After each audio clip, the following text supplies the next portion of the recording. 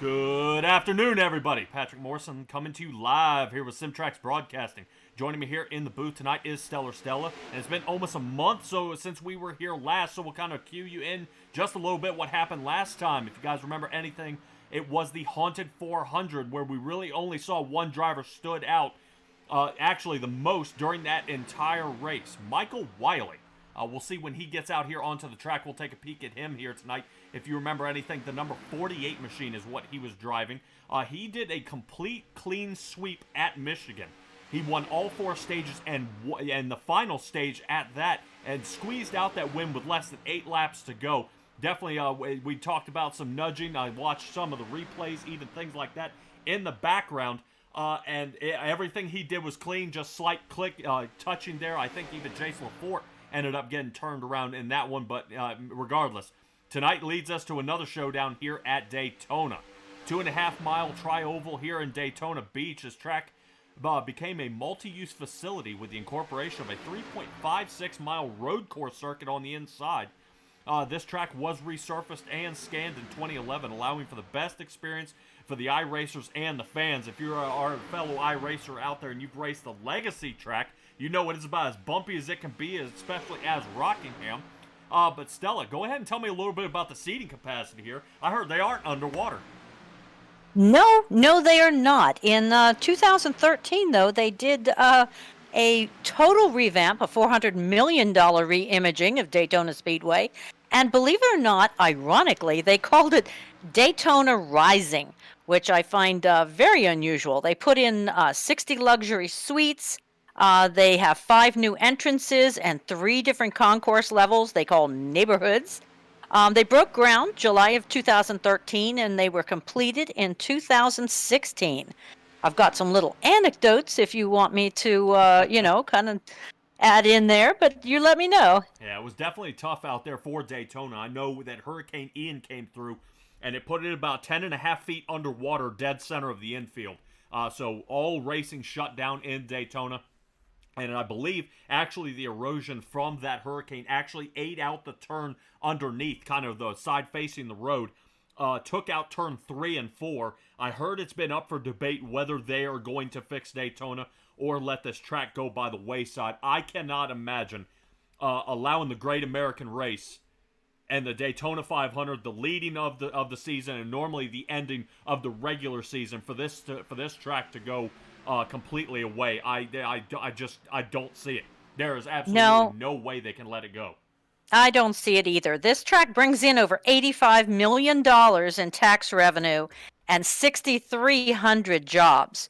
So with that 101,500 permanent seats, they know they're going to pack it.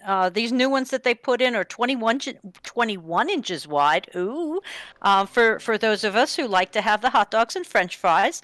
And they even have backs and armrests with them.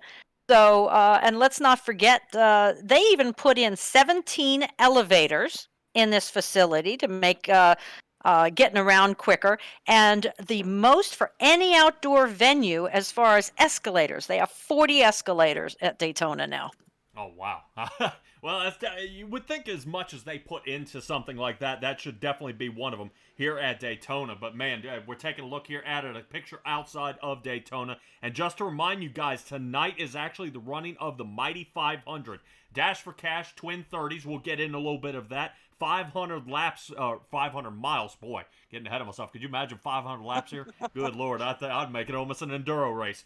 4 stage breaks in the Gen 6 Cup cars. But let's go ahead and take a peek what we're looking at here so far tonight. Definitely not what we've got usual here for the Mighty 500. You're going to see everybody kind of in a little bit different paint schemes here. We'll see actually the guys running the Army cars out here. We'll actually have the Air Force running as well.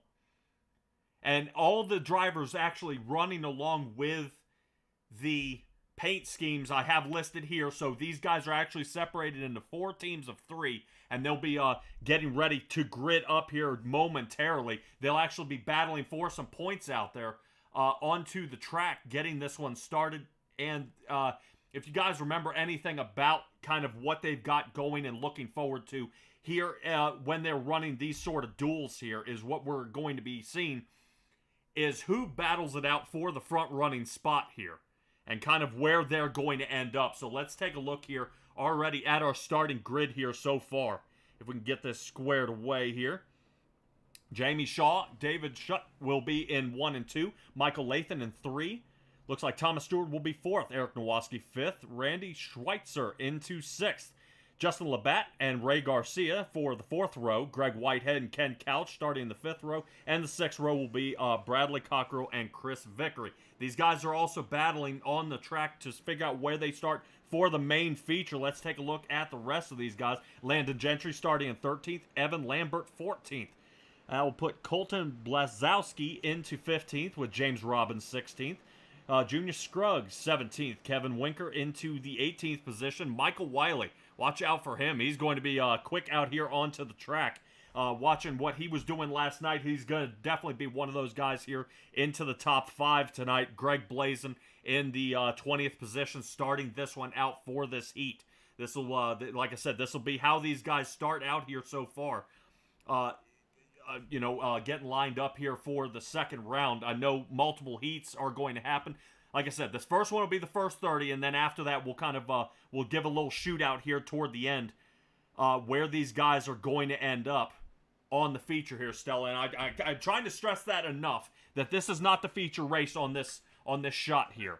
These guys are going to duke it out. Whoever wins this heat here lands on the pole for the feature, and beyond that, the next one will land who lands outside the pole, and then after that. So right now, these guys can either try to kill each other right up here and right up front, or they can, kind of lay back, figure out how to get with their team and fight their way toward the front. But we're definitely seeing a few drivers out here with different paint schemes for sure. I want to see if we can take a peek at one of them here just a little bit closer for a kind of a chase shot here. Let me see if we can get a little something there. Looks like Jamie Shaw here. Looks like he's in a Marines vehicle. But we'll kind of poke around through the rest of our drivers out here and see how they get underway as we are under green starting heat 1 here in the Mighty 500 race. All right. So on this heat race with our 20 drivers, these drivers will be then racked in the feature by their time, their finishing place, or will this be like the inside row? I won't be 100% sure. I know that iRacing kind of mixes it up, and I think Ray Garcia and the admin team are going to kind of dial it back. Normally what would happen is who wins in this Heat 1 would start on the pole, and this would take the inside line. After that, then, and then the next heat would determine the outside line and push their way, and then everybody from the outside. I don't know. I think this one may determine the top 20 drivers. Whoever starts here is on the pole, and whoever wins the next one may be starting in the second position. But I don't know 110% on that one. I just know a lot of these guys are just trying to see if they can fight their way toward the front. Looking at Mike Lathan and Eric Nowoski here. Actually kind of getting stranded out here. A little curiosity from some of these drivers here, Stella, is these guys are going to want to stay actually single file. If they get next to each other here, it's definitely going to be kind of tough. If they start any kind of door drafting here, it's going to actually slow the line up pretty hard. Yeah, I see that they're already starting to make their inside-outside lines, and if you get out of it, you're going to be it almost looks like they suck backwards. Yeah, absolutely, and definitely also something to keep in mind here. I've discussed it before, but if any newcomers here to the Big Show, no cautions. These cars are self-healing as well, and there will be stage breaks, and we'll go over the stage breaks once we get underway here for the feature. We'll discuss those, but let's go ahead. Let's stick with Heat 1 here. This really is going to be the battle here to figure out who's good to work with out there. Right now, Jamie Shaw and Dave Shutt right here into the front. Labatt and Thomas Stewart right now, 1, 2, 3, and 4 single file. These guys have done it before. I actually tuned into one of their practices last night, almost kind of a mock version of what tonight is. Single file's the way to go, but man, really, pit timing is going to be crucial here, is seeing these cars last about 21 to 25 laps. These guys actually may have to pit during the heat. So obviously they're going to have to figure out how to get underway, how to square this off, and figure out the best position for them to come out on top. So this is more like being 30 laps, more like a shootout than it is a heat race. Correct. And yeah, if you've tuned in to me actually for the Coast to Coast Racing League in the dirt, that's what you're seeing here is the heat, and then they're actually they invert. We're not going to invert here. These guys are going to kind of dial themselves in and get squared off just to a specific spot at this point. But as this heat goes on, these guys are pushing along. Douglas Ross out there in the chat. Let's go Big Show admin team.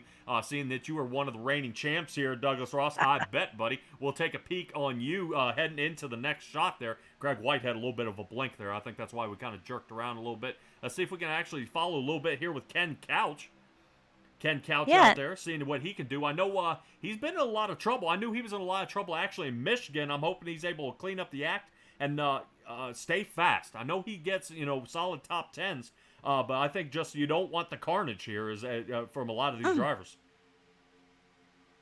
Wow, we really do have some blinking there in the front of that outside line. Yeah. But we also have some rooting going on for Landon says good luck. And remember, we need money.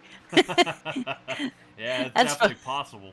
I think if I'm not mistaken, looking through the chat, I believe Landon might have got himself a new mic. And I think I've been practicing some of my interviewing with Heath Rutherford. Hopefully, we'll be able to get in contact with here tonight because he's a little temperamental, kind of the way he talks. He's not very animated, I would probably say. But look at Greg Whitehead here for kind of fighting here on the outside of Justin Labatt in the 29.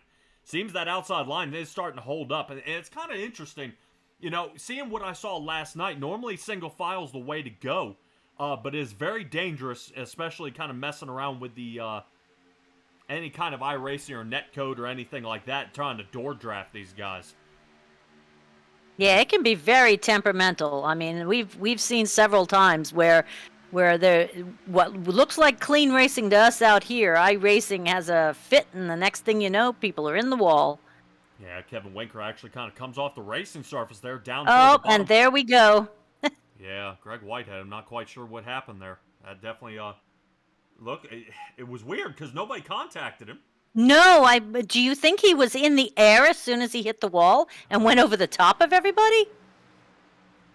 Yeah, I'm not sure. I was saying right there in the replay, he just kind of spun himself out. That didn't look good. Especially these guys are trying to push here with Eric Nowoski, and I believe that might be Randy Schweitzer there. No, Schweitzer's on the bottom. Mike Lathan there toward the top. These guys definitely knows the tail here. Stella, normally I see guys, they kind of separate a little bit around the turns, but definitely the way these guys are racing, they've done it before, and they are looking to prove a point. 51 swings to the outside. Look at this run. Oh, wow. yeah. Oh, man. Oh, no. Well, so much for that run as Mike Lathan is now around. Away he goes. Self-healing cars, so they'll be back on... back there, but that's just all this is going to do is sling these guys way, way back into the feature here.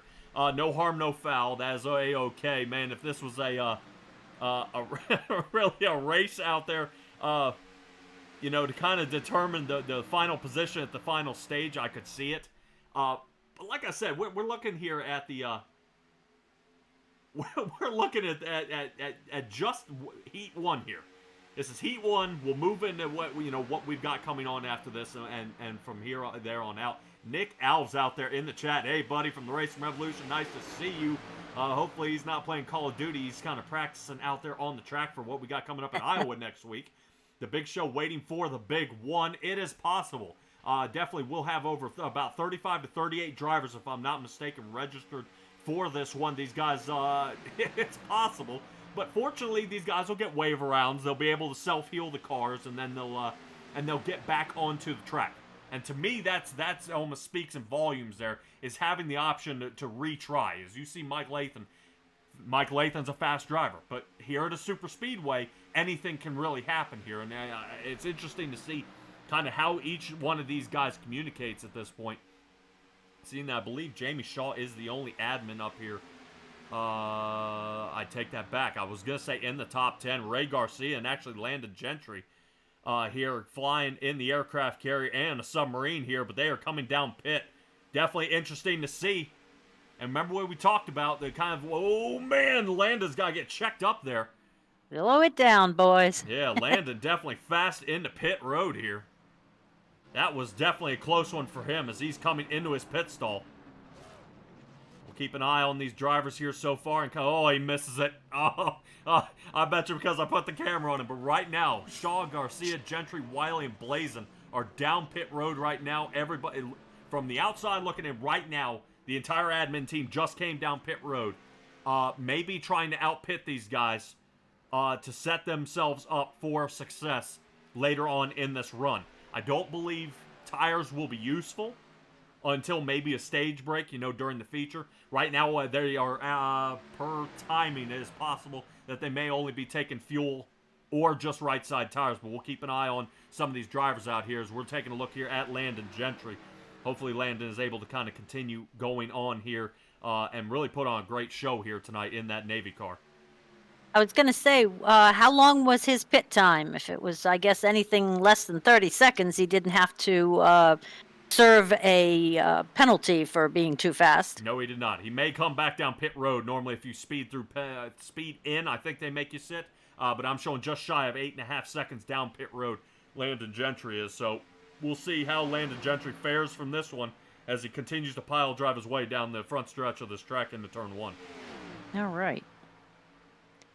Yeah, it does seem we have either people that are one lap down, we have people that are easily 30 seconds off pace, or the front group. So there's 3 definite groupings of cars out here tonight. Yeah, and they're starting to mix it up again here as we're starting to see a little bit of that separation here. The next clutch of cars did come down pit road. They saw what happened. When the admin team pits, I think everybody's like, oh man, here we go. We better pit too, because they may know something we don't. The admin team and all the drivers out here who have been practicing, this is kind of down to a science. It gets, why did we make this move? Why did we do this? How did I turn there? Should I have done this? And to me, each one of these races is strategically put in place. How can we be faster? How can I make the move? Who's a better pusher? So we know Landon is capable of winning, but they call him last lap Landon now. Is really, he waits for the final lap and slides around the outside and ends up winning the entire thing. But, here he is. We know Landon is a pusher. So right now we see him behind Jamie Shaw, pushing him through 3 and 4 here, and that's exactly what they're used to. They know Landon can push. As long as you can stay straight, you slide across the front of his nose. He doesn't care. Behind you go. But, but these guys tend to just kind of clutch together and get back out there on the track. I believe Michael Wiley, actually, something happened to him. He was down pit road a little bit later. So his 48 Ford is a little behind the 8 ball at this point, as Michael Wiley is down a lap, sitting in the 19th position. Well, and I'm showing Lambert has been in the pits for quite some time. Yes, Evan Lambert has actually been down there for about 9 minutes. Now, like I said, these cars are self-healing, so there's not really any use for any fast repairs out here.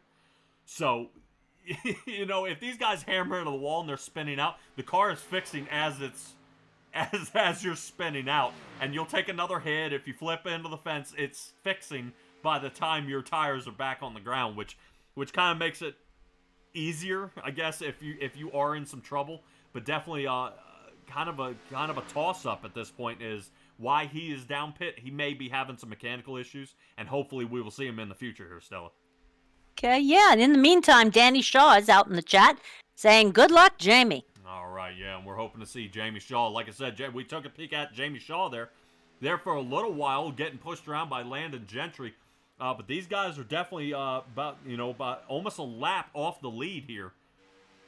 As here's the next clutch of cars. Dave Shutt there as he's going around. And Labatt right behind him. So definitely starting to see the push around by these drivers here so far. Let me see if I can kind of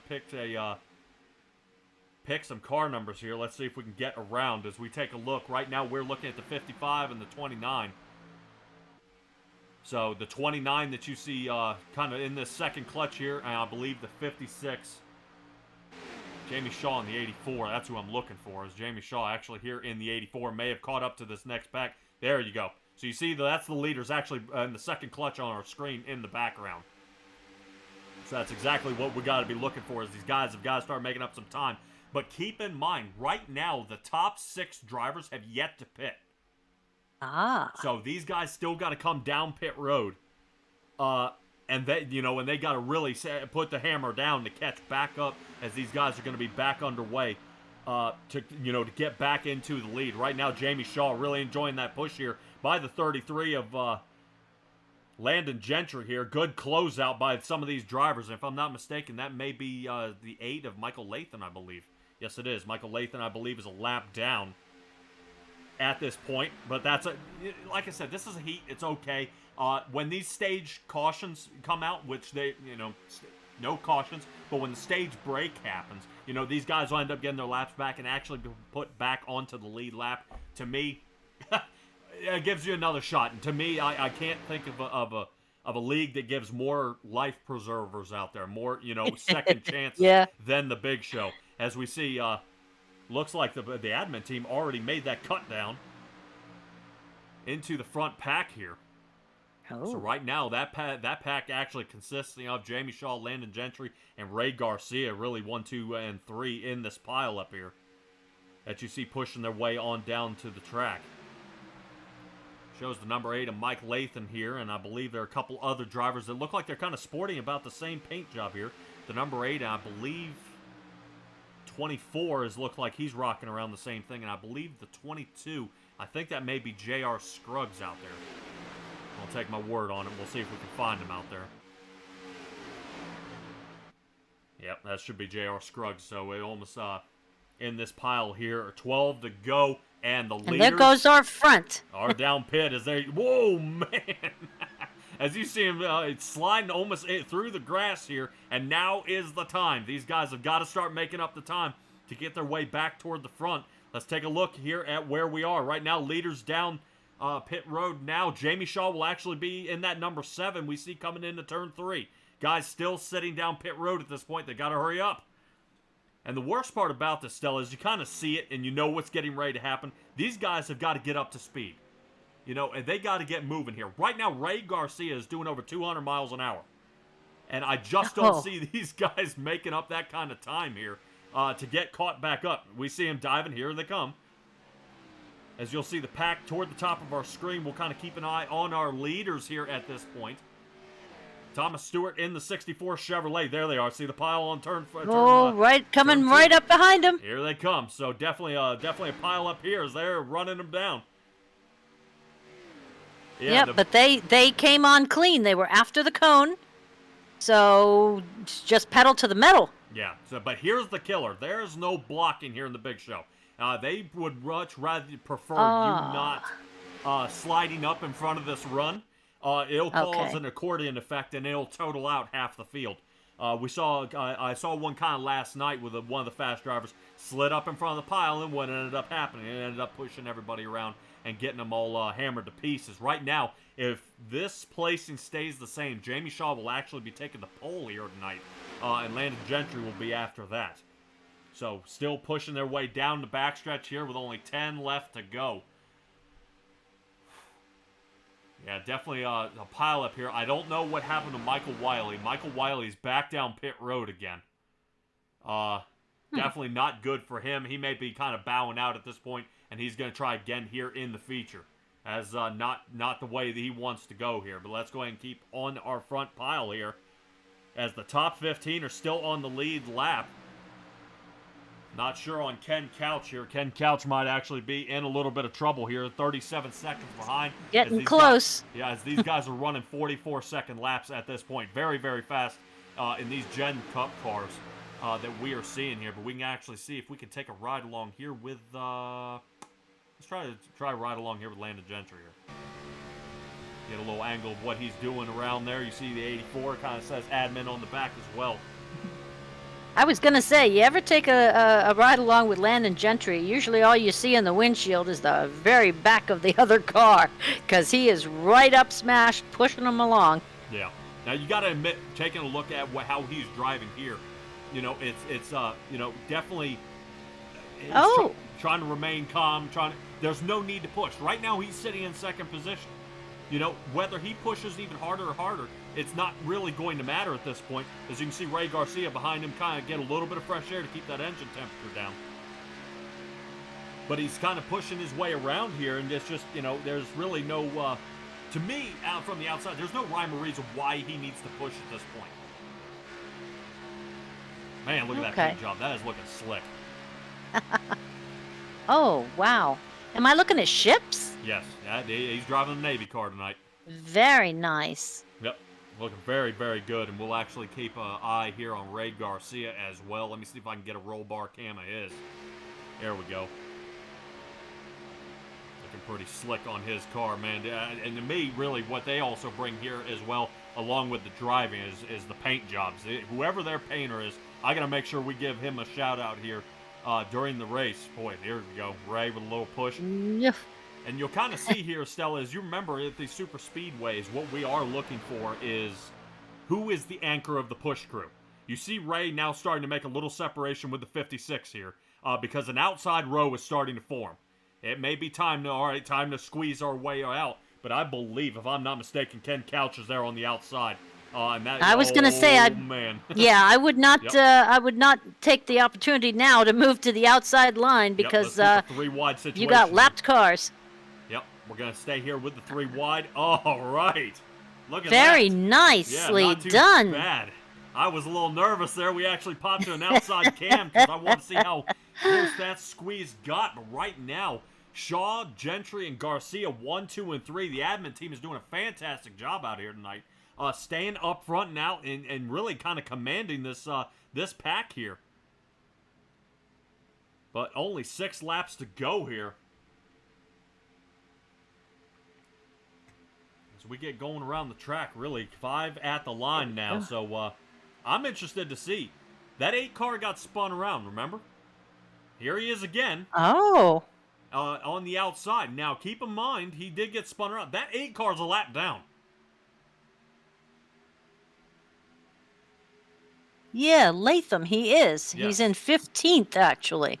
Yep, Michael Latham here is a lap down, so if he's able to battle his way forward, it'll keep him on the lead lap, but he would have to, no caution, so it's not really going to matter. To me, he's leading a pile of guys that are right now scrambling to figure out how to get past these admin cars that just seem to have the line here tonight. And with only 4 laps to go left, here in the big show, this is the tough one here. I'm not 100%. Ooh, man. So I get a little bit loose there. 51 now popping out of Kevin Winker here.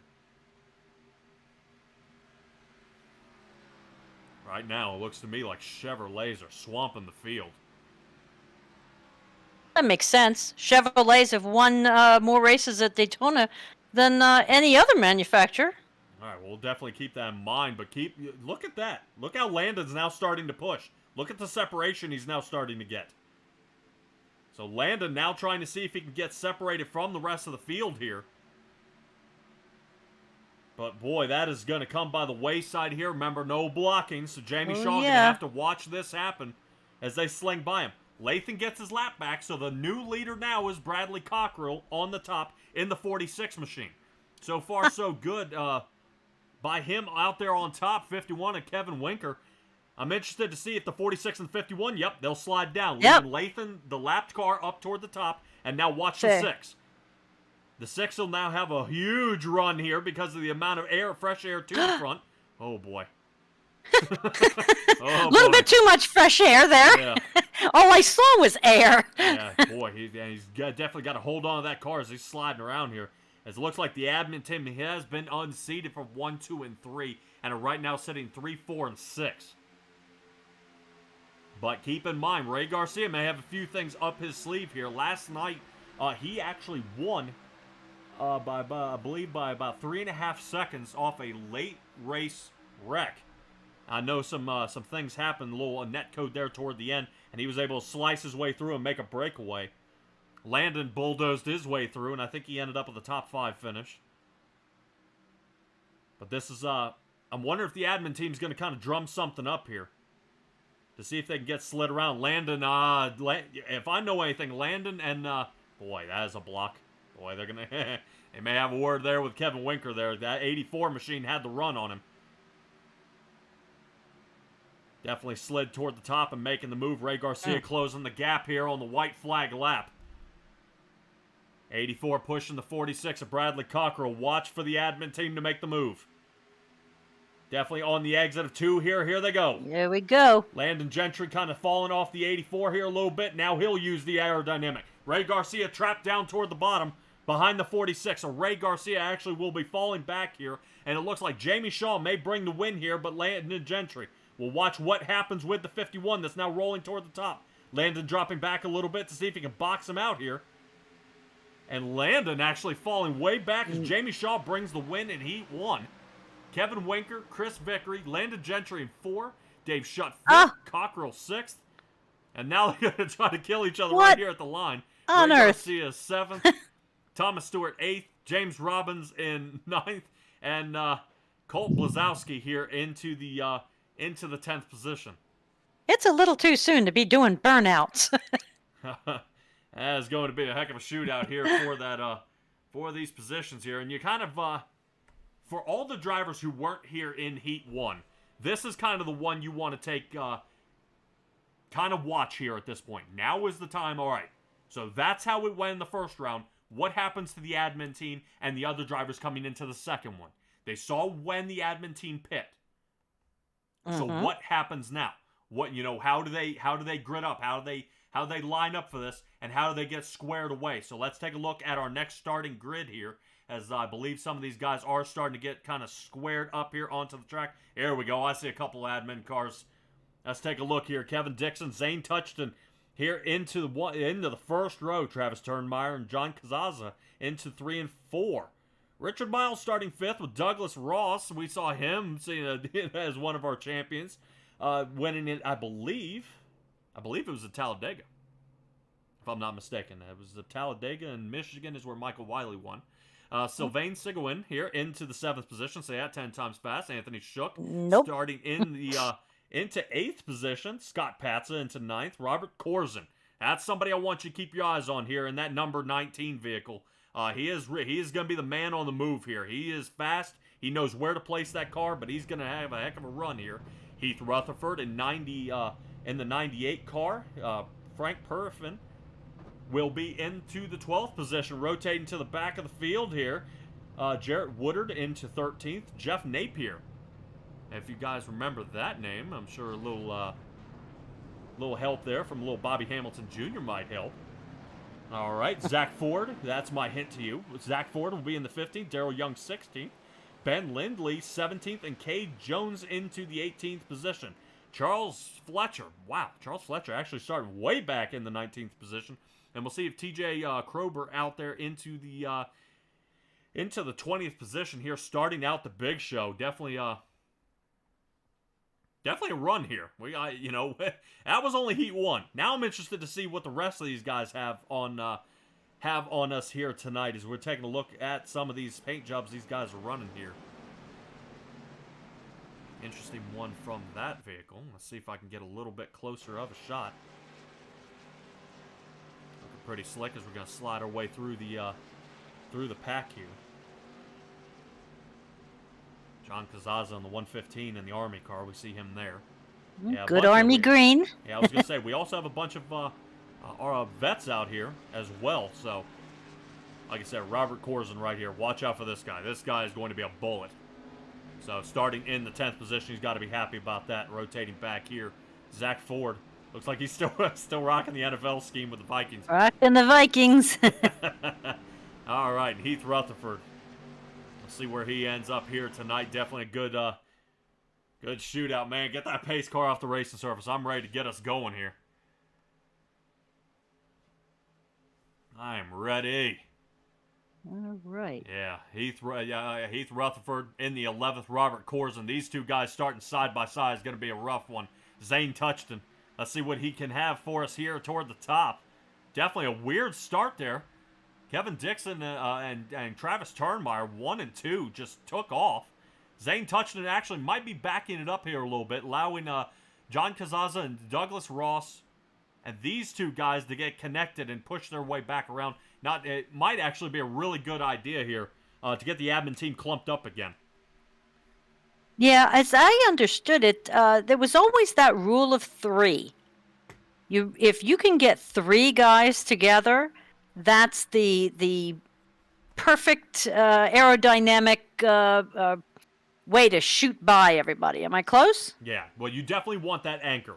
And your anchor is either going to be your third or fourth guy. Your guy in the front is going to be having a hard time because all the extra aerodynamics, the wind hitting the nose of the car. The guy in second isn't really going to have anything because he'll be able to push you, but he needs the push. So right now, Douglas Ross would be the anchor of this three-man team if they wanted to take it around the outside. But seeing that the 40 car Jeff Napier here, trying to see if he can get that outside line working for him. We'll see. I saw Jeff Napier, man. He gets one heck of a run, and he doesn't slow down. He just keeps pile driving through. But let's take a look out there in the chat. Panther out there, Ricky Wittenberg is our painter for the cars. So guys, check that out. Hey, Panther, if you got anything out there for us, go ahead and give me something or a link or something so we can get a hold of this guy because these paints are amazing. To me, I may have a job for him. And also out there in the chat, Caleb Gilbert. Stella, you know a little bit about Caleb. Good thing Nick Alves isn't here to wreck out the field. I don't believe the 24 Coastal Financial car would do that. No, and anyway, it's all self-healing cars. So maybe y'all should come out and try this once in a while. As these guys will be dashing for cash here in the feature. I know Michael Wiley with that clean sweep. I knew that was, I think, over $250 take home. For sure. I know Landon, he's a two-time champ here in the big show.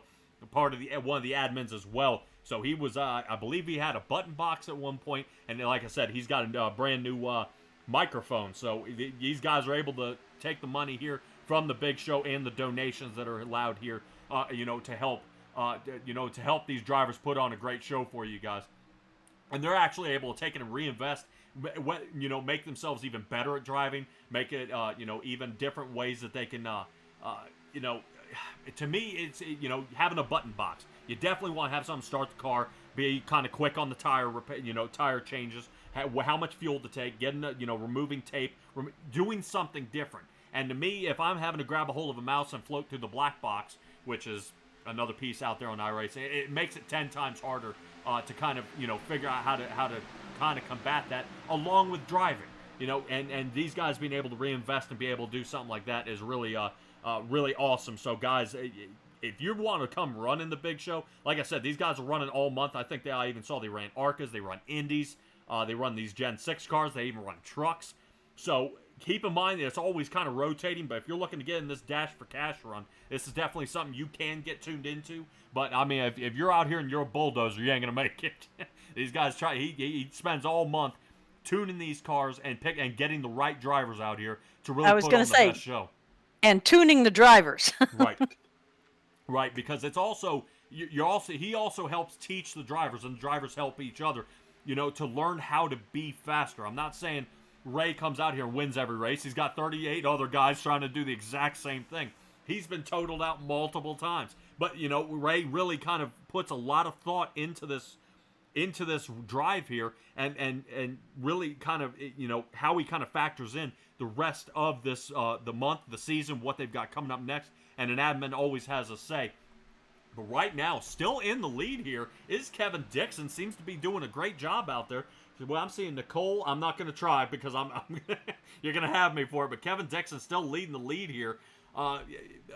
Still leading the lead. Come on, man. Still leading this race. Scafidi. Yeah, he's not having any problems, not under fire here by Travis Turnmeyer at all, or Zane touched him. But remember what I said. Watch out for Robert Corzin, and you see that pink car starting to lead that outside line. So it's starting to form up. Yeah, he's been out there for a little while, but this is the first he's had two more behind him to give him any kind of push along. Well, Robert Corzin is very gutsy. He definitely likes riding close to other cars and using that door draft. It is still a possibility. You can still do that. But we'll take a look here at our Chase Chopper Cam and watch. Boy.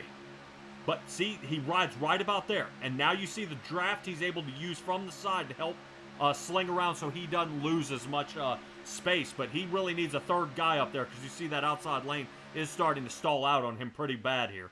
Yep. Taking a look at from our fan cam. Another thing I find interesting is how many of the race controls that we also have driving Like in last race, I know Ray Garcia was a race control, and in this one, I'm pretty sure Heath Rutherford is race control. Yeah, maybe somebody not so quick on the trigger finger on some of those stage breaks. I know we've had one. I think it was stage break was supposed to be at 80, but at 70 they threw the caution, so that definitely kind of shuffled up that last one. That was definitely an ugly one. But it definitely clumped the field back together, and and to me, maybe just somebody not with such an itchy finger there. But look at Robert Corson. Look how close he's riding here to Zane Touchton in his Toyota. See how it's working? I've done this before, kind of at Talladega. Use that door draft. Now it's very, very dangerous, especially with kind of the parameters that iRacing allows here. But he's able to hang in and use this outside line. Right now, as long as Touchton doesn't look over and see all that pink and get nervous and bad things happen. Yeah, to me, if I'm Robert Corson, I want to be in a bright car. That way everybody sees me. But, man, he is really wheeling this car around here. Definitely seems to have this thing on a rope. Zip. Yeah, getting his way around here. Robert Corson finally slides back down toward the bottom here. As we're actually taking a ride here with Robert Corson. Yeah, listen to Robert let off here.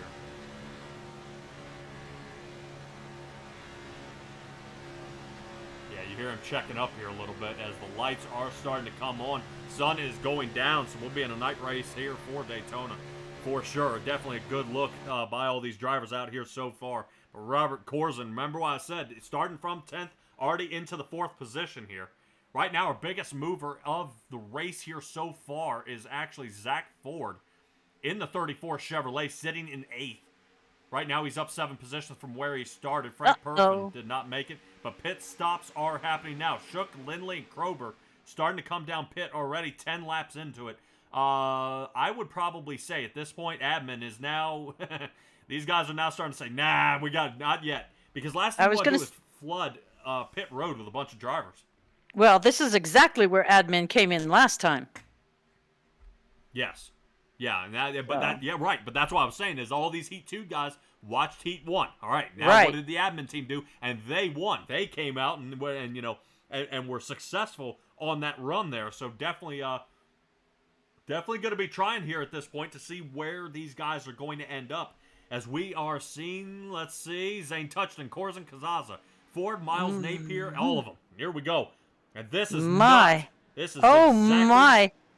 what the admin team did not want to happen here. Everybody flooding in at this point. This may have been one of those ones they... Oh, crunch. Too soon. Too soon. Douglas Ross caught it right there on the right quarter panel. Definitely good move there by him to keep it held in. Oh, somebody was in somebody else's spot. Yeah, as they're going to kind of mash their way around here. Let's see if we get a couple guys shooting out. I believe Zane Touchton may be the first one out of that pit stall. Round they go. Definitely tough here. A lot of drivers. Jeff Napier getting out there. Boy, easy. Miles didn't get out of the pits. Now Richard Miles. There he goes. Ooh, he's back there. Oh, boy. All right. So now these guys are starting to take this pit soon. Turnmeyer, Dixon, and Woodard. I believe that only leaves us... I think that's everybody. It's showing me that Daryl Young has yet to pit, but I seriously doubt that. I show him with the pit lap time. Oh, I lied. Here he comes. Here he comes. Yeah, Daryl Young. This is going to be absolutely detrimental for him because he's going to have no help. There will be nobody out there. He is pitting by himself. He will be racing by himself as Jarrett Woodard, the only one who would be able to save him here. But here are the leaders. Around they go. Boy. Yeah, Travis Turnmeyer kind of watching this one come to a head. This is not There's that pile. Here they come. Boy. Yeah, that was a big mass of cars to come in all at once. I don't know if I've seen quite that many try for the spots all at once. Yeah, well, to me, like I said, this is only being the heat here, Stella. I'm interested to see, just this. Right now, this is a learning curve. I think everybody's trying to figure everybody out, and you want to pit when everybody else does. That way, you don't get hung out. I mean, we just saw what happened to Daryl Young here. Now he's in pit. and now he's going to be so far behind, he's just not. He's going to be unable to recover at this point. Oh man, no! Here we go. Touch, touch, kiss the Yeah. wall. Wow, Anthony Life is shook in the good. 5. Definitely took kind of a shot there on the outside wall. Fortunately, self-healing. Watch the number 2 here. Zane Touchin, not happy about it being in the part of this line here. He wanted to work that outside, but they were calling maybe for a block, but definitely not 3 wide. If I'm not mistaken, for the oof, look out. Yep, there we go. Yep, there goes Robert Corzin. Yeah, I think that'll kind of ruin his heat. Yeah, Robert Corzin did battle all the way from the back to the front, along with Heath Rutherford. It threw him into pit. Who? It actually threw Corzin into pit. He may have. He may have towed or been done with it. We'll see. Yeah. We'll see if Robert Corzin. Yeah, he's out there rotating around. There we go. Yeah, that's the only bummer about kind of no cautions is they're not able to clutch him back up and try again. But definitely, definitely what you want to see here. Keep in mind all these drivers out here so far. Kind of pushing, really pushing their way around. Having no problem here so far. I mean, a couple of tangle-ups there, but right now, these top 5 guys are kind of alone. A second and a half ahead of everybody else. Yeah, they're really alone, and this is exactly what they wanted here. Daryl Young said he missed his pit stall. That happens, man, but the way I look at it here, Daryl, it's the heat, man. Don't do it in the future. Don't do it in the future. Don't do it in the future, because, man, to me, how technical this gets for the big show, for Ray Garcia, Heath Rutherford, Douglas Ross. I mean, these guys just, They don't make a lot of mistakes, is what you're saying. Right. Or if mistakes when you do, you're going to pay for it big time. Yeah, or if mistakes are made, these guys can definitely figure out how to work their way out of it. It's, you know what? I need to meet up with you. We need to push our way around. We need to fight our way back toward the front. And that's exactly what you see out of a lot of these drivers out here is just that shift of power. Who to allow to get toward the front. As we see Heath Rutherford, Scott Patsis, Sylvain. I mean, these guys, sitting right now 8, 9, and 10, are going to be battling their way back toward the front. Charles Fletcher way back here. I believe he may have had a little hiccup there on pit road. Charles Fletcher's way back there. But Jeff Napier, man, really getting out to the front here. And leading this thing. And I said he could get these runs and kind of scramble his way toward the front, and he's making it happen. You said he was a hard charger, with or without help. Yeah, definitely, for sure. And he seems to be getting some decent help here with Turnmeyer. Absolutely. But if you're thinking on the admin team side, who right now in the top 5 is in the admin team? You know what I mean? Nobody? Right. Zane Touchton right here, I believe, is the only one in that number 3. In the 3rd place, in the number 2 Toyota right now, is the only one part of the admin team. Toward the front. And they kind of, you don't like them separating here and getting kind of spread out at this point. But they're going to have a heck of a job trying to figure out how to fight their way back toward the front with only about 12 laps to go as they're coming down the front stretch here.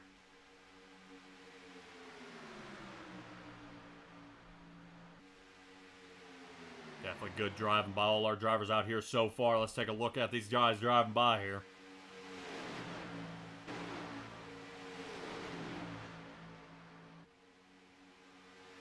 There must be a 3rd clump here somewhere.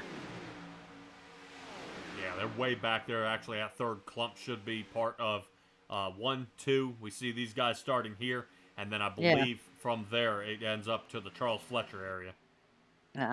And Charles Fletcher back into the 13th position. You see he's about 5 seconds off the next guy, so he's got a long way to go here. Really, I think his bed's been made. This is kind of where he's going to start, and that's going to kind of do it for him. All right, guys. Yeah, go ahead. Oh, I was going to say, you've got the group of Ford, Woodward, Shook, and Corzin that got in that mix-up, and they seem to all be in that last pack all together. Well, at least they've all kind of linked back up. Definitely you don't want to hang out there forever, otherwise it'll just get slower and slower and slower here as they get around, I believe. Yeah, all right. Perfin made it. I think he missed the start. But Perfin made it. Yeah, he was listed in the pit there for quite some time in the beginning, Right. but Yeah, I don't I know. didn't know why. Yeah, that 35 Chevrolet, I wasn't sure either. I showed him not in pit, and it wasn't attached. But now he has fortunately made it out here onto the track. And let's see how he does for these last 10 laps. Like I said, I think he's going to be starting kind of back of the field for the feature. But, Daytona, it's a super speedway. You can fight your way toward the front. All super speedways, or to me, anything really over that 2 mile mark it's a lot easier. You have a lot more chances rather than somewhere like Martinsville. Ha ha, easier. You are a very funny guy. Yeah, well, I mean, what I'm saying is that try to pass at Martinsville, try to pass at Iowa, try to pass at Bristol. Oh, You know what I mean? no, don't tell me about passing in Iowa. Right. It's so much harder. Some of these tracks only become one lane that you have to wait till you end up at the tire pit stop or something like that to capitalize on what's happening. Here we are, kind of super speedway. If you miss the pit stall, if you had a bad pit time, if you had a different separation, this is what you get. And right now you see how two packs are coming together. I think probably in the next 3 laps or so, this second pack here is getting ready to reel him in, and they might just be doing it as we speak. Looks like good push here by Douglas Ross and Cade Jones here, and the rest of the admin team is now caught up to the front pack. And I'm sure at this point they are thinking, finally, now our time to strike. But Douglas Ross at this point probably coming out of turn 2 with the run these guys are starting to get. We may see a second line form up here and actually slide to the outside. So Douglas Ross, Cade Jones, and I'm sure Heath Rutherford would like to kind of, there we go. There we go. Exit of 2, and right now, Heath Rutherford is the anchor. He's got to push. Scott Patson will continue along with that as well and see if they can get a little bit of a turn exit here as they're going to lose it heading into 3. Actually lost a lot of speed back toward the inside. They're losing a lot of speed here. Definitely fighting some communication, but look who decides to go ahead and throw out the lifeline. Zane Touchton grabbing hold of his admin team and pulling them around the outside. Right, so now the team of 4 that is toward the outside is no longer there. And I believe, if I'm not mistaken, that should be Jeff Napier in the 40 car, who's been practicing with the admins even last night, and I believe most of this week, is now starting to get a little bit of help here from the number 2 car of Zane Touchton. The admin team sitting there on the outside line. Looks like about 5 of them in a row here. If I'm not mistaken, probably more than that. Oh, we got a loose. No. Boy, that's no. Somebody got some words. If I'm not mistaken, that was... who was that? Whoever was in the beautiful flag car with the green wheels. Oh, minding his own business. Just took him out. Yeah, that definitely didn't look good. So we kind of rotate our way back through the field here. Yeah, I thought it was the 24. I thought that was the number I was looking for, but I don't see... don't see a 24. Uh-oh. So, it looks like Jeff Napier was able to survive out of that one. Zane Touchton back into 4th. Into the front pack here. John Kazaza in the 115 and Travis Turnmeyer. We saw a little bit of Travis Turnmeyer there at Michigan. Seemed to put down some decent times there, but really he's got to be enjoying the time out front at this point. I would wait for Kazaza and Lindley to kind of set him up. Because if you remember anything about Talladega and how that went with Dustin Eaton, it's not over to the last lap. Oh, no, not at all. Right. And that's hence right, last lap Gentry. Yeah, but that's also where Dustin Eaton lost it there to Douglas Ross there right at the end. Now, I mean, we're talking he missed it by less than 0.10 of a second, so that was a nasty run. I mean, that was by inches he lost, so it was definitely not what you want to see, but that 54 might just be a sitting duck at this point. The 89 may be pushing the 115, but I don't know. This may be a 3-way shootout. If it were me, I would probably sit tight and go ahead and take my starting spot on the grid. Yep. Rather than kill myself and end up toward the back. But Zane Touchton, what a run there with Jeff Napier. Jeff got way loose. Jeff trying his damnedest to keep the tires on the ground. Yeah, he had a sudden urge there, but to go up high, but not that high. Yeah, definitely for sure. We'll take a peek here as he's running around here at Daytona for the Mighty 500 here, guys. This is only Heat 2, and we'll have you wouldn't believe it, a 200 lap race coming up here. So that should No, I be a don't good believe run. it. Definitely, to me, it's still going to be great driving out there by all these drivers here so far, and they got a little something special for you guys to get this one squared up and ready to go for sure. As we, I have to admit they have been showing us some good racing on these two heats, which is a pleasure to see. Sometimes there's good days and there's bad days, but this this looks like a really good weekend. Everybody had a nice meal, I guess, for Thanksgiving. Right. Alrighty. Guys still getting around here. Only about 3 left to go here. And definitely, only his top 5 here really seems to be in the competition at this point. Turnmeyer, Kazaza, Lindley, Touchton, and Napier. But I'm wondering if Napier's going to try to see if he can talk Touchton into one more run here. As he's going to hit the aerodynamic bubble, start reeling him in here. 89, thinking about squeaking. Zane Touchton, here it comes. Oh, nope. wow. Yep, somebody's going to get an earful for that block. He said, no thank you. Yep, John Kazaza not happy about that sliding toward the top there. As that has now taken all the run out of the outside line with that bump. Zane Touchton going to have to fight for his life to keep in contention here. Outside line forming up once again. Here we go. Pushes Lindley to the front. White flag. Boy, it's going to be a squeak through if they can get it right now. Lindley in the front. Napier got to stay in line. Come on. Because he's about to get a huge nudge here by Zane Touchton. Zane's going to try to push him here. Hold your line, Napier. Yep. Jeff Napier looking toward the inside, ducks out and leaves him hanging. So Zane is going to get a huge run here on the back of the 89. 89 is going to be stopped dead in his tracks, and Napier is actually going to lead this race for at the moment. Let's go ahead and stay a little closer here and see what in the world's about to happen. Definitely a squeeze through here at the line. Closer. Oh, man. Nope. Lindley nope, gets I it. think Lindley gets it. Yeah, Lindley gets it. Man, Napier, Touchton, Turnmeyer, and Kazaza, 1 through 5. Scott Patza, here he comes. There he is. Scott Patza, Kate Jones, Fletcher, Sylvain Sigwin there in 9th, and Anthony Shook into the 10th position, I believe.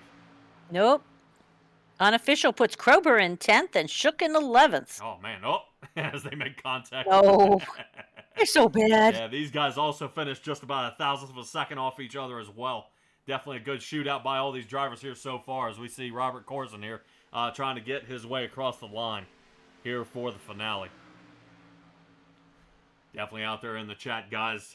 Man, interesting to see what we've got coming up here in the big show. This should be a good run by all these drivers here so far to make it happen here. I know that we've had conversations out there about what is getting ready to happen here.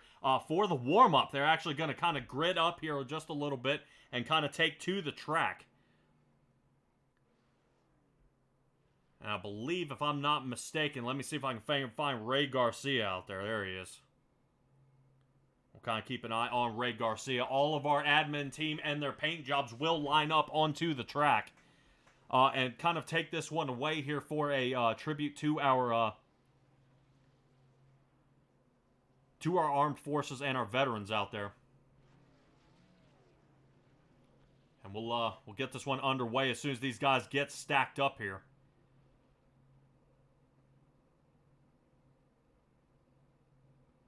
Want to make sure we get everything squared away here, make sure everything is A-OK. I think we're waiting for a couple more drivers. Heath Rutherford's ready to go. Where's Michael Wiley? Michael Wiley's out there. We should have Chuck Fletcher. There we go. There's all the admin team. Here they come.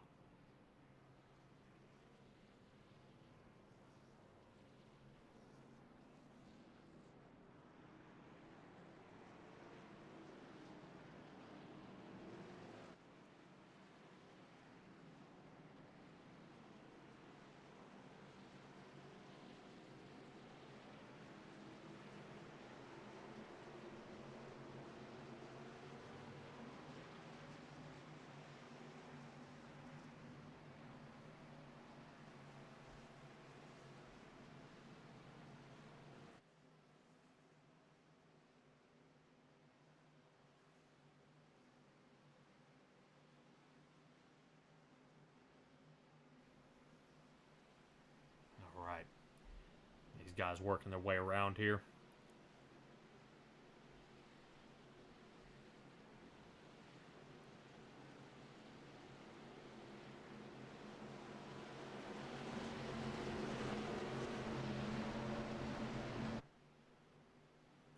Alrighty, and these guys are going to stack up at the finish line here, and then everybody else is going to get kind of double wide behind them as well. As a salute to our armed forces and our veterans out there, definitely a lot of guys here showing up tonight, and definitely you see the paint jobs they've got out there onto the track at this point. Fantastic job by their painter, Ricky Wittenberg. Definitely enjoying what I see here so far into the front. As the rest of these guys get filed in here.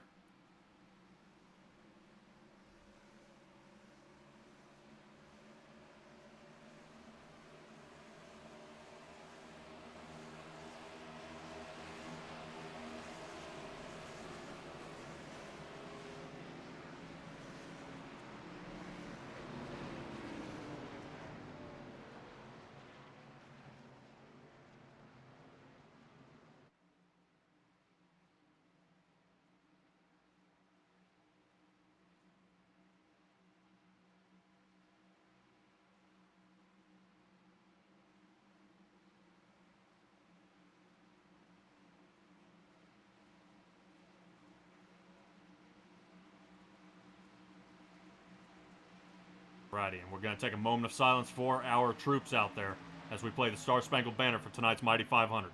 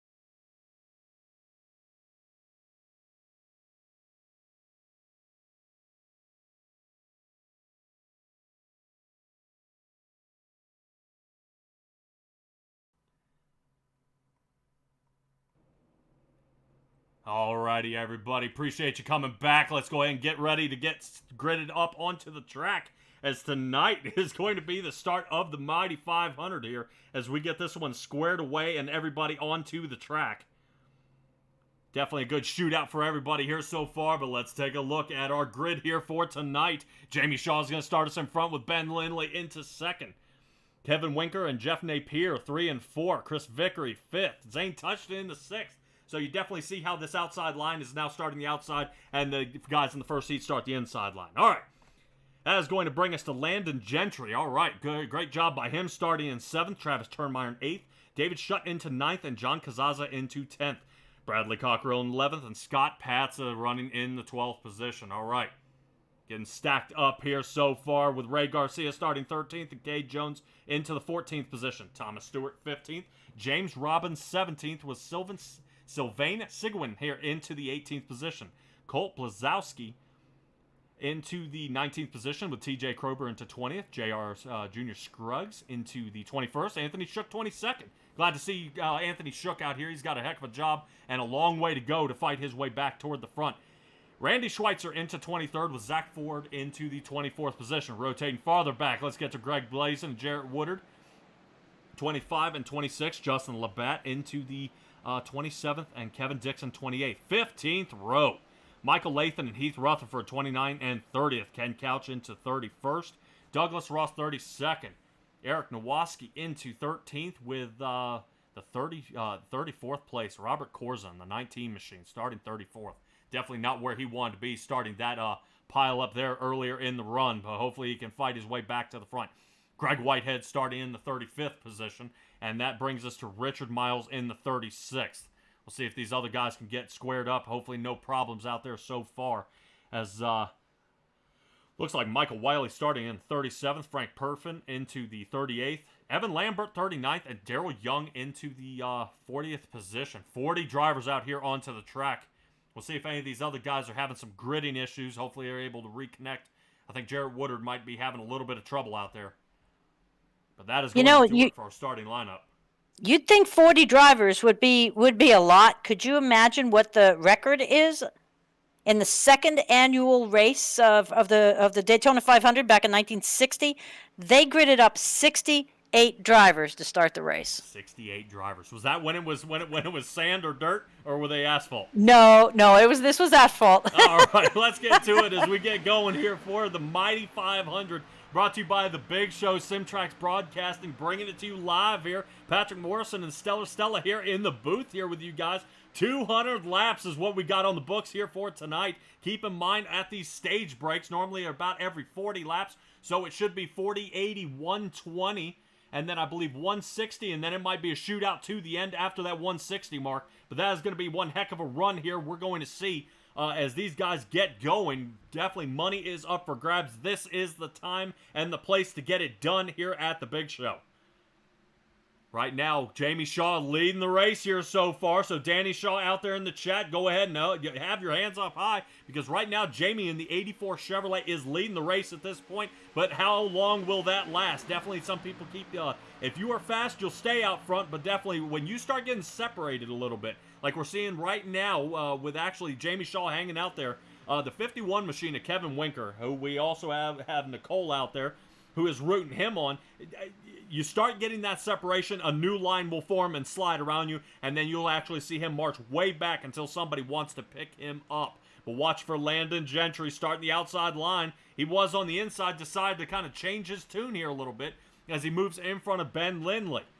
Talking to the admin team and listening to them yesterday, they felt pretty confident around Lindley, as he can seem to hold his line out there no problem, as the admin team is starting to form up on the outside and the inside lane, coming into the start of lap 3.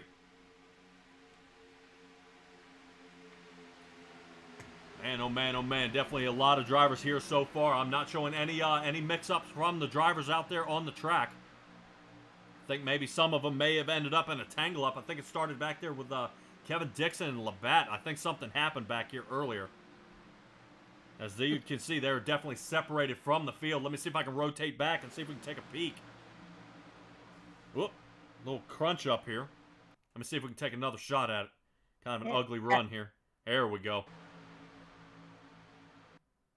Looks like the 22 got into the, I believe that might be the 41 here. Got them turned around. Yeah, Robert Corzine, there you go. Straighten him out. Oh, nice. All right, that's going to bring us back live. Hopefully these guys, like I said, they'll be able to go ahead and collect back up and get their way back out there. But definitely if you are, if they're stranded out there, is not where they want to be, as they're going to be way, way behind the 8 ball here, getting into this one. But remember, if those of you who are new to the Big Show and you saw that and you're going, but wait, where's the caution? There are no cautions until the very end of the race, and that's only if the top few get into a mess. Yes, the top 8 have to get into a mess, and then they will have a maximum of 3 cautions. After those 3 cautions, doesn't matter. And then they'll have 3 green-white checkers. I think either 3 or 4 green-white checkers toward the end. After that, no, it doesn't matter. I definitely expect to see how Michigan went.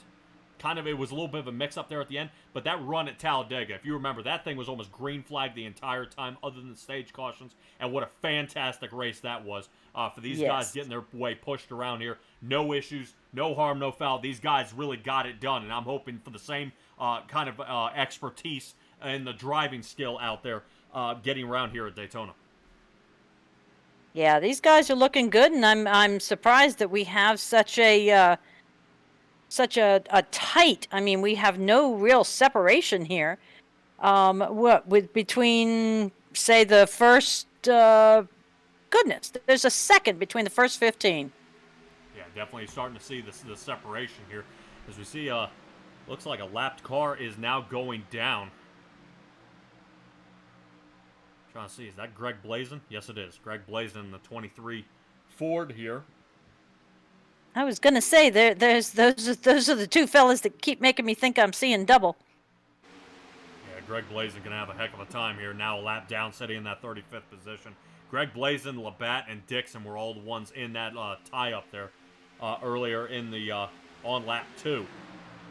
But it seems everything else is straightened out here. Also, something to keep in mind is they also don't go 3 wide here. They can do it in the final stage or toward the end, but not so early in the race. We got a lot of laps to get through, and really there's no sense in it. You know what I mean?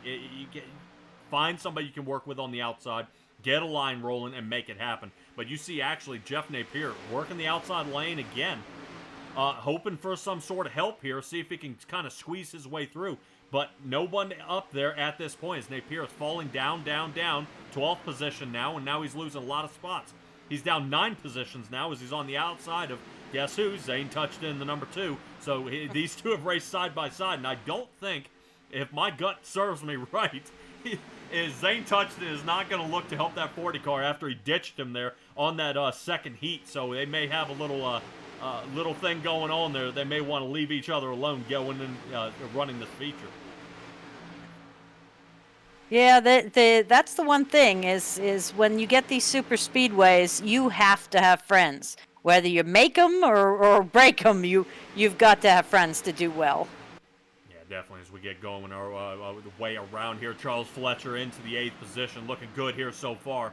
No problems out of his vehicle here, not battling his way around, but man, is definitely starting to become a squeeze. You start seeing these guys are starting to wiggle around a little bit.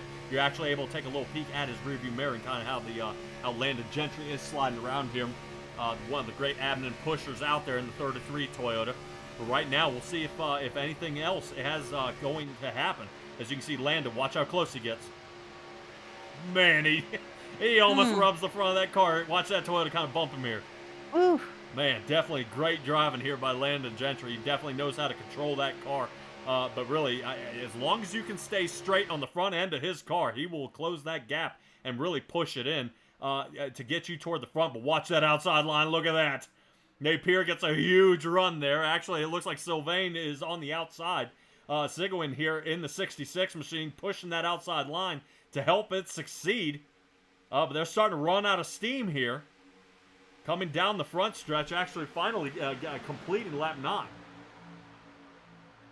Yeah, if he doesn't find a place to squeeze in, he's going to get shut out and be the tail on the end of the snake again. Absolutely. He's got to find a way to work in there right now. I'm sure that 66 machine is not going to slide down to the inside line. Pierce says absolutely not. This outside line works. We just got to stick with it.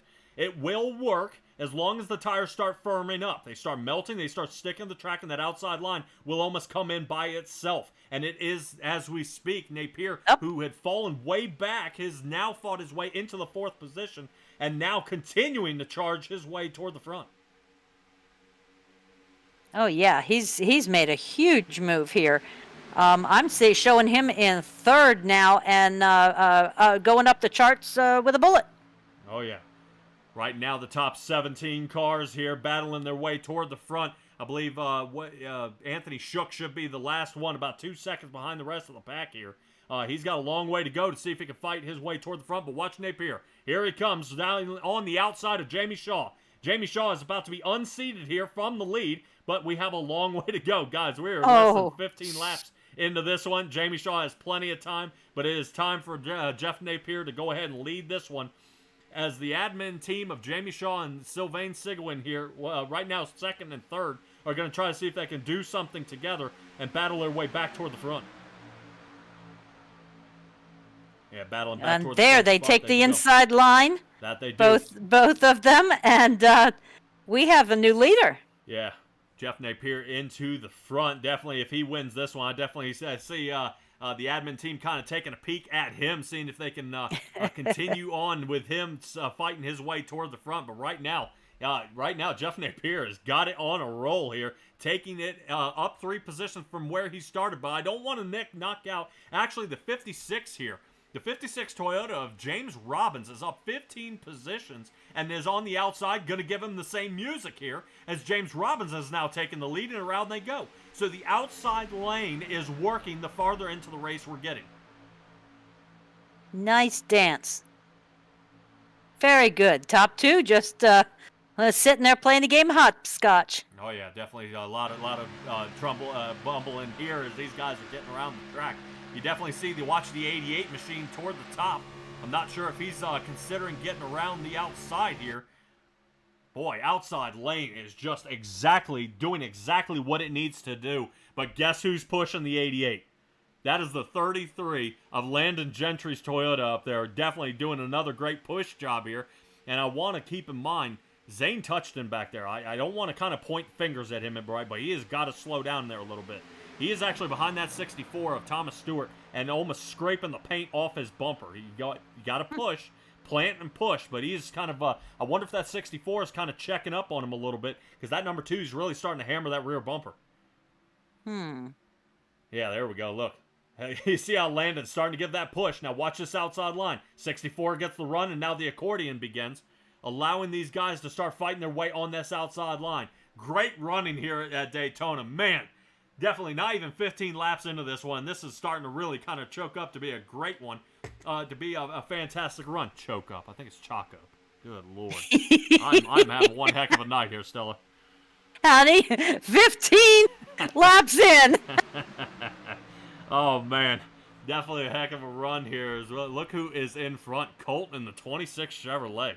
I haven't talked much about him. To me, he's a new driver, but that 88 is finally getting his break.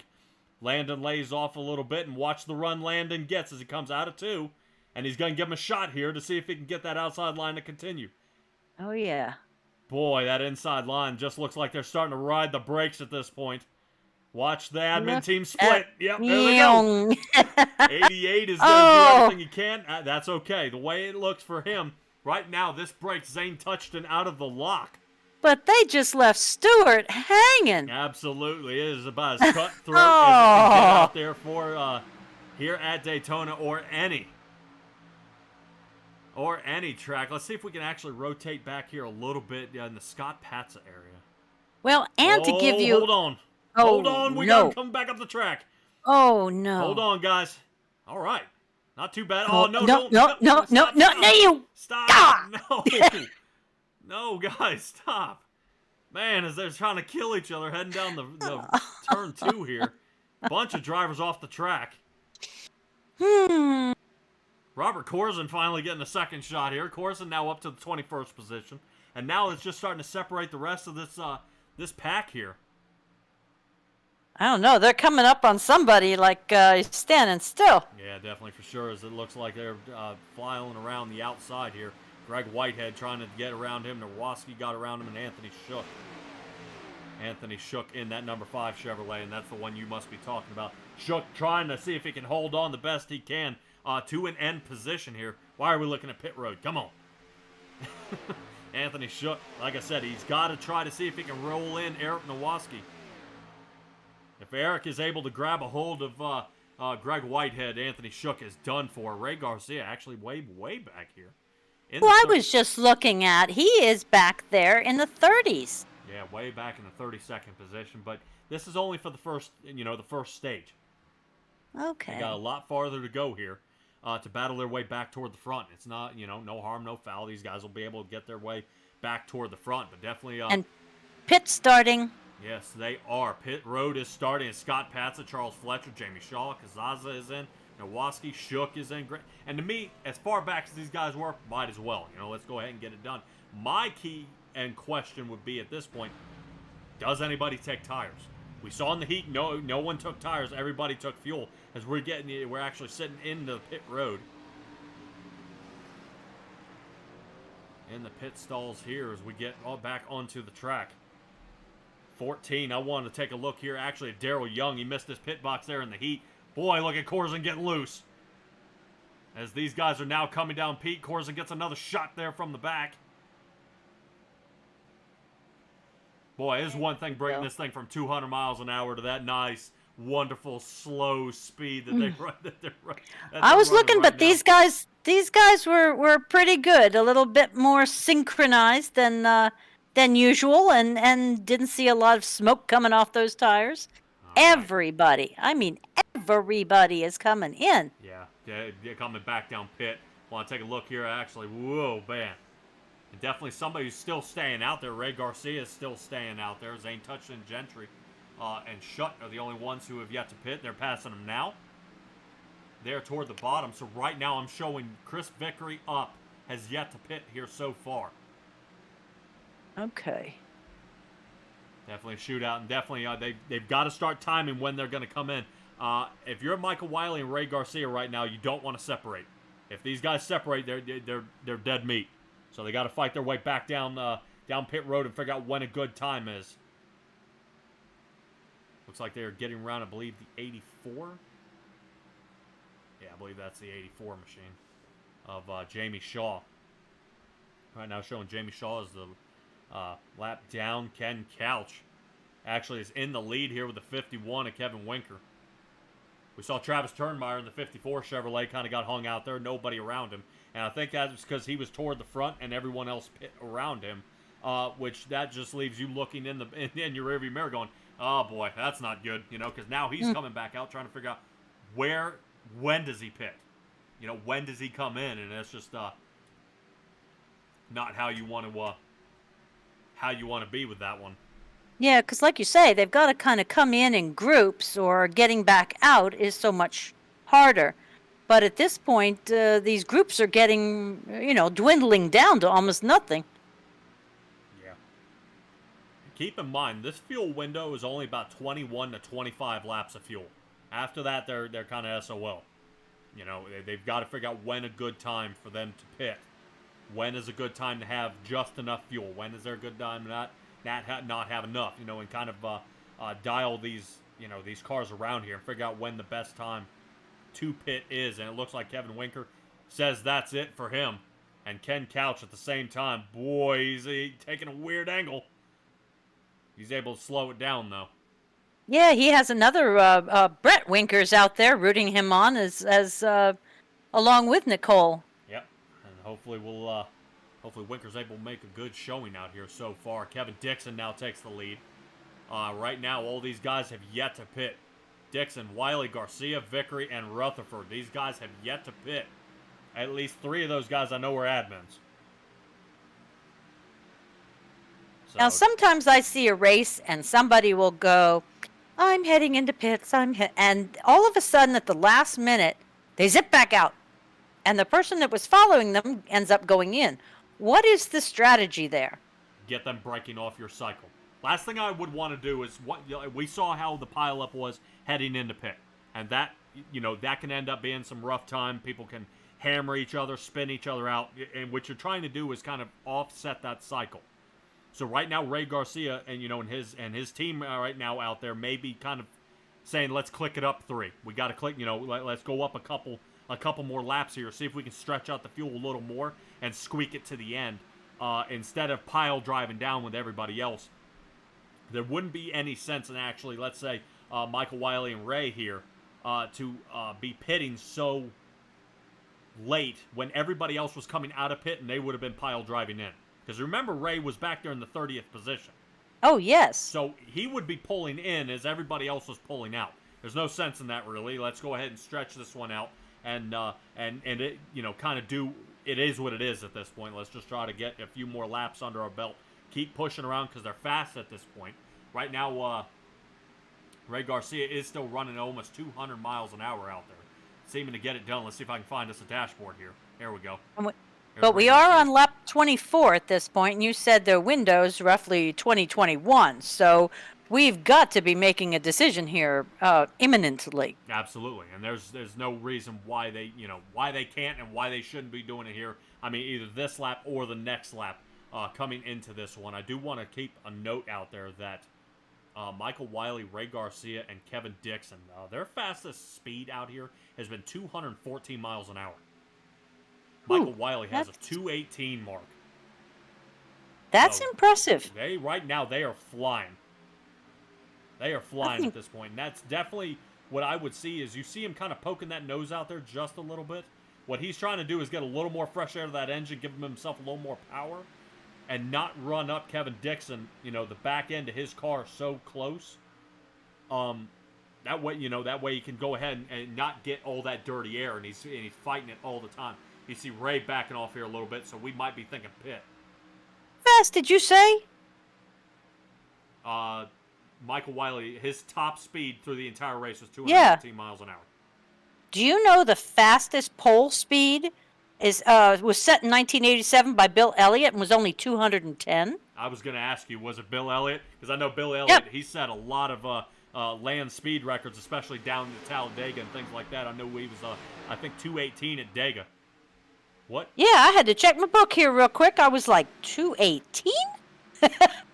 So, my heavens. Yeah, I do want to poke out there. Michael Wiley didn't hit pit. He came down pit lane and he's back out. He never stopped. Oh, well, boy. that's an interesting strategy. Well, he's not going to make it on fuel. Hopefully he's able to kind of work his way back around the track here. That may do it here for Michael Wiley. Definitely not the same Michael we saw there at Michigan with the clean sweep. I call it that just because, when you win all 4 stages and the race, Timothy Pope, I believe it was Charlotte, he won all 4 stages and lost the race. He came in third.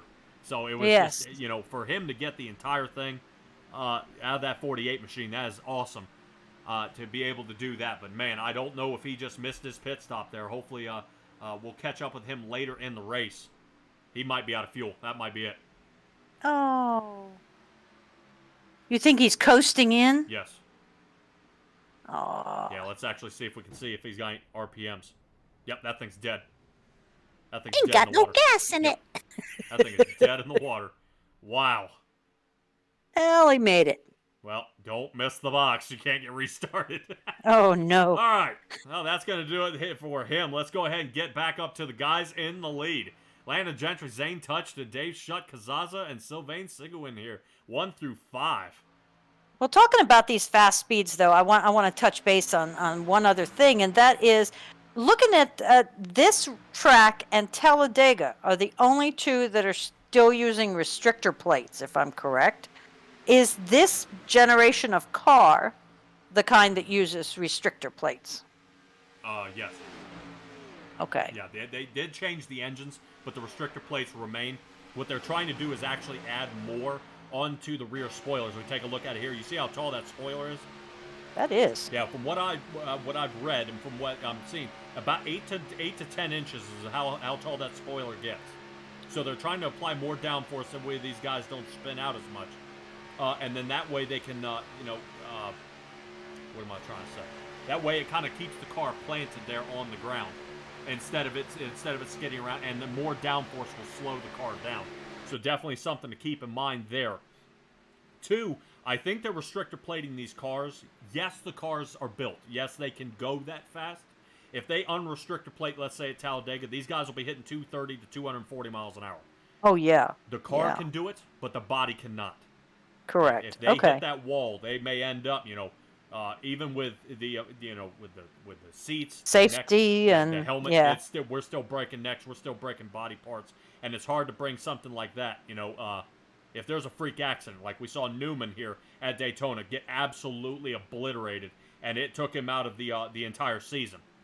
For Newman, when he went up in the fence, flipped upside down, and I think he got hammered there. Don't take me on the driver that hit him door side, but he was upside down. They had to cut him out of the car. So Newman, that kind of almost ruined his career. Yeah, something that always occurs to me is when you can cushion the body, you can cushion the car and all this, but it's really hard to cushion the brain inside your skull. Yeah. Yeah, definitely for sure. And that's the last thing you want to do is end up, as an egg scrambler here, is just getting all mashed to pieces there, on the inside. So to me, I would love to see more speed. I would, I think the faster these cars go, the more accidents happen, the more trouble, kind of accrues and bad things happen. But it's definitely something to see. But I actually want to take a peek back here a little bit. Speaking of wrecks, back on lap 27. Something back and happened here with Greg Whitehead and Junior Scruggs here, J.R. Scruggs. Yeah, I'm not quite sure what happened here. Let me see if I can get another peek at it. And he thought he was going to squeak right through the middle of it, and no! Yep, still clipped him there. All right, definitely a nasty wreck there. So hopefully these guys are able to clean it up. Still got a long way to go here. Yeah, well, I'll tell you, that Daytona is not necessarily, I would say, the safest track out there. You know, there's been I can run you down the fatalities that have been at Daytona, and it's a lot. Oh, I mean, there's. You ready? Yeah, I guess you can give me some bad news here. Why not? 23 car drivers, 12 motorcyclists, 2 go-karters, 1 powerboat racer, and 1 track worker. That to me adds up to a lot of mess, a lot of death.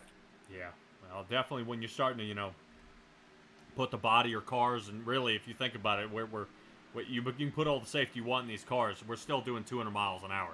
I mean, we're still, getting around, and it's dangerous no matter what the speed. Right now, this is a 2,000-pound bullet, and you're trying not to kill somebody with it.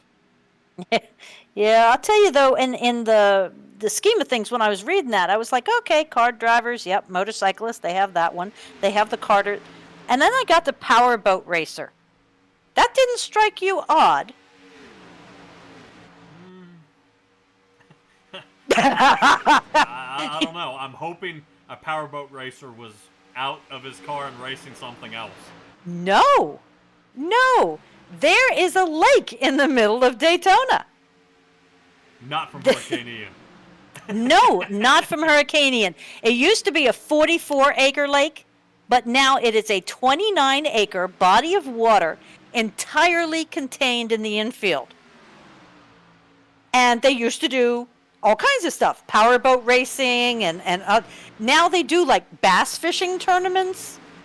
A lot of times the racers, they just go out there with a rod and reel in between races and enjoy themselves. But there's 29 acres of water fully stocked in the middle of the Daytona infield. Well, it's got a name. It's called Lake Lloyd. Okay. How do you come up with this? Holy cow. I try. All right. All right. Back to the racing here. Yay. Zane touched it and landed Gentry right now 1 and 2. You do see Corzin up here racing in the front, but he is, unfortunately, I believe, Mr. Corzin is a lap down, so he's going to have a hard time fighting his way back toward the front, but I believe it's only about 4 more laps to the break here. But if you guys like what you're seeing here, you like the big show, you like everything we're doing, guys, you can find me at simtracksbroadcasting.com. You'll be able to kind of cue in everything we're doing. I got a schedule up there of everything I've got going on.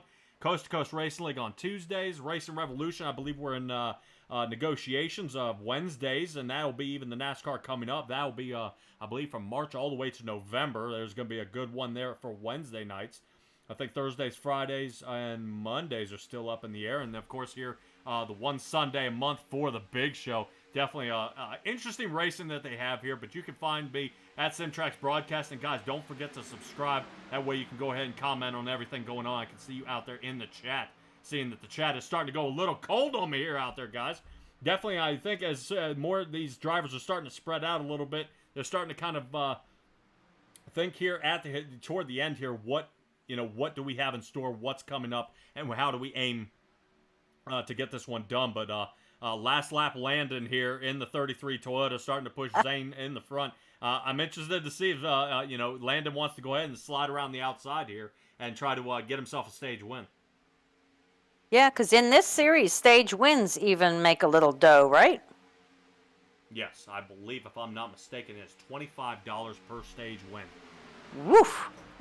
That's sweet. Yeah, not too bad. So that's why I was saying Michael Wiley there at the Michigan run as definitely a good pass through by him having an opportunity. Yeah, to make a little bit of coin. Oh, yeah.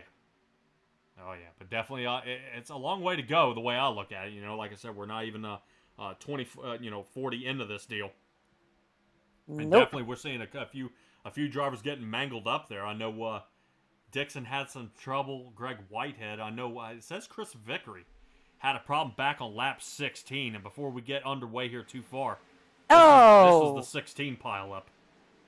Oh. Oh, wow. Oh, man. He used him as a launching ramp. That they did.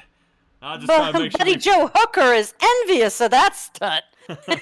we're trying to float around here a little bit, try to poke in on a few of these wrecks here and there. Seeing that there are no cautions, it doesn't really buy us a whole lot of time to really review over them. But definitely, you get to see some of the carnage out there as these guys do try to get around the track at best they can. Right now, 23 from place 23 down is at least a lap down here so far.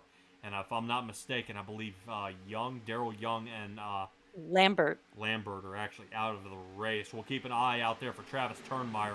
I'm not showing anything out of Turnmeyer or there's Greg Whitehead. There he is. Yeah, I think Travis Turnmeyer. I am unsure at this point. I don't know if he has gone ahead and turned it in here tonight. Really, to me, the only reason to actually kind of get out of a situation here is to there it is, lap 40. And that'll do it here. Zane Touchton is going to be our stage winner here tonight for the first stage. Awesome, awesome, awesome. All right. Well, congratulations to Mr. Touchton. Yep, and he was able to squeak that one out here. And we'll see if everybody comes into pits or not. Yep. So Touchton, Gentry, Shutt, Sigwin, and Ross. 1 through 5. Jones, Kazaza, Lindley, Blazkowski into 9th, and Eric Nowaski into 10th. Boy, these guys are trying to get me. Yep. They're trying to get me out there. Right now, these guys are having to check up here a little bit. Definitely people like Corzin out there, Vickery, Shaw, Napier, Latham. These guys are going to pile drive their way around. Go ahead and get their laps back as these guys are coming under pace. Boy, wow. I don't know who that was on the inside line, but holy cow. Light speed. He just outside, guys, outside. Wow, that was close. Now, in this league on the stage breaks, do they get all their laps back or one lap back? All their laps back. Oh, yeah, well, so that's if you're 3 to 4 laps down, or you had to me, if I had a technical issue and I'm down pit road, I'll be able to return back for the next stage, and I'll have another shot, and who knows, I might win the whole damn thing right at the end. Yeah, because we're looking at Perfin and Miles 3 laps down, and they'll be right back on. Yep. So there's no reason they can't return and salvage the remainder of this race. But let's go ahead and watch these guys coming down pit road at this point, and kind of see what the shoot off is at the end there. I don't want to bug Zane. No, not until he gets finished with his pit setup. There you go. So we'll kind of take a peek. I know definitely for the teams, the Navy team, the Marine team, the Army team, these guys are going to be out there kind of racing for some points via their teams out there. And it looks like, I believe Zane is coming out here so far. So let's go ahead and have a kind of a chat here with Zane and kind of see what he has to say about that run there. Let's see if we can grab a hold of him.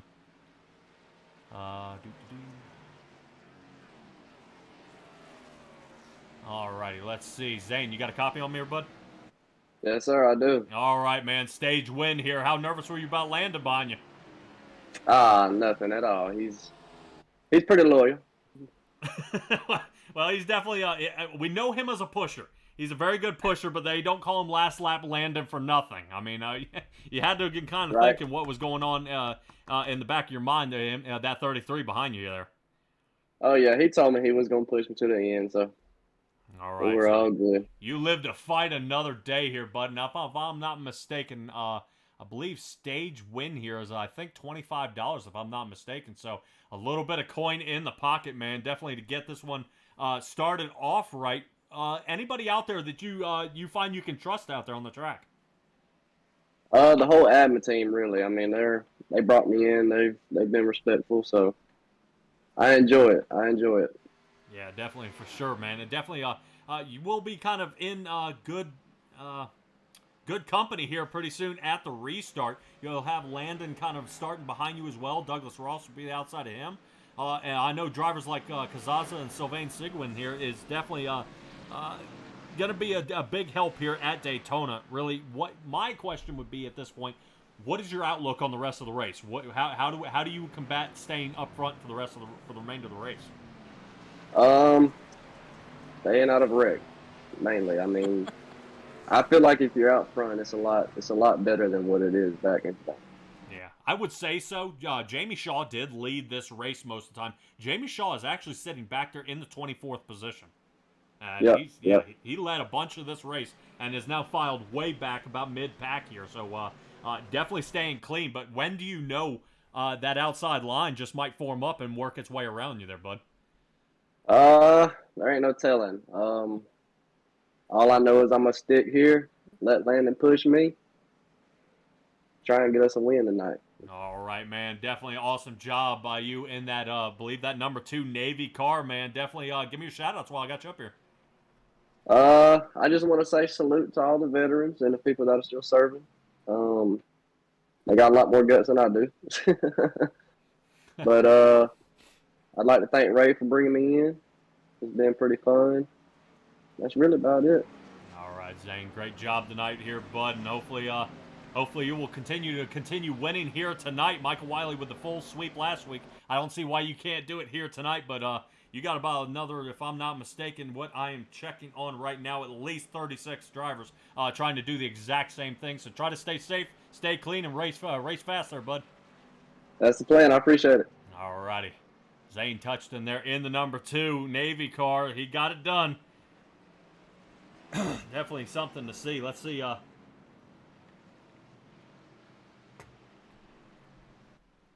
Let's see. Trav T. Kick a lead lap car that put the donation into it. I was trying to work that one out myself.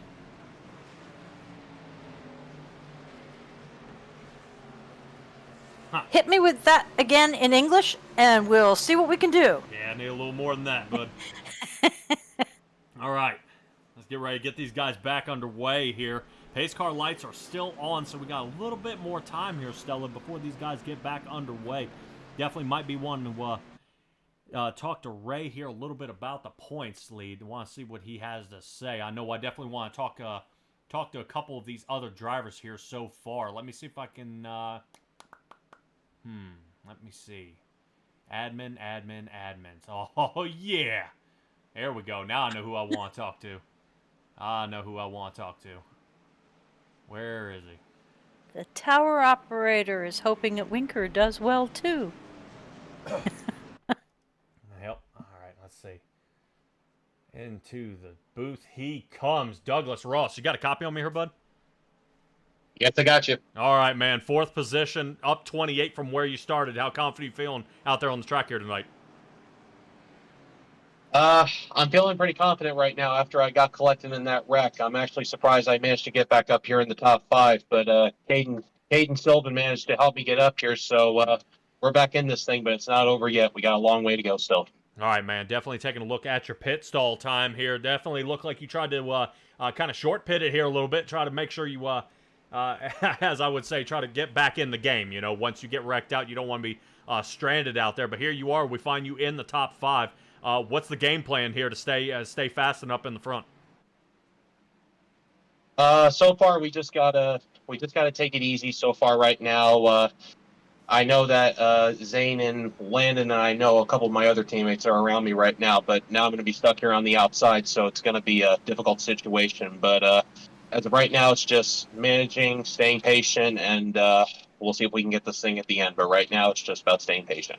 All right, man. Well, definitely looking at what we saw earlier in the race, that outside line after about 4 or 5 laps, if you guys got a solid anchor back there, that thing moves, man. I mean, we saw Jeff Napier fight from 12th position in a matter of 2 laps, took the lead. So as long as that outside line can stay firm and solid, you guys can move your way to the front. So Douglas Ross only starting a couple back from that front row, man.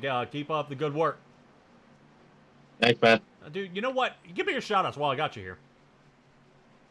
just got to give a shout out to my fans and all my teammates that are helping me out right now, and me helping them out. Got to give a shout out to my good old dad, who is a U.S. Army veteran. So he's actually my one of the sponsors of this car tonight, and also my good grandpa and my uncle, who are probably up there watching the show right now. So proud of me. They're up there in the bright sky, and we'll see if we can get this done for them tonight. I agree with you there, bud. Good luck to you, and sorry for your loss there, bud. Hey, no problem, man. Thanks. All right, let's put him back where he belongs, up there in race control with the rest of the guys. Definitely getting this one squared away. We saw the pace car lights were off, but I think they're kind of squaring a few other guys up, trying to get them back on. I know instead of wave rounds, they try to get a few other guys to get back in touch. We see a few of them come down pit road. Frank Perfin, Krober, Lathan, and Michael Wiley. Michael Wiley actually coming back down pit, and really, I like the call. I think this is a good call here because right now, we know he's doing a touch and go. He is squeezing in an extra half a gallon to another gallon of gas, which might equate to another 2.5 laps here. So that is right now, that is perfect. Genius thinking here, but I don't know who in the back can help him. I think Greg Blazin, sitting in the 29th position, is going to be his next guy. And that's a long way, seeing that he's starting 36th. And has a blinking problem back there. Yeah, absolutely, for sure. And we'll see what we can get underway here. Yeah, it looks like Cockrell and Turnmeyer have gone ahead, taken it to the garage, along with Young and Lambert, who were out earlier. Yep. Yeah, and seeing out there in the chat, I believe that is Travis Turnmeyer out there. I would recommend trying to get a hold of Ray there, bud, and see what we'll see what happens, bud. See if we can get you back out there on the track. Not sure, like I said, not sure 100% what happened there, but hopefully we're able to get you back out there. You've been pretty fast out there tonight so far, man. So hopefully you are able to get another chance here. Landon Gentry starting in third. Dave Shutt in second. Zane Touchton going to be leading the race here. Our stage winner of stage one. Let's see what they can do to get us underway here. There's Barney. There you go. Throw that shoulder out, boy. All right, back under green. Away we go. You see that in that first line, boy. That thing definitely, they absolutely ditched it. The top 5 cars slide to the bottom, wasting absolutely no time. John Cazaza there sliding in front of the number 4 of Cade Jones. Definitely starting to see how the Army cars are starting to line up here as they're fighting their way out of turn 2. Army strong. Made them look like they were sleeping in the outside line. Oh, yeah, and definitely we're starting to see that outside line, trying to see if something can happen with it here. Thomas Stewart starting to give a push to the 24 car of Eric Nowoski toward the top. So we'll see if this outside line can get something to happen. If the 34 can catch up to the 5 here, that outside line will start to form and make its moves. But right now, inside line is the fastest one to be out here onto the track. Boy, another lap down here. Next stage break will be at 80, so not too many laps. I know we were man, definitely starting to watch that outside line. Did you see how everybody kind of slid up there? Trying to rotate back here in that Scott Patza area and Charles Fletcher. These guys all slid up. Looks like every Marine car here so far. Fletcher, Patza, and I believe that is Winker, I think, back there. If I'm not mistaken. No, that's probably Jamie Shaw there on the outside. Oh, there he is. 67, 90, and the 84. So interesting to see the entire, all the Marine cars are there. Air Force is still bumbling around there in the back. Oh, there boy. We go. Yep, here we go. Maybe they're taking an early pit stop. Whoa!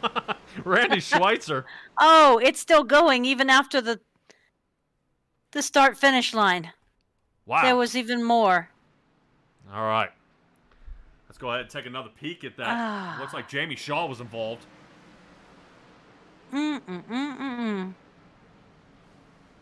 Oh, somebody went airborne. Yeah, let me see if I can get a different angle of this here. I could have checked their differential. Dude. Landed right on top of him, too. All right, let's get back underway. That is going to be unfortunate here for Jamie Shaw. Like I said, race leader now sitting here in 27th. Looking at the back end again as these guys are trying to get squared away. I believe we only got about a few more cars here on the top end. I believe top 13, ending with Kevin Winker here. Into the 13th. Kevin Dixon about 4 seconds behind that.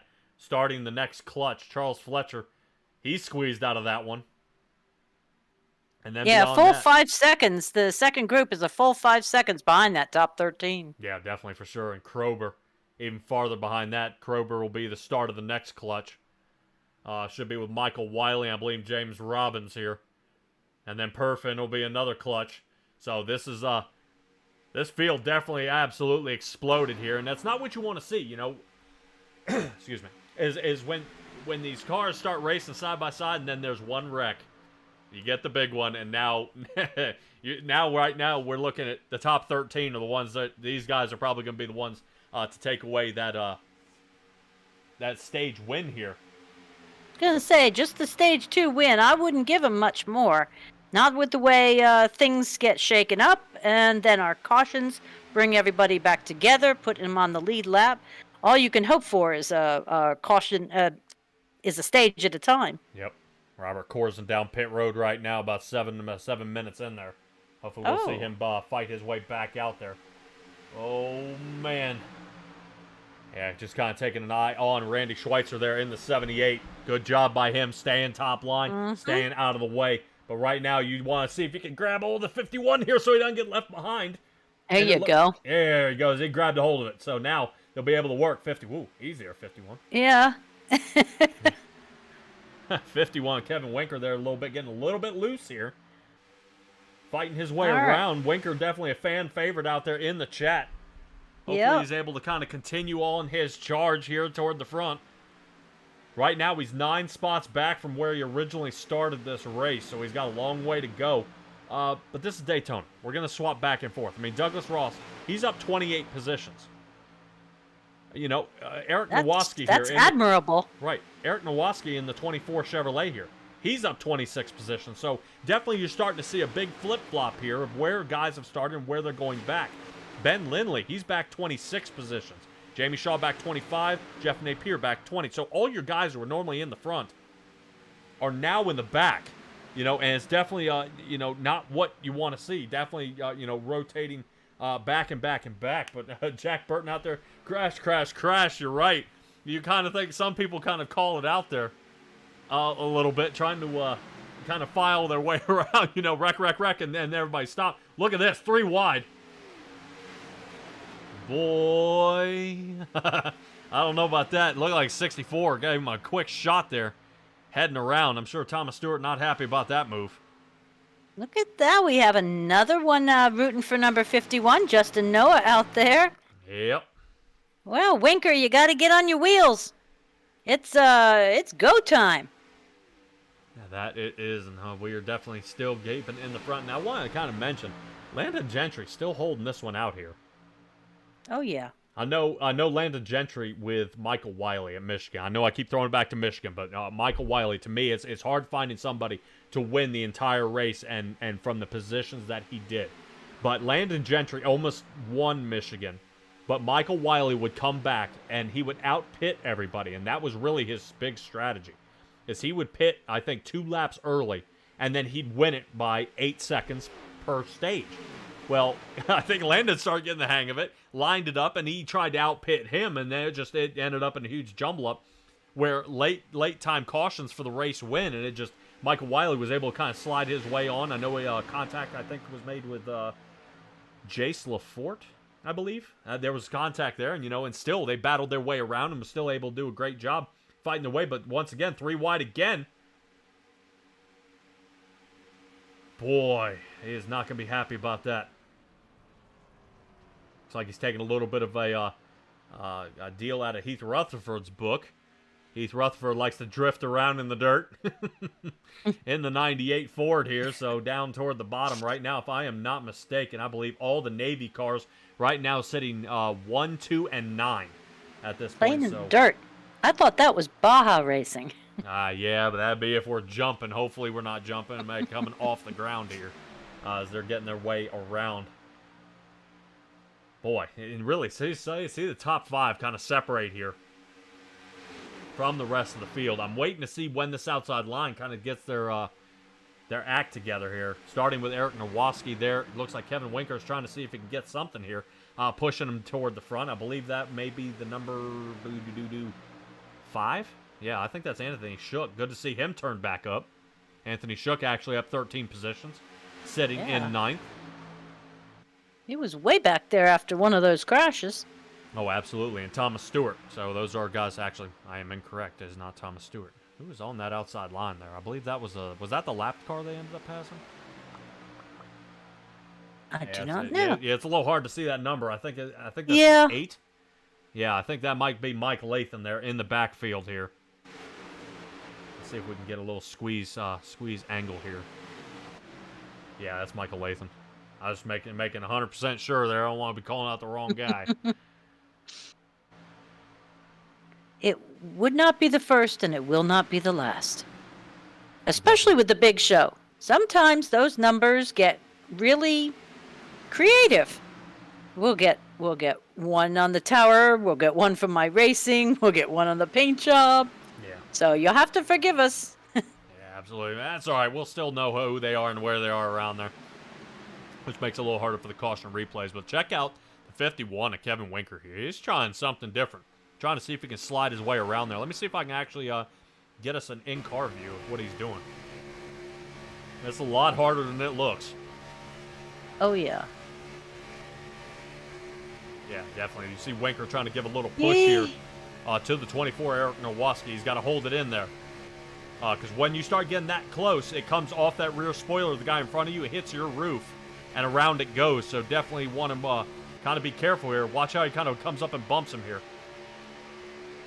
Hey, there we go. At least the 24 There's car one. looks like he's got a Coast Guard symbol on there.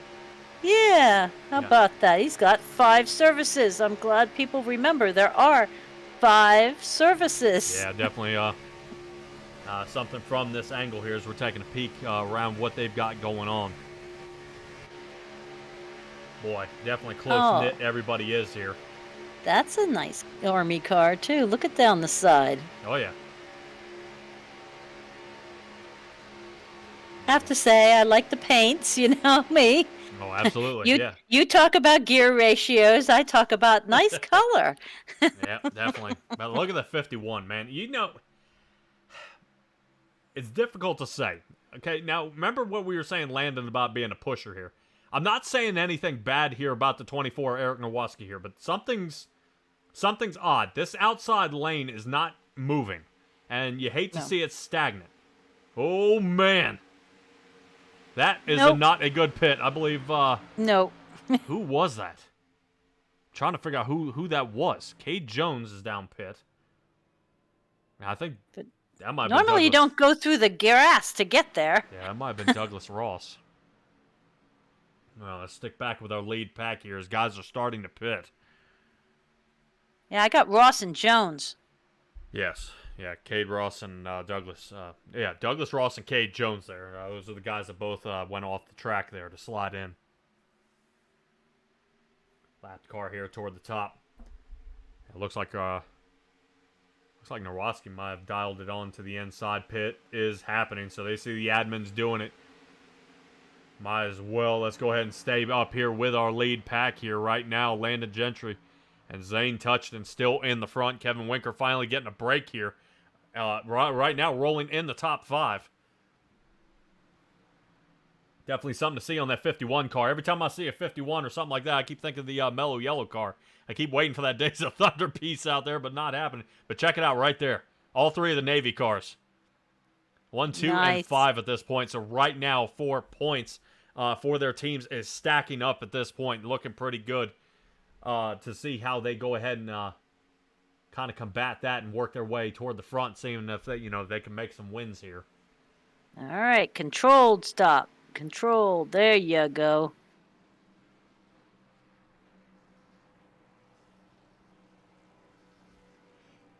So that would be number 2 through 7th place is coming into pits at this point. Yep. We are taking a peek. I just want to stay on our leaders that were down here. Gentry, Touchton, Winker, and Dave Shutt there. I want to see what they can do.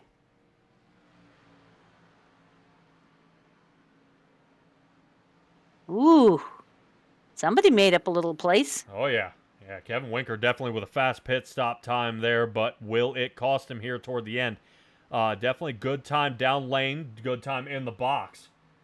And definitely looked like he shaved it off by about 3 or 4 tenths there.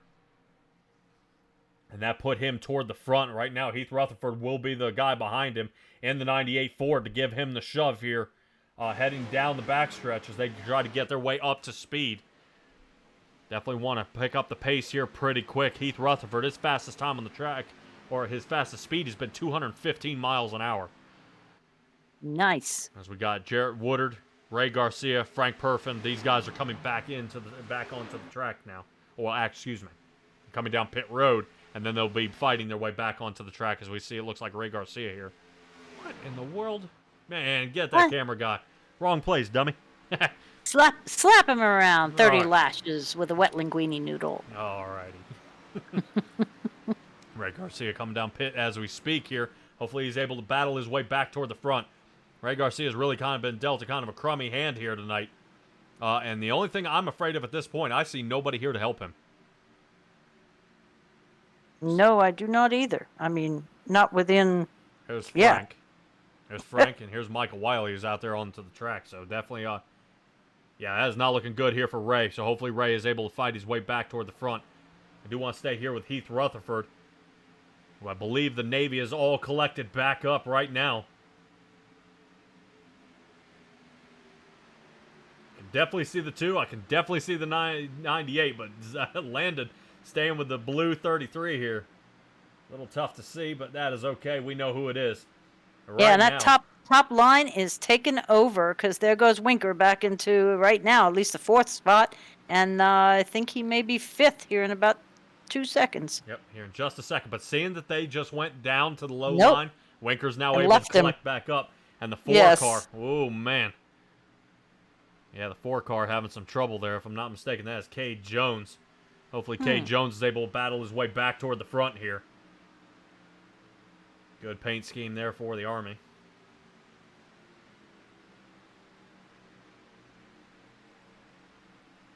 Yeah, right now everybody looking pretty good out there on the track. So right now in the Navy, haha, in the Navy, you like that. Landon Gentry in the 33, Heath Rutherford in the 98, and Zane Touchton in the number 2. You made it funny. Right now in the front. The Marine Corps is going to be run by Chuck Fletcher, Jamie Shaw, and I believe somebody has replaced Jace LaForte here tonight. Yeah, Scott Patsa is replacing him tonight. Alrighty, and then the Army will have Sylvain Sigwin there in the 66 machine, Douglas Ross in the 25, and Cade Jones in the 4. And then the Air Force, of course, is run by Greg Blazin, Michael Wiley, and Ray Garcia. These guys are trying to get their way around there, see if they can battle their way toward the front. Definitely, They're into the wild blue yonder. yeah, huh? Well, you started it. Man, look at this. To me, what has me right now is if these guys are running for points on their paint schemes right now, you couldn't get better than 1, 2, 3. I mean, this is True. This is perfect for them. And right now, if they can hold this out to the stage break, this is going to be huge. I mean, absolutely huge lunge for these guys. As I believe when we were talking about guys, I believe Charles Fletcher's our next guy sitting back here in 13th. Yep, and that's first car for the Marine Corps here, if I'm not mistaken. Boy, I'd hate to be wrong. I'm wrong. Who is that right there with the flag motif, number 3 on the side? He's been getting into a mess, but still getting back up there and running all night long. Yeah, that'd actually be Greg Whitehead out there. Man, everything has been wrecking him out, but there he goes. Whoop. It's good to see. Well, there he goes. There you go. I was gonna say you're about to find out why. Oh man, definitely. And you got to admit here, you know, I can see a slight disconnect every once in a while. A lot of things happen when you have 40 drivers from all over the country, and most of the time all over the world. I've even seen we get guys from Germany. We've had guys from Australia, Japan, things like they'll race here. And trying to have all 40 of them meet up on the same server and try to put these guys so close without, quote, net code, good luck. Code? You know, that is not That is not easy by any means to get these, have these guys with another chance to see if they can fight their way back toward the front. But I want to see. I lost somebody. No. Yeah, I lost actually Cade Jones. He's one lap down, yes? Yes, 25th position here. And I believe he had to come down to pit lap 60. Yeah, I don't know what happened. That was kind of weird. Hmm. Yeah, because I thought Cade Jones was up there in the number 4 car. But he's a lap down. Okay, so that's what I'm missing. Is I couldn't figure out how he's up here with the leaders, with everybody else, but he's a lap down. That's why I was saying, man, in my little piece here, I said, what in the world is the 4 car doing up there? But he's nowhere to be seen. So here he is in the 23rd, and really, here even a lap down, no damage. His tires are in good shape. He's able to battle and rock around here in the front. Yeah, it's no problem to me. If you're a lap down, as long as you're not holding up anything, you can race in with the rest of them. Sometimes the people get like, oh my God, you're a lap down, you have to get off the field. But I see good racing here tonight. Absolutely. Taking a look at my little pinger here.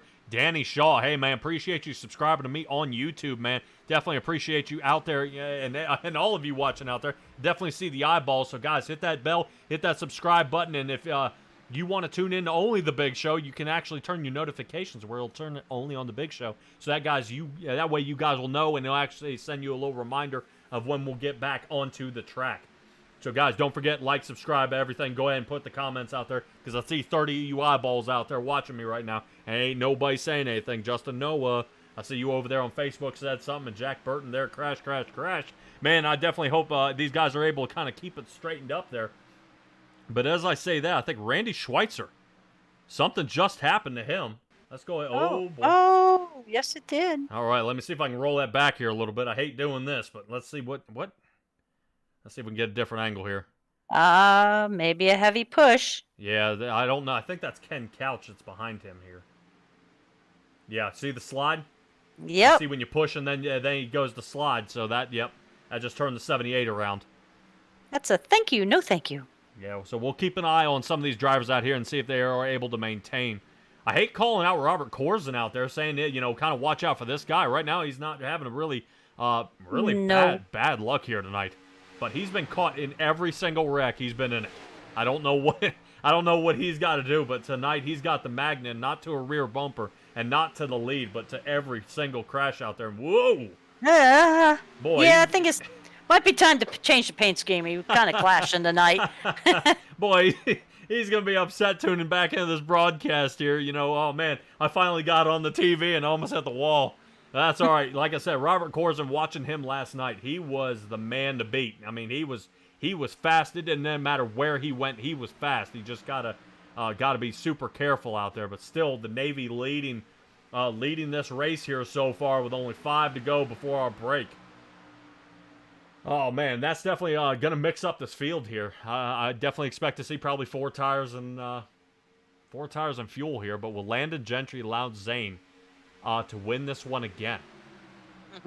I would be curious at this point to see what happens. What do these guys do? Yeah, well, 6 laps to find out, but I think it'd be nice if he traded off and the next guy gets one. But yeah, it's all a matter of organization. I mean, like you say, there's 1, 2, and 3, all in the thing. Is it worth getting in an accident and having 2 of them knocked out and not crossing the line in time for those points? Yeah. Now, I do want to keep in mind that, out here on the track, Ray Garcia is actually the crew chief for the entire admin team. So he kind of chooses when the admins are going to pit. Sometimes they'll break in halves and pit. If I listened into yesterday, the radio chatter, boy, it gets going. I mean, it's almost deafening because of the amount of communication that these guys have back and forth. For his admin team to try to figure out how to outsmart these outsiders. And I don't mean outsider in a bad way. I mean like Dave here in the 55 Chevrolet. Kevin Winker here in the 51. Nowaski and Blazowski here. Boy, I saw that 10 times fast. But these guys out here trying to put on a great show to see if they can outsmart this admin team who's been practice. And even if they haven't gotten it, all in one time, it's just kind of how they can figure out how to outsmart these guys. Really seeing how Zane, Gentry, and Rutherford, I'm not surprised to see these guys running in the front right now. These guys have worked well together. They seem to have everything kind of squared away. They know what they need to do, and they can stay out front most of the night here. But we're looking at, look at Dave Shutt here. Boy, I hope I'm saying that last name right. He's going to really hate me if it's wrong. In the 55 machine, he's staying here in the front five. He's got really a heck of a run here, and he's surrounded by everybody who's been out here before, if not lapped cars at this point, trying to figure out how he can stay, in a solid position here to end up with a wild finish. And to me, he is within striking distance of a win here. If that four and that 25 want to work with him, they could slide around the outside here and really, they could take the lead if they wanted to. If they really wanted to, they could do it. But seeing that, I believe that is the rest of the admin team behind him, I would probably say the 55 is just going to have to sit tight because I don't think they're gonna let him around here. But really, they really entertain all the drivers out here to come out here, give this a shot, especially the big show. There's a reason it's the big show. We bring all the big names out here, especially Jeff Napier out here, and try to get more, eyeballs out here to give it a shot. And come out here and win some money. But if you're out here and you're a wrecking ball, you're a bulldozer, they're not going to take that. Out you go. But, I could see accidents happening. And things will be made. But you've had a month to kind of straighten this out here at Stella. And to me, it's a dash for cash. I've got to get it. We got to go. And this is a money race. There's money on the line this time. So to me, a lot less risks are taken. And a lot more strategy and trying to figure out when is the best time to strike is really at hand here. But Zane Touchton is still in the lead, looking like he's going to line up for another stage win here. But does Landon Gentry think about sliding around for this one and seeing if these guys can win? Can Landon win him a little bit of money here? I believe he had somebody in the chat a little bit earlier talking about Enrico out there looking to say, hey, Landon, we got to win us some money here, so hopefully we get something. Landon taking a peek toward the outside. Does Heath think about it? Nope. Heath was too far behind there, and that may go ahead and do it for our stage. Touchton, Gentry, there we and go. Rutherford. Boy, wow, and what a caution is out. What a shot! What a shot! Yeah, you may call this a dash for cash. I think this is more of a marathon for money. Well, definitely with these amount of laps, but you want to give people plenty of opportunities. We could do, look, I can see if I can talk Ray into doing 500 laps at Bristol. Somebody will have to be bringing, fanning me and bringing me cold drinks. Alrighty. Our stage winner here, Zane Touchton, once again, comes away with a little more money. That's 2 in a row. So looking pretty good here on the track right now. That Navy team 1, 2, and 3. That is looking really, really good for the points running here. Definitely a great, right now to me, a great show here making it happen. So let's go ahead and see if we can talk to some of our other drivers out here. Another area, another way they can fight their way back toward the front. Let me see if I can, let's see. How about Charles? How about Charles Fletcher? Let's see how he's doing. About that. Yeah, we'll give it here a little bit. I do want to make sure these guys can get down pit. I know they've had trouble before in the past where somebody pulls them in and then that doesn't work out. Yep. No. You still got to, we may be broadcasting them, but they are still doing the racing. Yeah. So that's got to come first priority. Yep, absolutely. Even though we do love talking to them. Oh, yeah. Absolutely. Yeah, it's just one of those ones that's just trying to make sure. I try to think about the driver first. I enjoy bringing everybody tuning in. What in the world? I don't know. But, dudes. I don't know. That was Michael Wiley there at the bottom that just got hammered. You know what? Let's roll And there's that back. Since we still have doing it. the fancy controls here, what is going on here? Michael Wiley Nope, slows up. he clipped him in the back right corner. I think okay. It looked like he was stopping for the pace car. This is what gets me. Boom.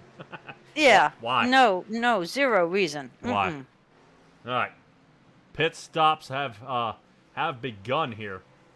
I don't know, but if he has one of those rigs that rocks you around when you get rocked, he just got whiplash Oh yeah, definitely want to be wearing the helmet there in the rig room. rig. I would want to question anybody out there in the UK or something like that. I've heard word through the grapevine that you actually have to wear a helmet while in your rig in the house. They want to try to promote safe driving. If you're going to drive a race car or a motorcycle or something like that and you're racing at home, they want you wearing a helmet. And if you're streaming without a helmet, they meet you at your house and send you a ticket in the mail. So if anybody can confirm that, I would love to know. Guys, hit me out in the chat and let me know. But right now, I actually want to check in with Chuck Fletcher out there in the 67 machine. Let me see if we can find him out there right now. Let's go ahead and have a chat with him. Chuck Fletcher, hey man, how's it going out there? Good, thanks. Dude, man, you've kind of been a magnet here tonight, but you seem to be right now in the top 10. How's it going out there for you? It's been a tough battle, for sure, but it's been a fun one, that's for sure. All right, man, dude, what can we do to get this one turned around for you here? Hey, maybe you can pull everybody in and just tell them to make sure that they get out of the way for me. All right, well, the 67 machine is coming through. Get out of the way. He wants to lead a few laps here, especially the last one. Yes, please. Yes, that was the most important one. All right. I would love to say, I'd love to say thanks to all the veterans out there and the present and the future, and for all the service that they've done to allow us to do this. All right, Chuck Fletcher. Appreciate the shout-outs, man. You're already on the ball before I even asked you. Yeah, there you go. All right, bud. Well, you guys are doing. SimTrax is doing a great job tracking us around the track here. So I appreciate all that you guys do. Oh yeah, man. Definitely tune back into the broadcast. We try to get a couple of you guys in here every single race. Definitely try to see what you guys can get done out there, man. But dude, just tough running here, and definitely a lot more race to go. Yes, there is. Yeah, it's early. Hopefully that we're getting all this bad stuff out of the way in the beginning here. We all hope so. We all hope so. Chuck Fletcher in the 67 machine. Good job tonight, bud. Thank you. All right, everybody. That is part of the Marines team. I want to see if we can catch up with another one out there. And I want to see if I can... Uh-oh. Not that one. I was going to talk to Scott Patza here. But... He's taking his own private pit stop. Yeah, but you see, something's weird. See how the right front tires are moving? I don't know if he's having a problem here. Let me see if we can. Uh-oh. He's stuck. Sorry, Scott. Oh. See Can somebody come bump him off the wall? Yeah, maybe what they're does trying that to line work? up. Somebody may be trying to talk to him. See one of the admins in there with Scott trying to see if they can get that thing squared away. Let me see if... Oh, yeah. I've been told I need to practice with this guy, but we are definitely going to give it a shot. Landon is going to love this. So let's go ahead and have a chat with Heath Rutherford and see what how he's going on tonight. Heath Rutherford, you got a copy? Oh, yeah. There we go. You can do it, bud. All right. How's the race out there so far? It's going decent. I just got to stay up front and not get wrecked. All right, Navy Team 1, 2, and 3. Zane Touchton, you and Landon right now. That is great. I know it looked like you were trying to peek outside for the lead, but didn't really have any help behind you there. How confident are you feeling in this next stage? Pretty confident if I can just stay with my teammates and not get wrecked. All right, man. Definitely the last lap in the final stage is the one that counts, obviously. But, man, definitely you got a lot of guys in front of you willing to work with you and charge hard. I would definitely expect to see you staying into the front. But definitely in a game of inches, man, you guys can spin each other out at any time. But, Heath, man, give me your shout-outs here, man, because I don't want to get you messed up here on the restart. My family, the big show, all the veterans in the country. And that's about it. Alrighty, man. Heath Rutherford, Team Navy. Good job tonight, bud, and keep the charge on. Yeah. All right, that was a little better. That was a little better. Well, that's always been a little joke between me and Heath Rutherford. He kind of gets a little short with me out there, but I think if I'm able to be fast enough, pace car. I think pace car lights just went out. Ooh, they might be starting. Oh man. Did he get off the wall? I think so. We'll check in here in just a second. Barney with the green flag, and away we go. Go. Boy, he's got to be careful about changing before that lane goes. Not 100% sure. I think that might have been Landon there. Slid down toward the bottom. Definitely ditching the 55. Shut Winker here, finally getting the lead into the front spot. He's got to be excited about this. Oh, yeah. Nicole's out there still. Way to go. Keep it up. Good angles here. We see Winker leading this race. Man, it's just, to me, it's almost like a storm. You see everybody behind him here kind of getting lined up, ready for this one. But he's got to be careful. Because the timing is now. He's got to stay up front. The outside line will form, and he's got to figure out how he wants to negotiate around that outside line. So right now, Kevin Winker here in the front in his Chevrolet, getting it done. Entire Team Navy is behind him already. Finally, an Air Force up toward the front in the 48 of Michael Wiley. Oh, man, and you want to talk about connection issues. Frank Perfin, look at him. 32 positions up. Michael Wiley. Look at the outside line. Look at this thing working. Yeah, but there was a checkup, I swear, on 51. Because he came back onto 2 pretty hard. Yeah, definitely wasn't looking good. Looking good there. Definitely when the outside line starts to form up. Oh, look at this. Michael Wiley slides in front of the rest of the admin team here as he keeps his charge here toward the front. Right now. Boy, I hope that is not shut. Man. I don't know. I wish I could figure it out. Chris Vickery in second and Kevin Winker in third. And then we finally get an admin here in 4, 5, 6, and 7. But look at the Navy team taking outside. If he has a cheering section out there in YouTube, send us a phonetic thing for shut or shoot, if you wouldn't mind, so we can be kind to this fella, especially since he's in first place. Absolutely. I am not seeing him out there in the Discord to see if we can find him. Oh. Yep, so I know. It's not like I can have you go get him, but not happening right now. Navy team is on the outside here. See if they can form something up. Wiley dives out there in front of the number 2 of Zane Touchton. Of course, there he goes. Oh, man. Nope. Well, hang on to it. They got it. Well, we are keeping an eye here on Zane. Oh. As Zane goes from almost 4th position now to 17th. 22's got to watch his entry. We still got... Oh, yeah, somebody... Yep, that was dumb. Riding the apron. That should not have been. Tell me you don't do that on 995. All right, let's get back to it here. Zane Touchton in the front. Frank Perfin back to the 14th. We saw him at least up there in the top 5. And I would say on that move, it looked like Michael Wiley was there toward the front. The outside line got a run, but why we started pushing 3 wide, I'm not 100% sure. But it looks like Michael Wiley is now going to be behind Landon Gentry here. And we're going to keep the battle going. Right now, our first admin starts in 6th position with Landon Gentry. So if the admins decide to slide to the outside here, to me, I would be looking for that 4th guy. And who else better? Jamie Shaw here in the 84. Definitely finally a couple of Marines cars here. And Ray Garcia finally resurrecting from the bottom end here. Finally has 4 cars behind him. And watch Zane. Zane Touchton, the anchor, number 2 here, is waiting on the 5 of Anthony Shook to continue helping him as well as these guys fight around. Turn to maybe 2 here. Getting around as they go. Boy, oh boy. Look at him exactly go. where Ray Garcia wants to be here. See if we can take a peek a little farther out from this separation. You kind of see how they split. Outside line is forming up, and here comes Ray. Ray on the outside, huge run. Yep. Door draft from the 29, pushes off. Got to wait for the 89 of Ben Lindley to help push him down.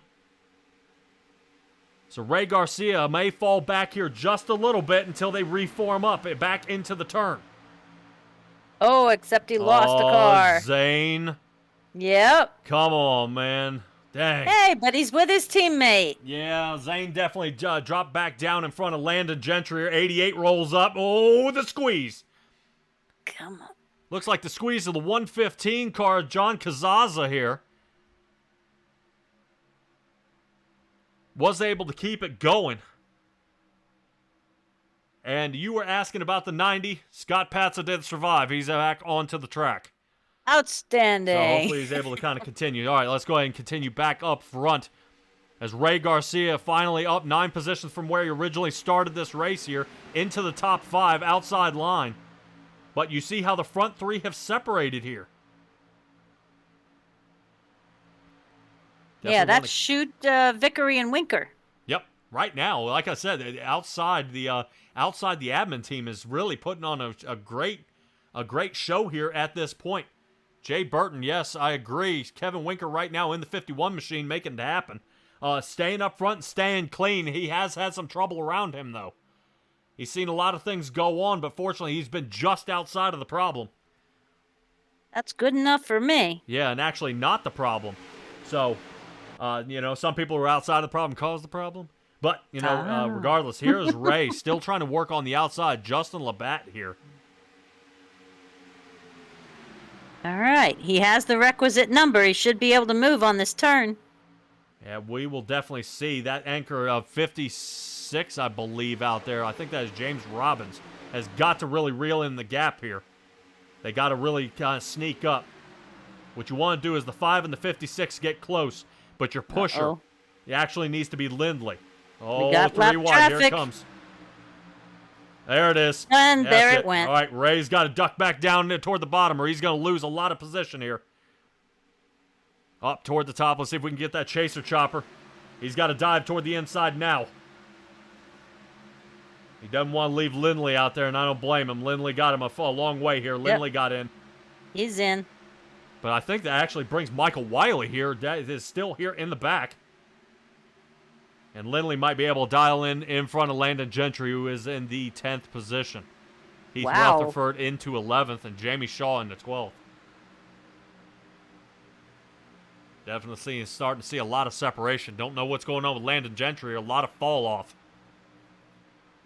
But if I were to guess, at this point, Landon Gentry is probably making separation to catch Heath Rutherford and see if he can reel him back up.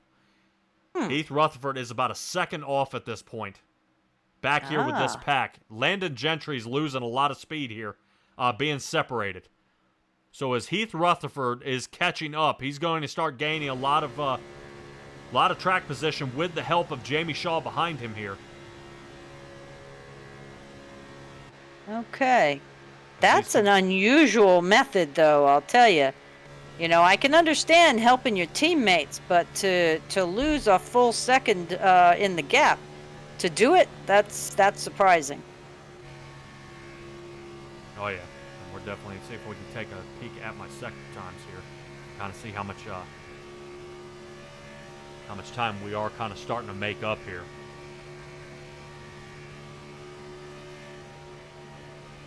Heath Rutherford caught up to Landon Gentry, and here they are. So now they've linked up, and now this should help Landon Gentry fight his way back toward the front, but they got a long way to go here.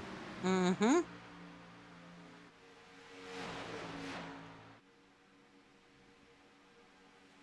But this is a whole grouping of our military cars.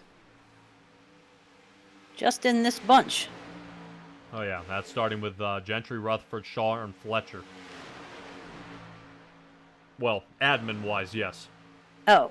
Yeah, I'm talking, yeah. Plus the red, white, and blue number 3. Yep. Well, which will also give you Greg Whitehead and Napier in the 40, and I think rounding that off will be James Robbins in the 56 Toyota.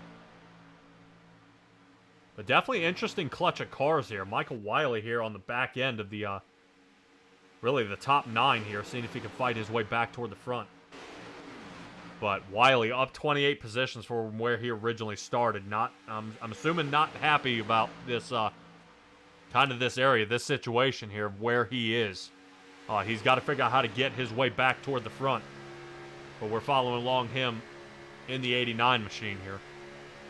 Yeah, I'm not seeing a lot of making up time. I've been watching the gap time on Gentry, and seeing anywhere from 3:44 to 3:58, and that's where he's been, at least since Rutherford caught up to him. I'm waiting to see that pack move. Yeah, definitely for sure. But it's gonna be a while. I mean, they're gonna have a lot of time breakdown. I just don't know. Like I said, with the admins all being split apart here, what's going to happen as we're taking a look here at the split, the 33 that you see coming in turn 3, middle 3 and 4 here. That's kind of our driver. We're looking at the 48 at this point, Michael Wiley, and that's kind of your separation that you see is just the amount of time. Gentry does make up speed occasionally, but not forever. As looks like this front row is starting to slow down a little bit here.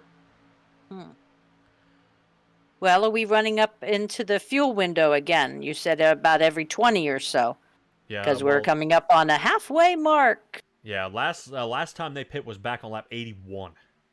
Oh, they got a while. Yeah. Okay. Yeah, I was gonna say they got a good bit. Probably after lap 100 is when I expect to see people start doing some different pit strategies out here.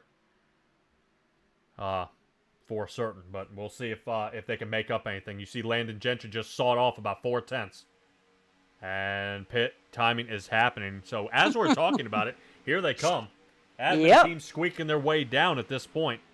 Ray Garcia, Touchton, and Wiley are going to be our first guys down pit road at this point. Interesting to see nobody else is taking them up on this. No, just the 3, yes? Yes. Yeah, just those 3. I would prefer, if it were me, I'd prefer piles of 4 to 5. That way I know we can at least be fast out here. But right now, still Shutt, Vickery, and Winker here. There you go, a couple more. All right, looks like that'll be TJ Krober and Ben Lindley. They're going to be heading down pit.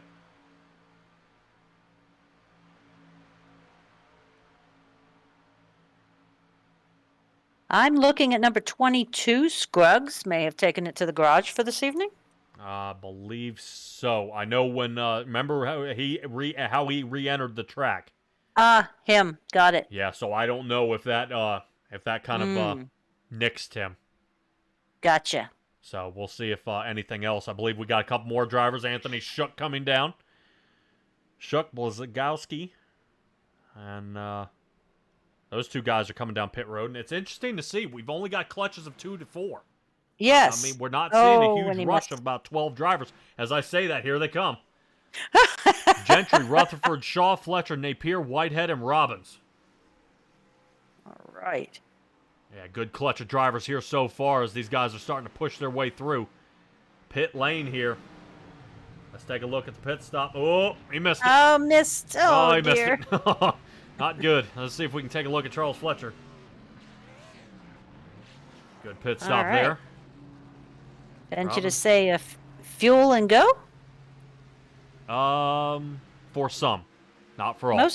Yeah. I'm just thinking you were saying tires aren't that big of a deal, so maybe they can do them every other or something like that. Well, definitely seeing some of the race out here. So let's take a look at Dave Shutt here into the front, who's running in the lead right now. His best time is a 43.93, but he's running a 44.4 right now. Okay. So you are having some fall off. Right. So they're falling off by about a second here. So I don't know if it's substantial enough to require tires. If it were me, I would probably only put tires on a stage brake. You know what I mean? We're under caution. Okay. It doesn't matter on a factor of time coming out onto the racing surface again. It's fuel, go. I don't have time for tires. But right now we're going to see, oh man, the top 4 spread wide going into pit here. 51. Oh, man. Good job. Yeah, Winker gets in, but I think Labatt just barely squeaks him out onto pit road here. Definitely something to see as we see these guys rotating their way down pit road here. And that must have been Vickery in that foursome. Yes, Chris Vickery in the number 6 Chevrolet in there as well. There's Robert Corzin. Can't miss him in the pink car. Yeah,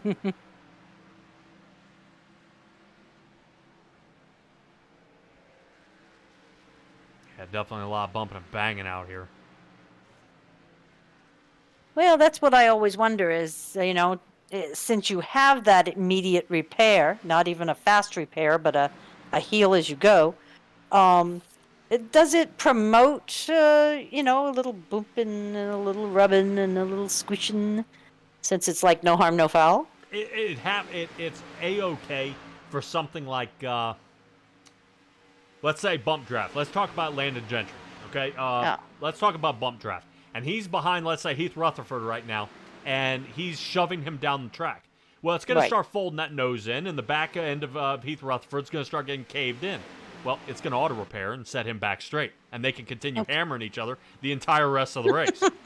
Okay.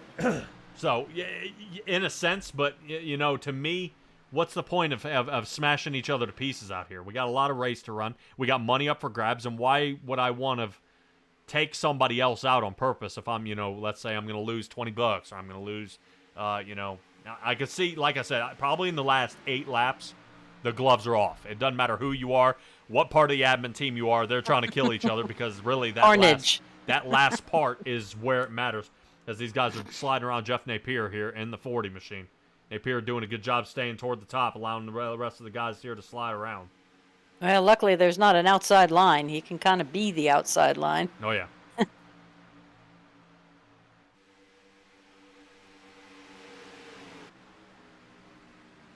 Right now, a couple of these drivers still haven't pit. Cade Jones, Douglas Ross, Blazin.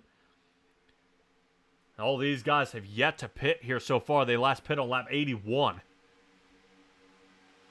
So right now, from what I am seeing, the Army team is still out there, 1, 2, and I believe 4. Greg Blazin, part of the Air Force team, sitting in 3rd. Zach Ford and Kevin Dixon are coming down pit at this point. Like a little pit stall time here for them. Let's rotate I think back Patsa's in too. Patsa. Yeah, I think he's been down there for a little bit. Let's see if we get him out of there. 8.6 second pit time for him, so definitely fast for him. Let's see if we can get these guys. Now, I'm interested to see how much longer these guys stay out. Because, these guys are stretching it pretty well here. Right now, we're in about that 23-lap window. Okay, but if you add if they stayed 23 the first time, 23 the second time, they're pretty far along. They could be a half a tank ahead at this point. I might actually be wrong at this point. 26 might be where we're at. Pit on lap 81. Okay. So they are really stretching to the outskirts of that fuel window. That fuel window being between 21 and 25 here. Definitely Cade Jones here in the front, who's finally getting a chance to lead some laps here in the front. Oh, yep. He's looking at that rear view and saying, "Oh, I gotta go." So now he's kind of having a panic stop here. Oh, man. Oh. That's one way to get into your box. Yes, Face forward. It is. Yes, it is. That was definitely a nasty shot there. Though, I don't think he ran through his box. No. No, he didn't. All right. Ken Couch is down here as well. Thinking the Dale Jr. paint scheme. But we are already halfway through this race here, and you wouldn't believe who's retained the lead. Check this out. Zane Touchton back into the front with the help of Michael Wiley here. Wiley up 35 positions. Finally into a second place stop. Both of these guys, their top speed has been over 218 at one point during this race. That is impressive. That is impressive. Yeah, that it is, and they're definitely moving their way along. TJ Krober sitting 3rd. Ray Garcia finally getting the top 5 running here. Justin Labatt into 5th. I believe David Shutt here into 6th. Kevin Winker 7th. Jamie Shaw into 8th, who is starting the next pack with Landon Gentry, Charles Fletcher, and Greg Whitehead. I believe Heath Rutherford is in there as well, kind of bringing up that tail end of the pack.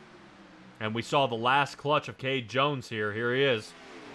Cade Jones is there with Douglas Ross, and I believe Eric Nowaski with him. So this team of 3 right here might be caught up by the following team, starting with Greg Blazin, Ken Couch, and Jarrett Woodard. So definitely good, great driving by all these drivers here so far. Plenty of opportunities. And man of opportunity right now is Michael Wiley. Like I said, the biggest mover right now, that 35 positions up, is something That's to a lot. see. That is a huge turnaround for him. Sounds like somebody needs a hard charger award. At the end, it's got to be in the final stage here. As you see Michael Wiley taking a peek around Zane Touchton here in the 2 Toyota.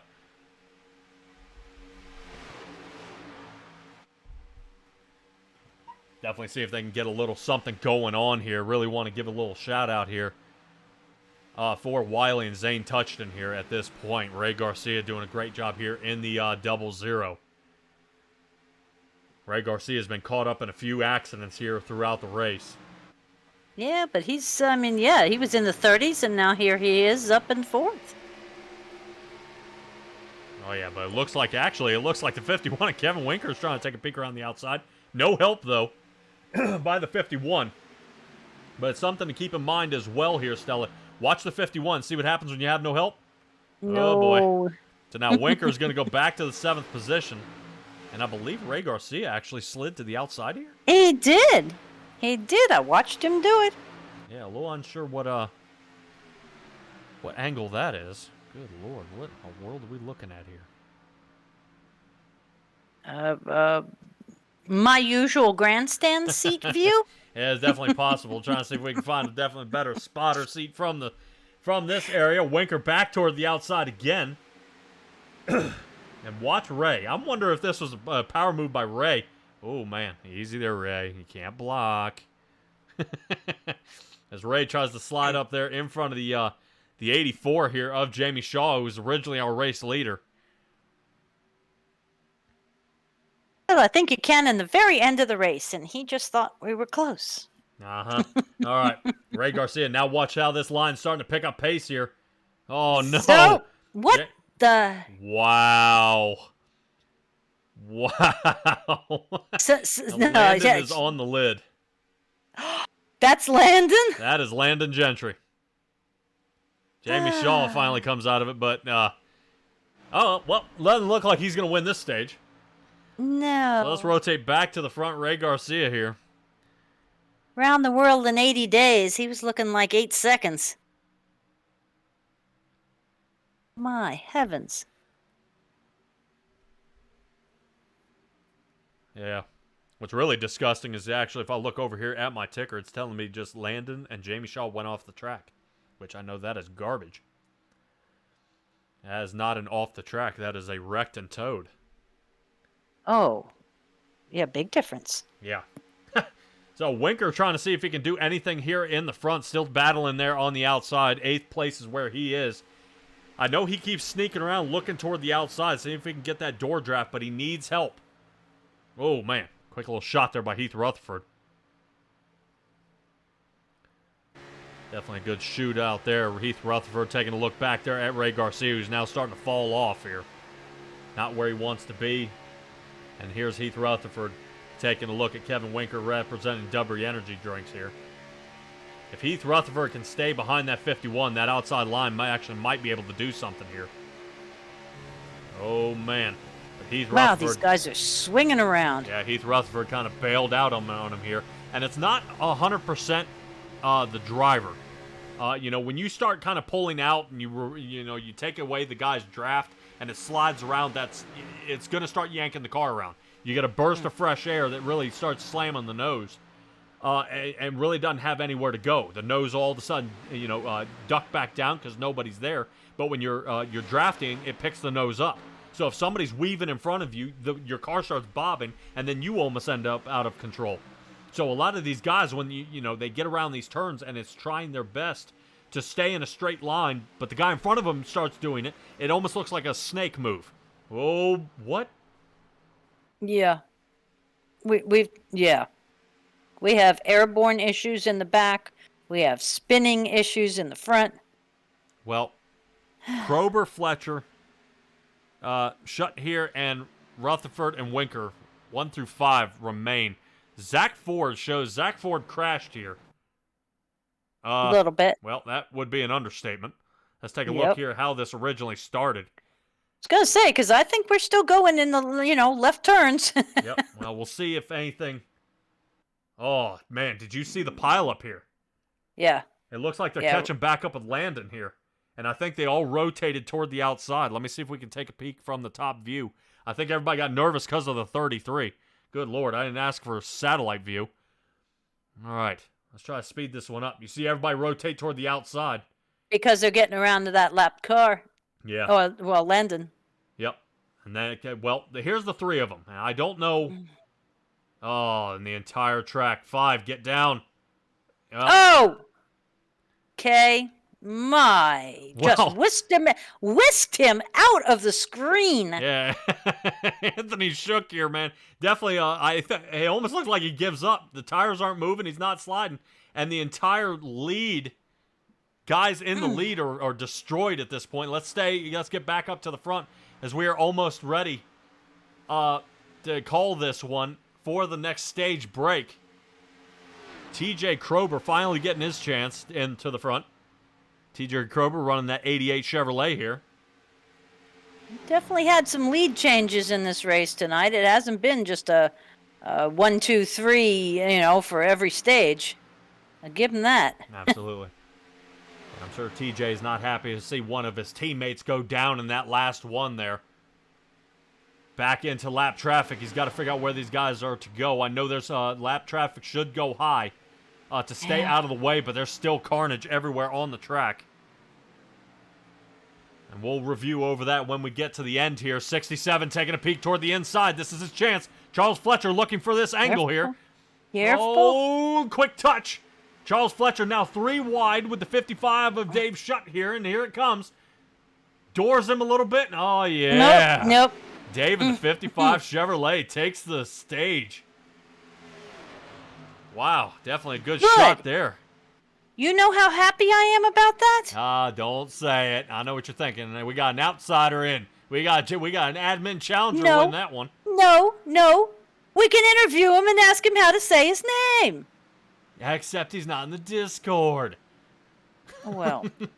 I would love to Who? talk to him. Ah. All right. Holy cow. That is going to bring our stage winner here. Got it done. What are we gonna do? All right. So that goes ahead and does it here. Let's see if I can take a peek at some of these other wrecks here that happened onto the track.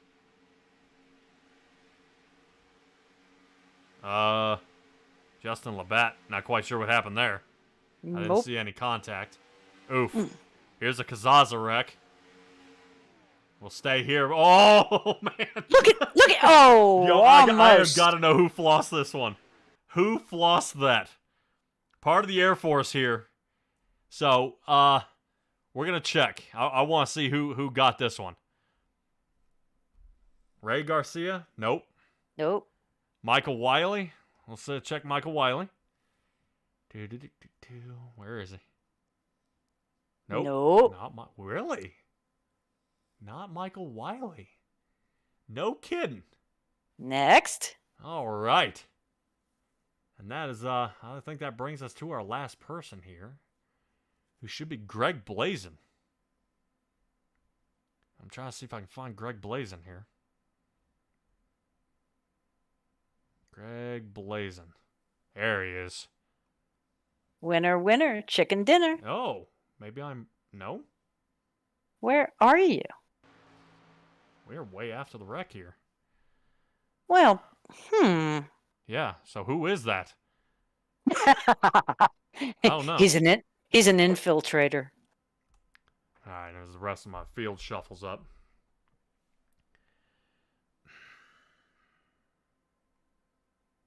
Yeah, not quite sure. That was definitely a tumble up here. Let's see if we can try from this angle, see if I can grab a car number. 48. That should be Michael Wiley. There he is. Mother. All right. That's probably where we saw him here. All right, let So, me see if do we can- get an in-car view? Yay! Absolutely. Man. All right. All right, let's see if we can grab one more here. Looks like Zane touched and crashed here on 118. Part of the same Whee! pileup. All right, let's go ahead and get us back live here. Let's see if we can talk to some of our other drivers out here. Let's see if I can have a chat with the man. With the man. Here we go. Michael Wiley, you got a copy? Yeah, I got a copy. All right, man. Dude, we just kind of went through a slight slow-mo of you out there. I believe, if I'm not mistaken, lap 117. You kind of flossed it there between John Kazaza out there. Dude, how bad were you puckered up on that one? What was that? Was that wreck on the backstretch? Oh, yeah. Where somebody on the outside and you slid to the bottom, dude. Yeah, I seen that come at the very last second. It scared the crap out of me because I just got involved in that wreck before, so it's been frustrating out here, I'll tell you that. We just had a wreck on this caution lap. Yeah, I see Robert Corson just got hammered. Sorry, we're taking a kind of a peek at it. What are these guys doing here? Oh man! All right, so Michael, talk to me about this race here, man. Definitely,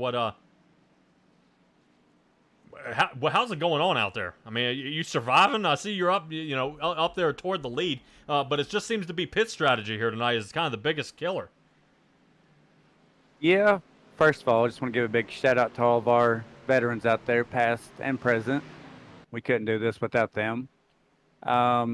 Second, as for me, I'm not used to my pit box being the very first one on pit road, so I've blown past it 3 or 4 times. Oh, no. Yeah, that's what we saw originally. I think in I can't remember if that was the heat or the first stage, but yeah, we definitely saw that. You almost missed it there. But dude, is there anybody out there at this point you can trust to work on the outside on the track? Uh-oh. I know. Well, I'm not finding him on I the think track maybe he either. just doesn't want to answer that. I just watched him walk down the entire tower there. Yeah, it looks like almost a Michael Wiley disconnect here. Uh-oh. What did you do? I don't know. That is not good.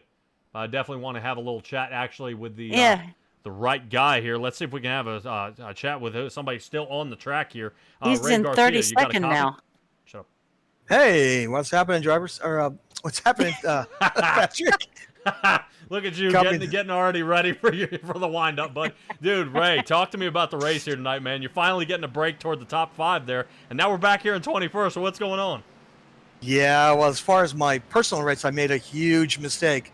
If you noticed early on, I got caught up in somebody else's tumble up, and I ended up back in 33rd. I worked my way all the way to 4th place. And what happened? And when I went into pit, because I've been using a different fuel strategy to make up all those spots, I forgot to put my fuel back. So I short fueled myself, ran 2 laps short. I had to pit again. Oh. So that's why I'm. But it is what it is. But I'm back here. I believe I'm in 21st. So I'm in good shape. To it. Oh yeah, well, definitely for sure here, man. And it's interesting to see compared to last night when I was there with you, Ray. How's that outside line seems to be forming up quite nicely here, just as long as you can have at least 4 people there. Yeah, the outside line with a good side draft coming off the corner has been working. I made a 15-car pass in 2 laps using that outside line and made it up to the front. So it's working tonight. It's hooked up. Right now we have some issues with guys getting in tumble ups, or they're not clear, or they're bad bump draftings, things like that. Dang. All right. Well, Ray, go ahead and give me your shout-outs here, man, because I think pace car lights are off. You're about to get underway. Yeah, we'll just want to say thank you, and thank you for your service to all our armed services members, veterans, and those currently active serving. We do this in your honor. All righty. Ray Garcia and the 00, man. We'll hope to see that Air Force car fight its way back to the front. All right. Can you let us... Nope, he's Wiley. gone. I sent him. Ah, I sent him. gotta Nope. ask. We got, whereas we're back under green, Shutt, Winker, and Krover into the top 3. Hopefully we'll see Michael Wiley get reconnected here. Right now I'm still showing him as out. Yeah, yeah, MIA here, but hopefully he's able to get his way back out there. Let's see. I thought perhaps he had an EOL for something, because he did stop right there at the end of the people on the first lap and before the lapped traffic. But now it says out next to him. Yeah, he may, like I said, it may have been a hard disconnect. Still possible we may see Michael Wiley resurrect, but he's got to hurry up here pretty quick. As we're only 125 into this 200 lap race here. We should have one more stage here at 160. As I tried to send Ray back, like I said, I didn't want to pull him away too much, but finally, a couple of Army cars here of Kay Jones and Douglas Ross into the front row, and here we go. Boy, pileups continue. Oh, that almost hit the cameraman. Oh, yeah. Definitely. We see Ray Garcia caught up in another one here. Ray, boop, into the Navy. Oh, who is that? Who's he under? 98 of Heath Rutherford there. You wouldn't believe it. My ticker says nothing happened. All right, let's rotate this one back here a little bit. I would love to get just kind of a quick peek here, but let's take another shot at what just happened here. Uh-oh. That actually starts way up the chain. I was going to say, I see, is that Corzin in the pink? I'm hoping not. Let's see. I see some sideways work there. Yeah, well, there's Jeff Napier. No. We definitely see that. So let me take a peek here at Jeff Napier from the top. Oh, wow. That didn't look good. No. just on the rewind. Let's take another look at it here.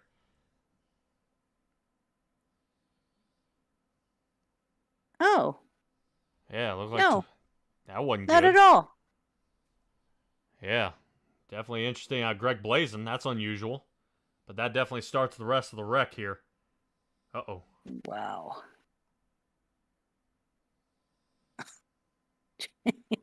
Wow. Let me see if I can take another peek. Yeah, look at the sky he gets here. Yeah.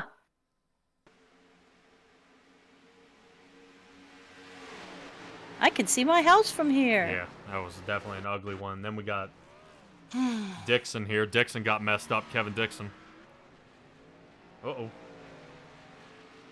Oh, Oh, look. wedged him. Wedged himself. Not good.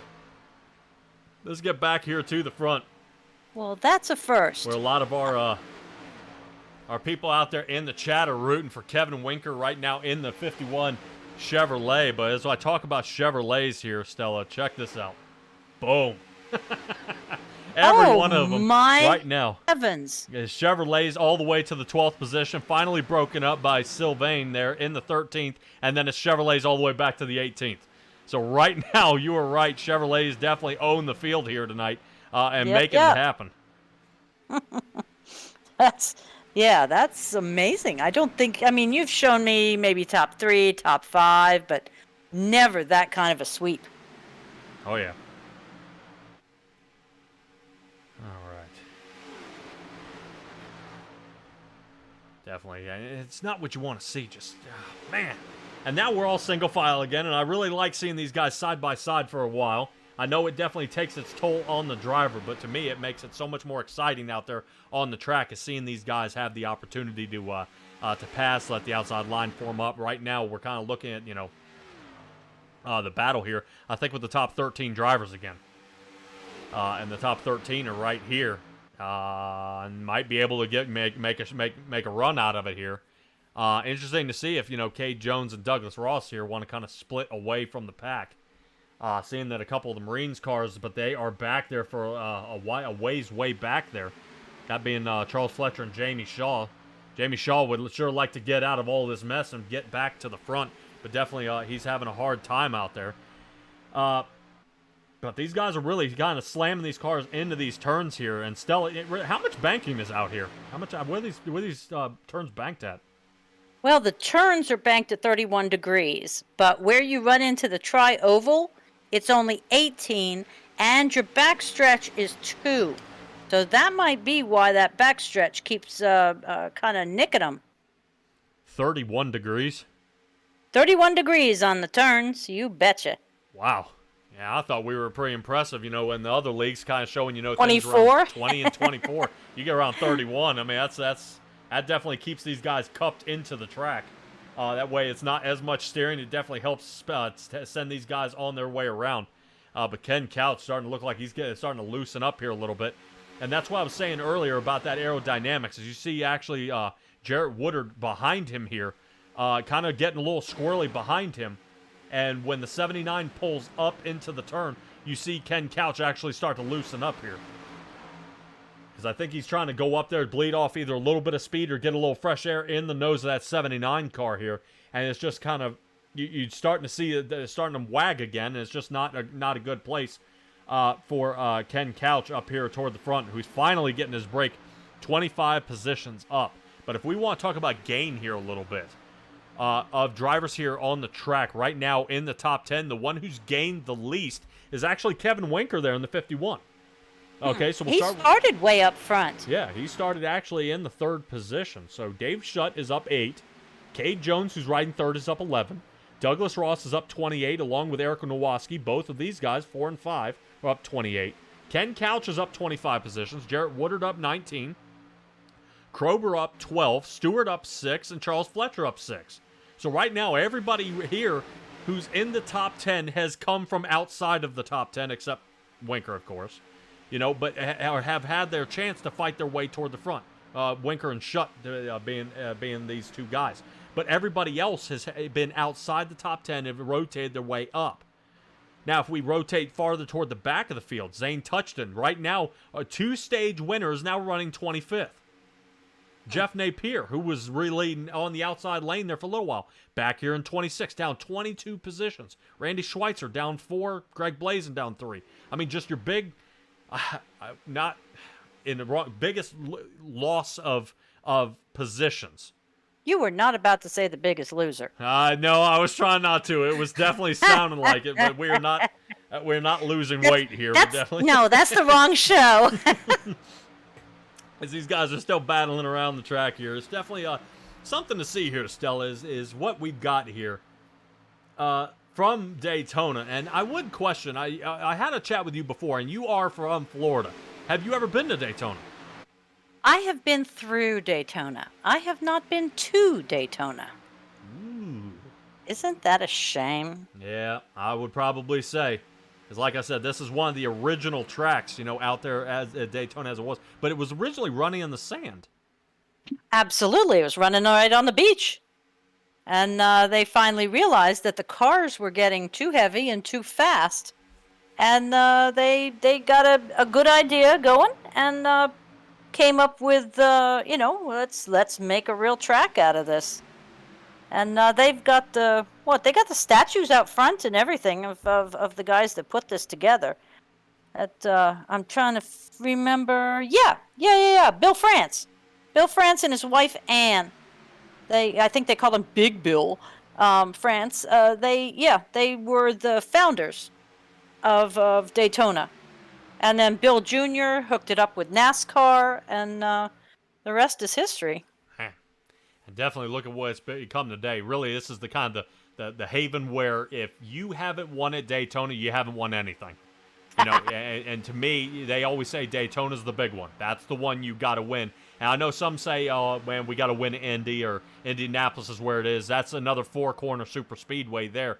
But to me, Daytona is the mark. That is where you mark yourself as a legend at a track like this. If I win Phoenix and Iowa and Chicagoland every time, but does anybody, to me from the outside, does anybody remember that?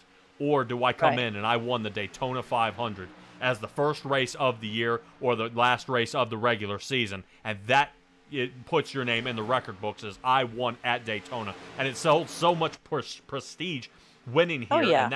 And that's kind of what these guys are looking for. And when you get drivers out here, even with the big show here and the iRacing. To me, I personally, I've won at Talladega, I've won at Bristol, I've had, but I've never won a Daytona race, and it's one of those ones that it's kind of a mark to try to see if they can, if it's that next milestone. Well, it's like that's exactly what Earnhardt did. I mean, he won everything else, and then when he finally won Daytona, I mean, I know the clips are out there somewhere. They all the crews came out and were like cheering, yay, and giving him slaps and everything because it was about darn time. Alrighty, and speaking of darn time, pit time is what we got here. Charles Fletcher, Jamie Shaw, Chris Vickery, Nowaski, and Krober.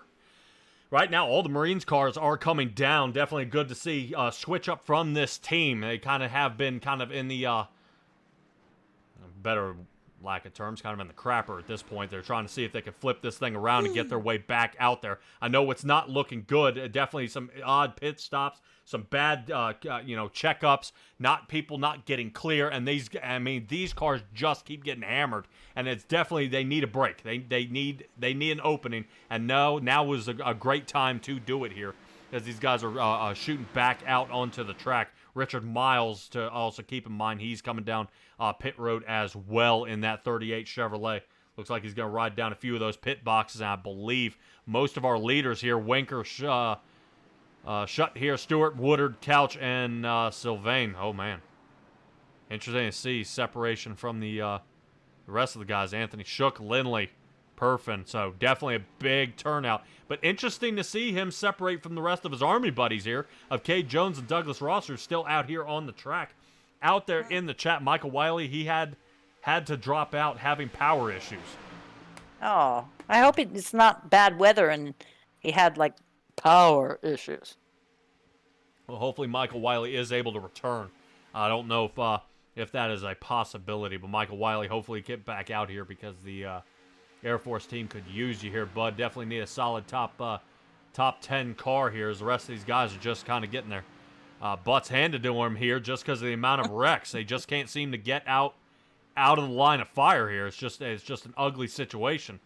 I believe that's the 23 of Blazin, I believe, who had that giant pile up before Blazin a lap down. Yeah, but right now, fortunately, the Army cars are here toward the front. And battling around they go.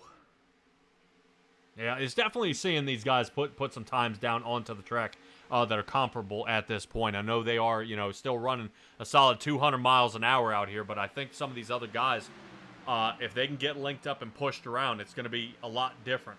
And I think when you strategize out here at Daytona, you kind of think everybody will continue running as a pack, or you'll separate in 3 different packs, not 12.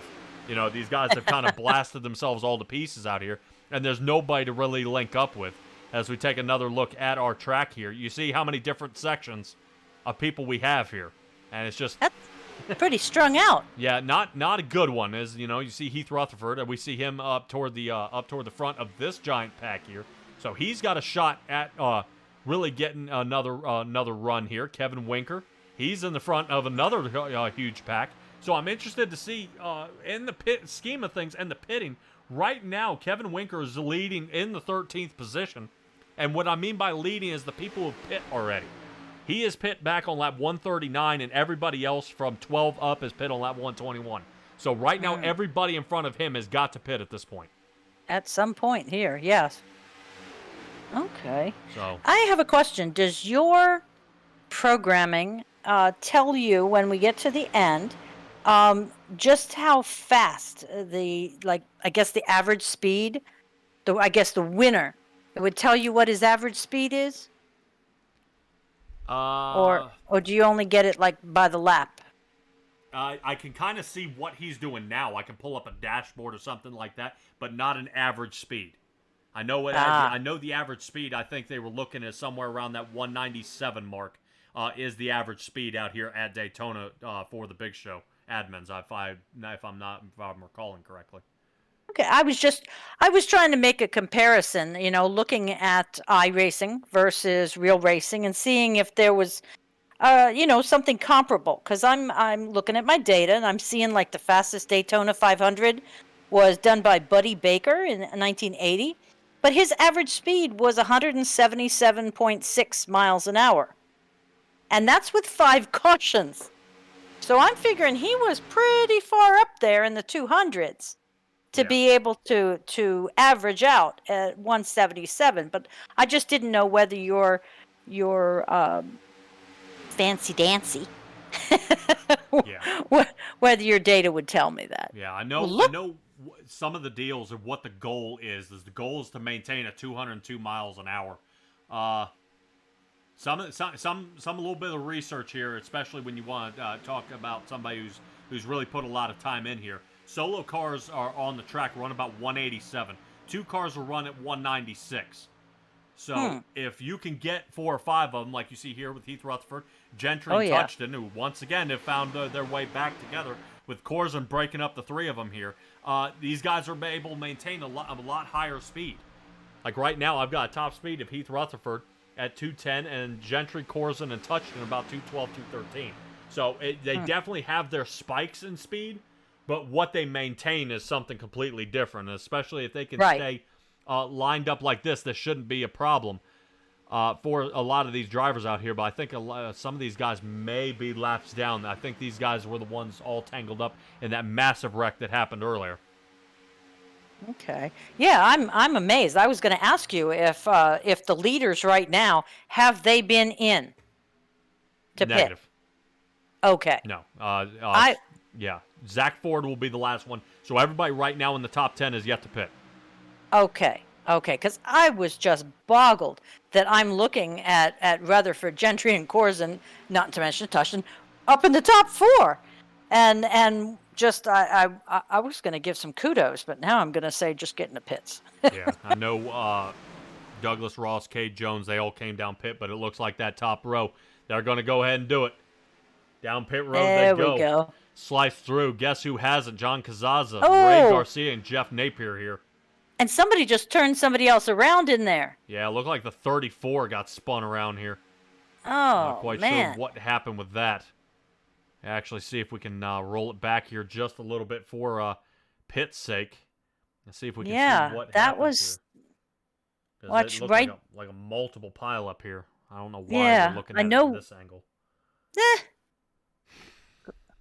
Or that angle. Yeah, we're trying to find something a little better here. Kind of. I'm going for chopper view. Yeah, it looks like maybe the 3 and the 34 back there get connected. One runs right into the back of the other. Oh no, we're fixing to get nailed by the Jumbotron. Yeah, I'm trying to rotate us. Okay. Zach Ford and the 34 here. Let me see if we can rotate toward the top. Jesus.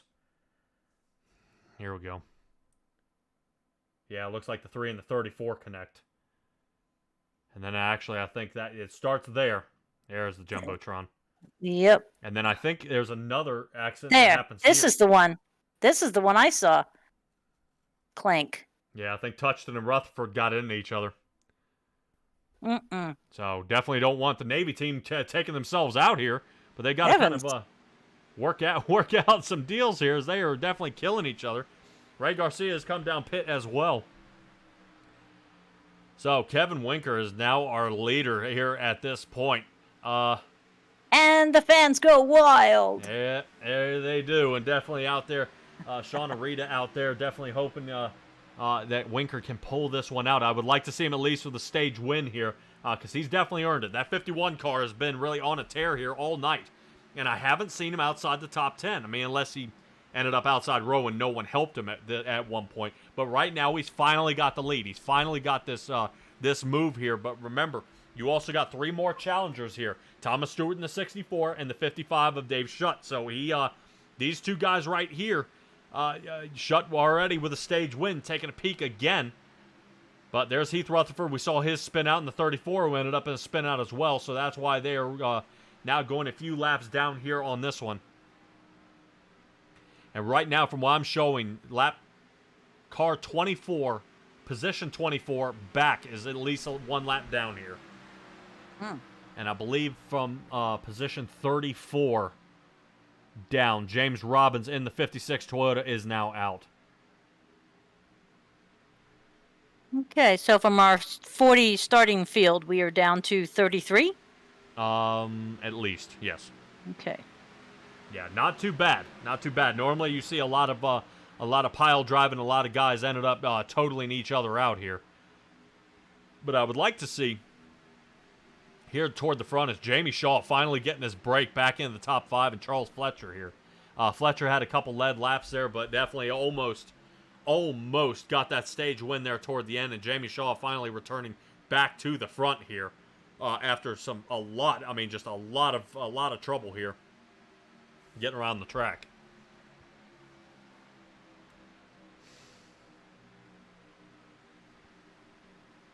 Wow, number 10 is 7 seconds off the pace. We started out, we had like the first 15 at 1 second away from each other. Yeah, Douglas Ross Okay. actually pit off timing with Cade Jones here. Okay. So really what I'm looking at is the entire Army team is starting to collect back together here. Ross, Cade Jones, and Sylvain here. And if I'm not mistaken, the guys in front of him, the 23 of Greg Blazin and the 78 of Randy Schweitzer, these guys may be laps down here. Blazin is 1 lap, and so is Schweitzer. Yep, so a lot of guys tumbling around some laps here for sure. And it's definitely kind of mixing up the field is when you got so many lapped cars getting tied into the middle of it. But remember, 160 is our break time here. That'll be when our next stage caution will be. I was going to ask you if we had further ones from this point. I didn't have it down except those first 3. Yeah. So we will have a 160 and then a 180? Well, I believe it's a 160, and then it'll be a shootout to 200. That'll be the Gotcha. final. So there may be 1, if not 2. I would probably assume that there's going to be a caution. Cautions come out in the final stage. There's going to be a okay. caution, probably somewhere in the middle. I would hope probably 15 laps in. I mean, I don't hope for any cautions. I would love to see No. green flag stops. But for the driver's sake, if I was a driver, get a 1 about halfway through, and then I could fuel up again, because I don't know if they'll have enough fuel. That the timing of the 40-lap run is going to have to be perfect, especially if you are in the lead. If somebody leaves you hanging out to dry, that's it. There's no recovering. You know what I mean? We're not gonna. Yeah.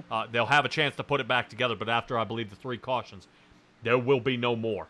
So they will continue the same way that they have run the first 160. Okay, yeah, they do get a little frisky in the last, 20 or so laps for that lead position, and I think you're pretty safe in figuring you're going to have a caution. Yeah. Well, you can see it at any time, and even the guys really on the track.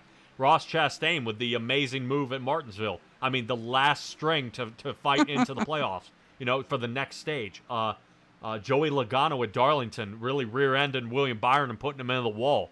That way Logano could win. If Logano didn't have that win, I don't think he had a playoff shot. It's just guys find that time and place, and then they go for it. And I think that's what you're going to see is we've survived this entire race. How much are you willing to put on the line? And that's really where it pushes here for the final little bit there. But it looks like Eric Nowaski there on the outside, I believe, with T.J. Krober there.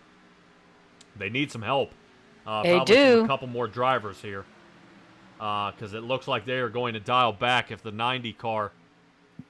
There we go. Yeah, if the 90 car decides not... Oh, Marines are up toward the top. Yeah. Oh, hang in there. Fletcher getting a little wiggly here. So that outside line might start to form up here. Jamie Shaw might have a chance to retain the lead here. As we get back toward the front. I think they're moving. Yep, here they come, definitely. 67 of Charles Fletcher now pushing the 84 of Jamie Shaw. And I think Winker is going to see this one fall from the lead. 84 is now in the front. 67 laid off just a little bit here. But the 67's got to be careful. I know Chuck Fletcher here definitely has the shot here toward the front. But he's got to be careful as the way he is pushing him. Definitely kind of wiggling as much as that 67 is. But Yeah. Man, you hate to see him duck out of that outside line to help him get toward the front. And have now blocked him out. So right now, 2 admins are leading this in the front of this race. It looks like Kevin Winker may have to fall back. So right now, do your challengers work together. Winker now going out there, trying to see if he can hook up with the 24 car of Eric Nowaski.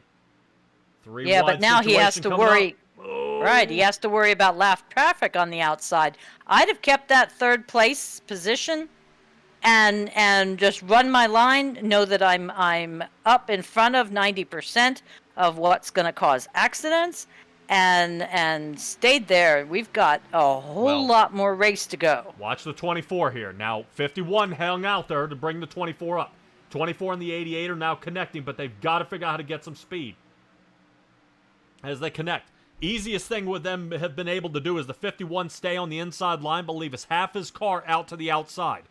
That would allow the 24 to get at least half the draft. When they start getting a run, 51 slides out, and 24 pushes them to the front. And that's exactly what you saw happen to Jamie Shaw and Charles Fletcher here. That's how they slid their way toward the front. But it's not really working out that much, seeing that these guys haven't practiced as well. They haven't been together the entire month as the rest of this field has done the same exact thing. But Dave here toward the top.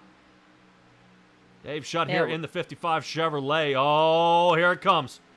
Oh, wow. The 24 makes Look contact. at Winker go. Yep, 51 and Kevin Winker absolutely sending it here. Really kind of just seeing if he can find any sort of a gap. This is Jamie Shaw's to lose. As the 64, Thomas Stewart, who's been behind Winker most of this run here, is now starting to see Winker behind him. 24 ducks on out of the way. 51 loses any draft help he had from behind and is now depending on Chris Vickery to save him. But that is not going to do, as Jamie Shaw is now going to have to fight off Chuck Fletcher, and Jamie Shaw is going to bring home this stage win here. Got it.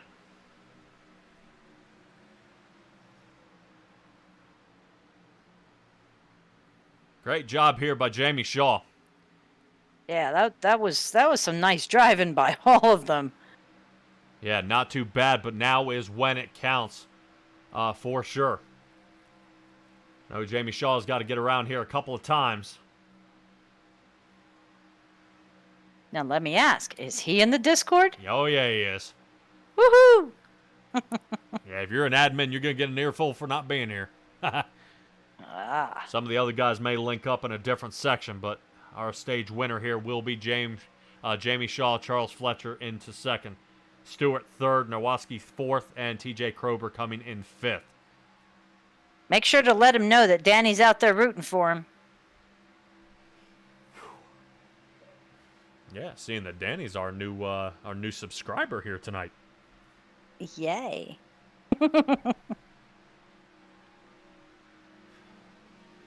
Yeah, we like covering the big show, but we do have several other races during the week. I don't know what I'm saying we, but Simtrax. Yeah, well, you'll actually be joining me Wednesday for the Racing Revolution. We'll meet up at Iowa. Some of those guys say they don't really like it because it is a super, super, super bumpy track. But we'll see if these guys come down pit road. If they don't, I'm going to try to pull in Jamie real quick and kind of have a chat with our stage winner here. Hoorah. Well, no, was that Marines or was that an Army? Says on the side of his car. Right, I know, but I'm just saying, hooah and hoorah. You got it? Yeah, I got you. You're killing me, Stella. You're killing me. Well, Right. You want me for details? I'm looking for details. All right. As the guys are coming down pit here, we'll have a little chat here with Jamie here in just a little bit. Pit. Everybody's going to pit. Expect the guys who are laps down there scrambling around the track at this point to get as many wave rounds covered as possible. Definitely the Navy team leading 1-2-3. Got blasted to pieces on the back end of this final, the third stage here. Definitely not where they wanted to be. Pit stall times, man. These guys are shooting out. Jamie Shaw might have actually been way behind on that one. Oh, yeah. Yeah, Jamie Shaw way behind on that one. Kevin Winker actually somehow. Quick pit time by Kevin Winker here. Now up into the second position. Ray Garcia now leading the race. But Ray Garcia last Last pit on 147, so I think he's just kind of getting a few wave rounds here. But let's have a chat with Jamie Shaw, who ended up winning that stage here. All right, Jamie Shaw, you got a copy on me here, bud. Jamie, talk to me. Yeah, I got you. There you are, man. All right, dude, talk to me through that last run. Do you think Chuck was going to get you? Oh no, Chuck and I are working together. All right, man. He wasn't gonna leave me. I wasn't gonna leave him. All right, final stage it is here, man. Definitely, I think the gloves come off in the final 10 to 15. Seeing where you're starting at this point, a little slow out of pit here. 7th place may be where you start, 7th or 6th. I think it's around that 7 or 6. Yeah. What is our mindset here, bud? I took some tires on that last one so that I don't have to on my next stage break, so it should make us some time on then. Alrighty. Do you think some of the time fall off is due to drafting or tire wear? Probably drafting, staying in a straight line. Alrighty, man. Definitely something to see. I think some guys only took 2, some only took fuel on that stop, and it's definitely going to be a squeeze here at the end. Kevin Winker's looking pretty strong out there tonight in that 51 Chevrolet. He's the challenger for your admin teams out here. How confident are you feeling trying to get around in that 51 car? I think we'll get her done. All right, man. We'll definitely keep up the good work out there. Jamie, go ahead and give me your shout-outs here, bud. Yeah, I just want to give a shout out to all the veterans out there and the all the different teams that we got out here racing today. And yeah, just my teammates. Give a shout out to Sim Track Broadcasting and Ricky Wittenberg for all the paint schemes. Oh, yeah, definitely. He did a great job on every single one of them, man. Definitely a fantastic job making y'all look fancy-dancy out there, man. But Jamie Shaw and the 84, great job tonight, man. Can I ask All right, a thanks. Uh-oh. Absolutely. Go ahead, Stella. You said you took tires for in preparation for the next stage break. Yep. We don't show a next stage break. Our next, when we pit. Yeah, Sorry. he has a green flag stop, at least on this last stage here. So when I pit next, I don't have to take tires. He's going to Okay. be probably a fuel and go here. Fuel and go. Okay, roger that. All righty. Jamie, great job tonight, bud. All right. Take it easy. All right, and that's going to move us to Jamie Shaw there. See if we can have a little chat, actually, with, where is he? There he is. There he is. Man, I haven't had a chat with him tonight. I know he tries to get short with me, too, but we're going to give it a shot here. Okay. Let's see if we can have a little chat. Oh. All righty, here we go. Landon Gentry, you got a copy on me here, bud. Yes, I do. Dude, what a race this has been. Man, definitely, we saw you on your lid last run. We're going to change that this run, right? Yeah, hopefully. All right, man. Dude, what in the world happened? I mean, you're definitely... The entire Navy team was in the front, and now you guys are blown to bits here. I think the closest one you got here is Zane behind you. And I think Heath Rutherford as well. So you guys are starting to clump back up. What's kind of the task to fight your way back toward the front? I just need one. We're trying to get me in second place because they think I'm the best pusher out of the 3. So one of them gets in front of me and the other gets behind me, and we just rip the top. Yeah, definitely. The top seems to be coming in. It's just you got to get enough people to stay committed or at least stay in a solid straight line. But are we still looking at a possible last lap Landon move here? Maybe. Don't maybe me. I know better than that. I can't say too much or I'll get fired. Oh, yeah, I'll get fired. Sure. Seeing that you're a 2-time champ here in the big show, already made the Hall of Fame, man. Definitely getting it done. Man, dude, go ahead and give me a shout-out before I send you back.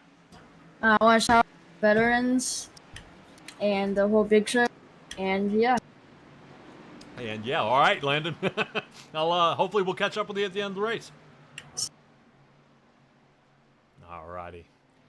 Landon Gentry there. Definitely saw him in the side. I saw he's tuned into the broadcast. I know he's definitely listening in on what we got going on out here. All right. Well, he's one of our younger drivers out here. Definitely. You want me to tell you about the oldest driver? Sure.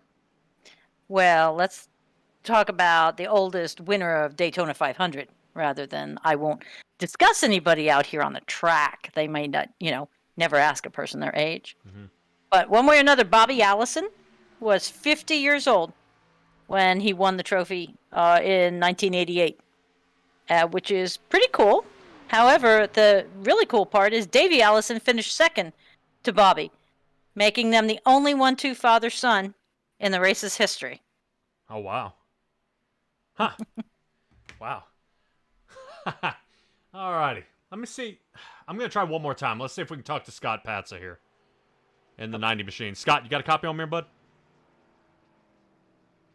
Oh, boy. Come on, Scott. Hang on a second. I'm a lap ahead. Okay, you just got to Okay. come to a stop there, bud?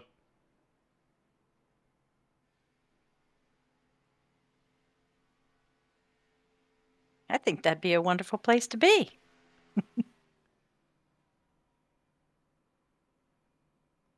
All right, I'm going to rotate Scott back up there. I think he's having a little trouble out there on the track. Let me see if I can grab one more guy. I think I'm looking for the number 4 here of Cade, but I'm not sure. Let me see how the pace car is looking out there so far. Pace car lights are off, so I think I'm running out of time here. Yeah. Seeing these guys are too wide. I don't know. You would think the lights would come back on here, because if Patza is at a dead stop here, that is not... Not cool. No, he's going to be starting actually from dead last here. I don't know what happens now. So I think they may have to extend this one more lap here as these guys are going to get behind the 8 ball here. As, Negatory. yeah, Scott Patza is actually going to watch the entire field pass him here. If I were him, he's got to hold it to the floor and to catch up with the back end of the field here. Here he goes. Maybe? Boy, man, he's going to be on the back foot. That is not good. And Kevin Dixon, I believe, as well in the 41 here. He's trying to chase down the field. Yeah, I think one too many wave rounds. Kevin Dixon, he's here, so now you got to wait for them to kind of get squeezed back together. Kevin Winker leading the race here. Like I said, there's no way Kevin Dixon, being as far behind as he is leading the race. So I think Leading. yeah, I think they're having a little trouble here out there on the track. But we'll see. Let's go ahead and stay with this huge pile here as these guys are coming down the front stretch once again. Definitely good running by all our drivers here so far. I do, while everybody is together, want to go ahead and do a kind of a small crank it up session. Let you guys kind of listen to these Gen 6 cars get around here. We don't have many chance when the cars are all together, so we're going to give it a shot. And we'll be back probably... Ooh, actually, I am incorrect. We are under yellow here. All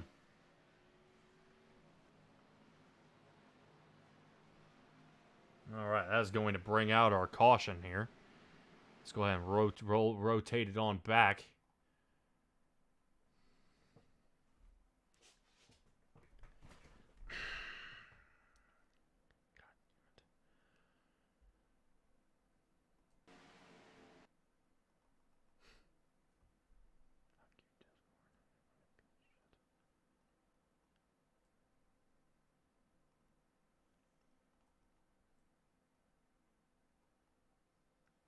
Alrighty, let me take a look here. From this angle, let's go ahead and get this one started here. Yeah, it looks like the 29 machine is into the wall. Oof, Heath Rutherford catches it. Oh boy. Can't tell. Zane gets away. But it looks like Landon Gentry gets caught in it.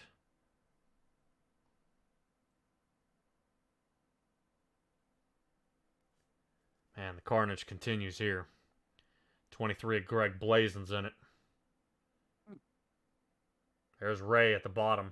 Really turning into a pinball here. See if I can rotate his back here just a little bit to see if I can find Ray Garcia out here.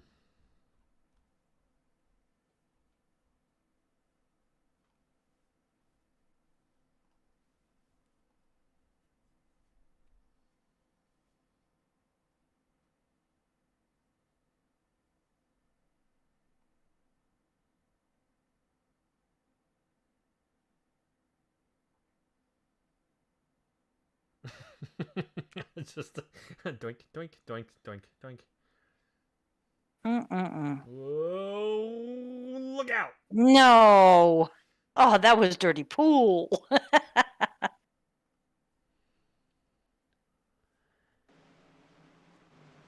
Just when you thought it was safe to go back in the water. All right, Ray Garcia still hanging on, 24th position here. Everybody looking like they're coming back down pit. Well, Jeff Napier and Greg Blazin, anyway, are coming back down pit.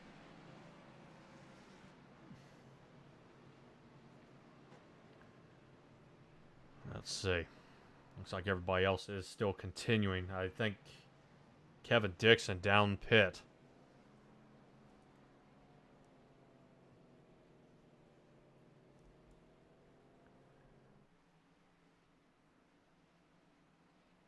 Huh. Well, only 30 laps in this one here, and I was getting ready to get it to a crank it up session, but these guys kind of blasted each other to pieces there in the backfield.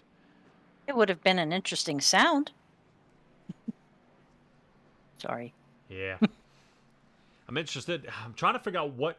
Here we go. Why it's showing Kevin Dixon still in the lead here, and I think he's got to stop and let these guys around here.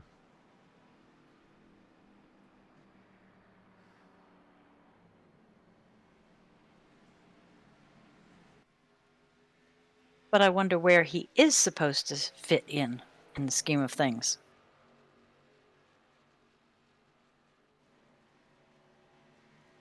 What do you mean? Well, I mean, is he in 12th or is he in 22nd? We know he's a lap too far ahead, but yeah, where he's probably back of the pack, but he's also pit here. So it should automatically put him in the back of the pack anyway. He should be getting the EOL. Ah. But when you got a lot of guys out there and you're trying to, when I guess you're trying to kind of crunch everybody back together here. And you kind of start giving the wave rounds. If he gave one extra, that's what ended up happening. And Winker would have actually had to come to a stop. But then that's how you saw what happened to Scott Patza there. And that just ended up unfortunate as he was, doing pretty good in toward the front. But he wasn't able to get up to speed enough there. Yeah. But Kevin Winker still here in the front. Thomas Stewart will be on his outside. For the Winker fans, he's got 30 laps to try to win this one here. Definitely still has plenty of time to kind of get his way back toward the front.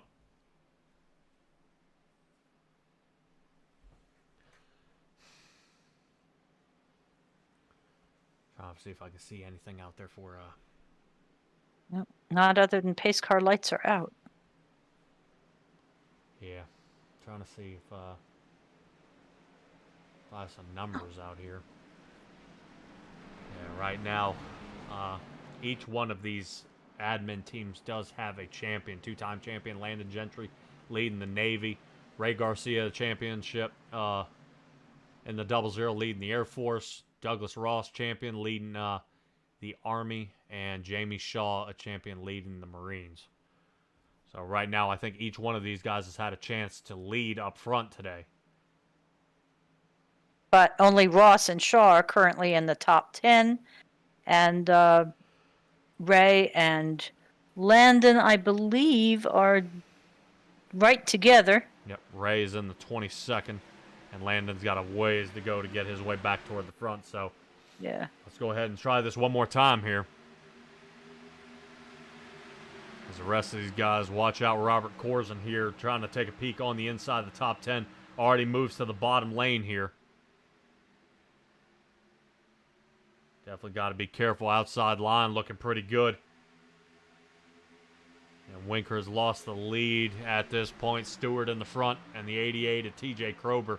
Trying to see if he can find some speed, but the entire outside line just kind of gave up and the inside line is working it at this point. All right, let's try one more time for a crank it up session here as we get underway. We'll be back about lap 174, and we'll be right back.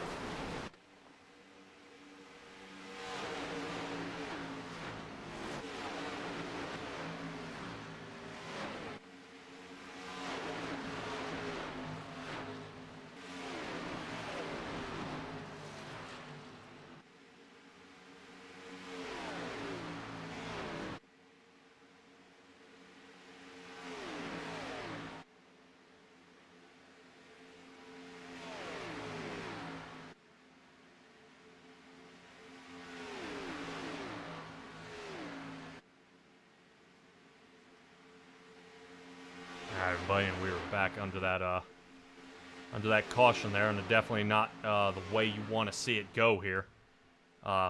For some of these guys out here so far, it's definitely been a hard shootout from what we've seen earlier in the race. But we are going to roll back to that caution here and see what caused it this time.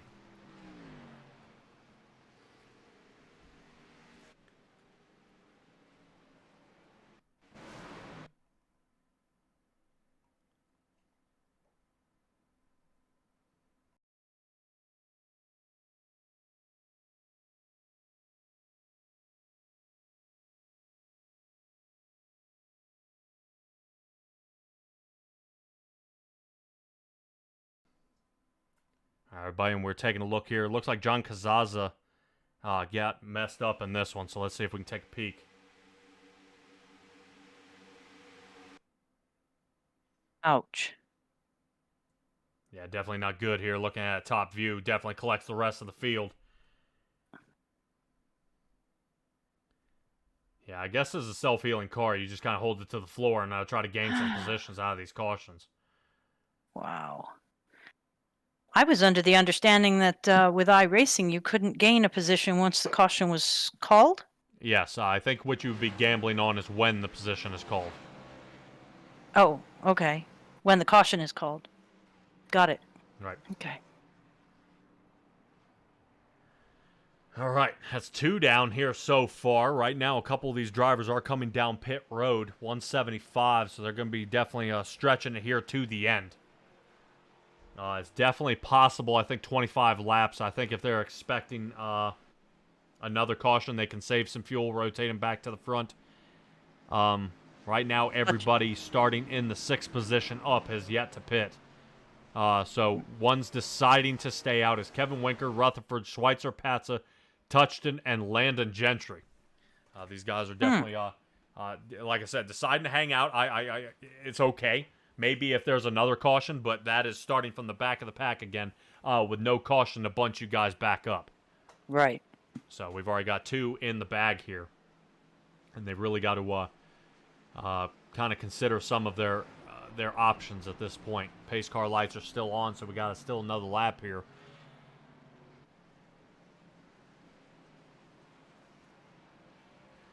For these guys to kind of run it down here. Robert Corzin sitting in the 13th position. Rotating the way back, Zach Ford in the 34 Chevrolet, sitting 15th. Chris Vickery in the 18th position. Greg Whitehead hanging out in 20th. Yeah, interesting to see is actually Jamie Shaw and Charles Fletcher here. Both these guys, both of them pit.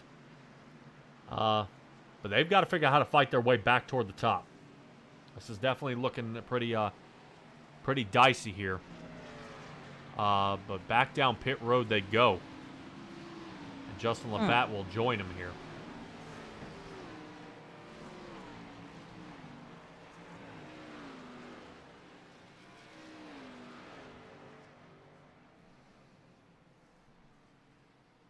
As well as Kazaza,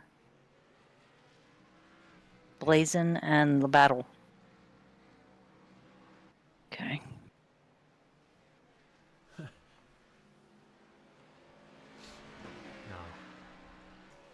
Definitely interesting to see the guys in the lead are not pitting at this point. I mean, there's clutching it in the corners, but darn.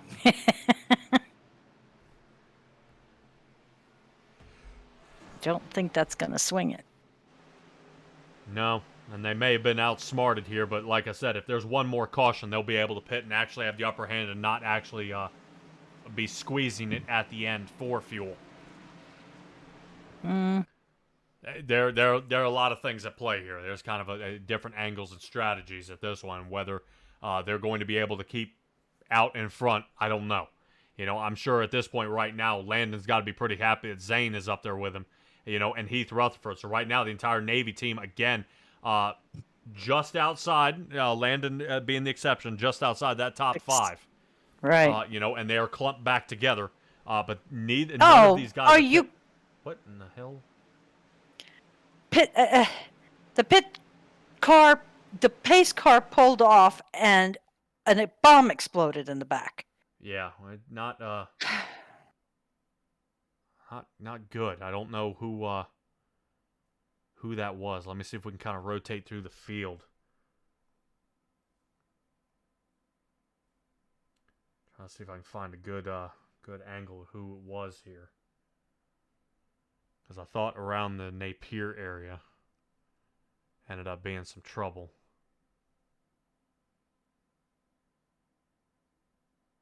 Yeah, that's Right who in it the middle. was. Number Zip. 40. Yep. Mm-mm.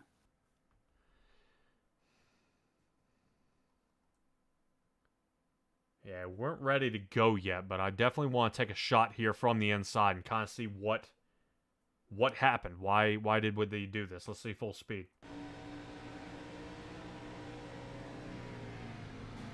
Oh, okay. Did you end up seeing what happened? I wish I did. All right, so he goes to accelerate, but guess what the rest of the field is now doing? Not accelerating. Right. Well, look at the accordion effect up toward the top. So watch everybody mash up. Boom. He thought they were going. That's what ended up happening. Is look in the Corzine area. See how Robert Corzine is in the pink car has ducked off? Yep. So now when the inside lane starts to pick up speed, he thinks they're getting a solid rolling start here. Because you see, they punch it. He punches it. Oh, we're stopping. Clink. Oh. Yeah, for it to continue farther back than that, I think in the Labatt area, that wasn't I have got nothing for that one. That one actually might have been Ben Lindley here. So let's go ahead and give this another shot, re-rack him here. Back under green. Winker and Rutherford in the front row. Let's get this one underway. Looks like a better restart than last time. Coming into turn 1 and 2. The lane switching is beginning. Yes. Definitely from the top, that outside line is starting to work. Rutherford and Patsa in the front. And talk about Scott Patsa. Remember he had to wait on the field? He's now about to have a chance to lead this race here. As he's down toward the bottom, now about to get a push here by Kevin Winker. He has the lead. Yep, Winker finally gets what he's looking for. He's now going to push Scott Patsa in front, but the top three, the Navy guys, are on the outside. Ooh, dog. Heath Rutherford gets a hell of a shot there. Hey, he held it. Yeah, but Zane touched him. But I believe, if I'm not mistaken, Zane is the same one that turned Heath Rutherford in the in pit road. So these guys are not very good pushers. So definitely got to be careful. Zane definitely wiggly. He's got to hold it steady here, or he's going to turn his own guy. Oh yeah. Down toward the bottom, continuing the charge. There we go. Zane making connection here. Landon getting nervous. You see Landon backed off here just a little bit on Zane. He doesn't want to get taken out there late in the race. As far as pushing goes, I don't think he's safe at any speed. Scott Patsa finally getting a chance for the Marines to lead this race here so far. He's got the angles. Now, does he have enough speed? Really, when we talked to Dustin Eaton at Talladega, he says, man in the lead is a sitting duck. I think even Landon said that. Yes. You're a sitting duck if you're in the lead. So you're okay right now, but I don't know whether this is going to form up and he's just going to be marching his way toward the back because everybody else is plotting, trying to figure out how to get around you. There we go. This is the move by the Navy. Now watch. Watch as they allow Zane to slow down a little bit. Backs up to 55 to allow Landon in front. Zane is a better follower, so now Landon's going to come up here and push Heath Rutherford and march their way toward the top. This is exactly what Landon said they were going to do, is get right behind him, and then he's going to stab him into the lead. Outside line is starting to move.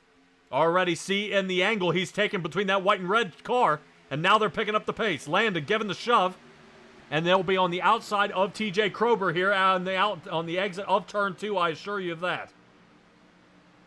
Pushing around they go. Boy, Landon, easy. Rutherford sliding all over the track at this point. Rutherford makes contact with Ken Couch here. Boy, yeah, I thought they were going to have a heck of a run here coming out of 2, but that looked really ugly here as Heath Rutherford's having a hard time holding the wheel. Interesting. Yeah, normally these guys, look like a couple of love bugs flying along, but right now we're having a struggle. Yeah, if Cade Jones in the 4 slides up and takes it, this admin team can march all the way to the front, and there's a chance of the admins running 1 through 5 toward the front. Like I said, they need that 4th guy, and right now the 2 of Zane Touchton is off way too far off Landon here. The number 2 even has got to even catch that up. little bit, is too far off. Yeah, there they go. Zane is now catching here, is now starting to snug up on him, and that's exactly what he needs to do. Running out of time here with only 19 to go. Green flag is still out. And now you got your 4th car on that outside lane. Oh, yeah, looks like a lap 182. Greg Whitehead ended up around here after the green flag. So Greg Whitehead definitely taken out of the race here. Way, way off pace, so these guys are still continuing to battle here toward the front. As the Navy team is still firing around here. If these guys, I believe, if they place where they are right now, the Navy team will win just off their points scheme. But look, oh boy, look at Landon. You see the front end of his car starting to wobble around here, something fierce. He's trying his darndest to stay here in the front, but Heath is in the lead. That's exactly what they needed. Corson coming up now on the outside. Yeah, they needed right now. They needed Landon to push their way toward the front, and Landon's doing it as he's now pushing his team toward the lead. Rutherford and Gentry 1 and 2. Patsa falls to 3rd, and Zane Touchton about to take 3rd place as the Navy team has rotated into 1, 2, and 3. 55 rotating toward the top, seeing if they're going to cut off. Yep, 2 is around. Zane is caught up, and that is it. Yep. Trying to stay with some of our guys here is going to bring out another caution. Goodness gracious. 17 to go. And that was definitely a run from hell. Great job there by Landon. Definitely exactly what they needed to do to rotate themselves backwards and have that opportunity here. Yeah, that was a pretty run. That was a little master class in pushing and drafting. All right, so we're going to see if I can follow along here with Zane Touchton right now showing in the 21st position. So from 3rd to 21st, definitely was not clear on the 90 of Patsa. So let's go ahead and take another shot at it from the top angle here. Boy, that's looking ugly. Yeah, I think you'd have to get a better shot on that one. Yeah, do you see, see if the 55 launches up the track? That was interesting. He was kind of out of it, but he definitely jumped for certain here. Let's take a look at it again.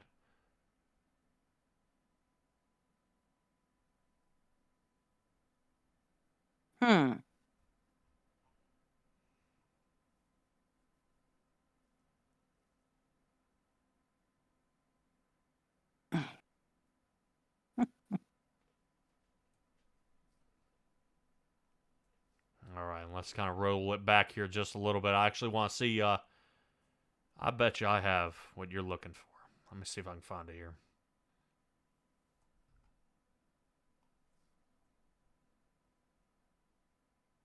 We're riding along with Zane here. Boy. I think he was clear. It's kind of like me turning on the left turn blinker on the highway and that guy pulling up real fast so I can't get in. Yeah, definitely close here. I don't know.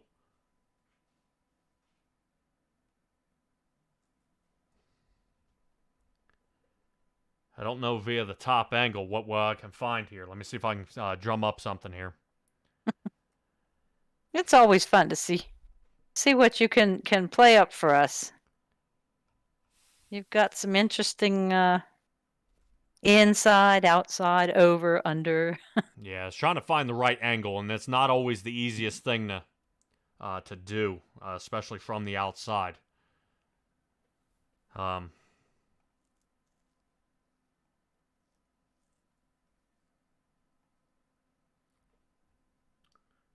think we need to hire some more cameramen. Let's see if we can do something. Here comes Zane from the top. Let's see this rotation down. There you go. So he's got a fender. Yeah. Well, 2 was coming down, and it didn't look like 2 committed. Because you see how 2 comes down, and then he kind of stalls out here. Watch. See how it goes? And he stays straight instead of following Landon. So if the 90 had clipped the back of the 2 dead center, it had just pushed Zane into Landon, and they would have been fine. But it didn't look like the 2 committed there, and I think he ended up getting caught up in that one, and that's what ended up spinning him, because he only came a little bit because he was collecting the draft actually from Landon there, and that's what you see here. Let's go ahead and get us back live as we get taken off. Some of these guys have come down pit road now, lap 174 for some, 185 for others. Right now, the guys who were in the lead back down pit road, 185. People like Jamie Shaw, Kazaza, Gentry, all these guys came down pit. So right now, everybody you're seeing in the front, let's see, about the front, 18. The front 18 have last pit on lap 174. Everybody else is pit. And the guys on 174 are hoping to stretch it here to the end. 14 laps to go here. And look at Ray Garcia, number in the 8th position. Yep, and around we go. Out there in the chat, Robert Yost. What up, Phil? Phil? Who's Phil? Man, Robert Yost from the Graceland Shootout Series I do on Saturdays. We'll see how Rob Yost does out there later on. Let's go ahead and rotate here to the back where Cade Jones, the highest admin partner here in the 4 car, with Anthony Shook in the 5 behind him. And it looks like Douglas Ross has finally been able to connect. So the Army, who ended up having a real bad showing here so far, finally making their break. Ray Garcia reeling it in as well. But he has he's got Chris Vickery behind him, and behind him is Ken Couch. So the outside lane may or may not form up here, but Ray Garcia leaving a lot of room here for some of these other drivers to kind of consider moving their way into the spot. But he's got to be careful. Yeah, I'd say be careful of those 2 right on the outside of him. They're trying to get a little bump draft going because they are sliding away. Yeah, definitely. And you see how they are kind of wiggling here a little bit. Oh, the 88 on the outside of Ray. Ray might be in a little bit of trouble here. That's who I was talking about. Yep, that's not looking good. But that outside line is seeming to kind of form up. It's working. It's getting fast. But the 5 car of Anthony Shook is starting to stall out there in that front line. David Shutt there trying to figure out how to get around, trying to see if he can squeeze it here. But no can do here so far. So we're coming up with just over 10 laps left in the Mighty 500 here at the Big Show. This is going to be a pile drive here so far. Douglas Ross got to be careful about moving up the track like that. Contact between Chris Vickery here. As we're moving our way down the backstretch here. Oop, little blink there from Vickery. That might have done it. And I believe we'll take a peek here. If that is going to qualify as a top 8 for a caution here. Cade Jones continues as they battle their way on through. Like I said, cautions, they may be out of them. So as close as they're riding, they got to be smart. So this opens up the door for some of them. All right. We are still under green flag racing. Yes, we are. Still getting around here. I'm actually trying to see if I can find one of our other drivers out here. Where did he go? Kevin Winker back here in the 29th position. Ouch. Yeah, not looking good for him. So he's going to have a real tough battle on his hands trying to fight his way back into this. I'm assuming Cade Jones and Douglas Ross are kind of trying to drum up a plan here. But they last pit on 174, so they got to stay in this draft for a little while longer. Oh. But it already looks like Nowoski and Latham, these guys kind of almost represent the same paint scheme. These guys, oh, what in the world? More pile-ups here. Zach Ford crashed. And Cody Blazowski. But again, out of the top 8. Right. Okay. Right now, we will require everybody Chris Vickery and up to bring out another one. So, if the admin team, that's how I look at it right now. If that admin team gets smoked out right here, we may be bringing it under caution. But don't forget, we also have a green-white checkered. We got a few of those in the bank as well to get around here at the track. Still going to be some tough running here so far by a lot of these drivers. with Cade Jones, Douglas Ross, and Ray Garcia here. I'll be darned. Look at that. Up in 6th place. How many times was he in the back? Yeah, definitely a pile up here, and it's definitely good to see the man who kind of orchestrates along with a few other help of a few of these other guys is finally able to get his time to shine. The mock race they had last night, Ray Garcia won it. And this was about the place he was in. If he could get that outside line to form up, Ray Garcia took over and he took off. But I think his options for an outside line are gone unless he wants to work with the Army guys. Agreed. Yeah, if the Army guys go along, it would be kind of dumb for the 5 of Anthony Shook not to follow along. And these guys could go ahead and put the top 3 in the back, in the rear view. And Anthony Shook could actually increase his payout exponentially moving up to the front the way he is. But they only got 7 laps to get it done here. What do? How long do we wait? Do we wait for 3 to go and then try to push? Because right now I know Ray Garcia, he's thinking of something here. He's got to know. And if I'm not mistaken, there's no blocking here in the final section as either. So if they get a run, that doesn't mean Nowaski or Lathan can't go up there and block him. That doesn't mean Krober can go up there and block him. But Krober might have something where I saw you move up, I moved up too. You know what I mean? I knew, and that may be what the 88 car is waiting on, is for somebody to jump.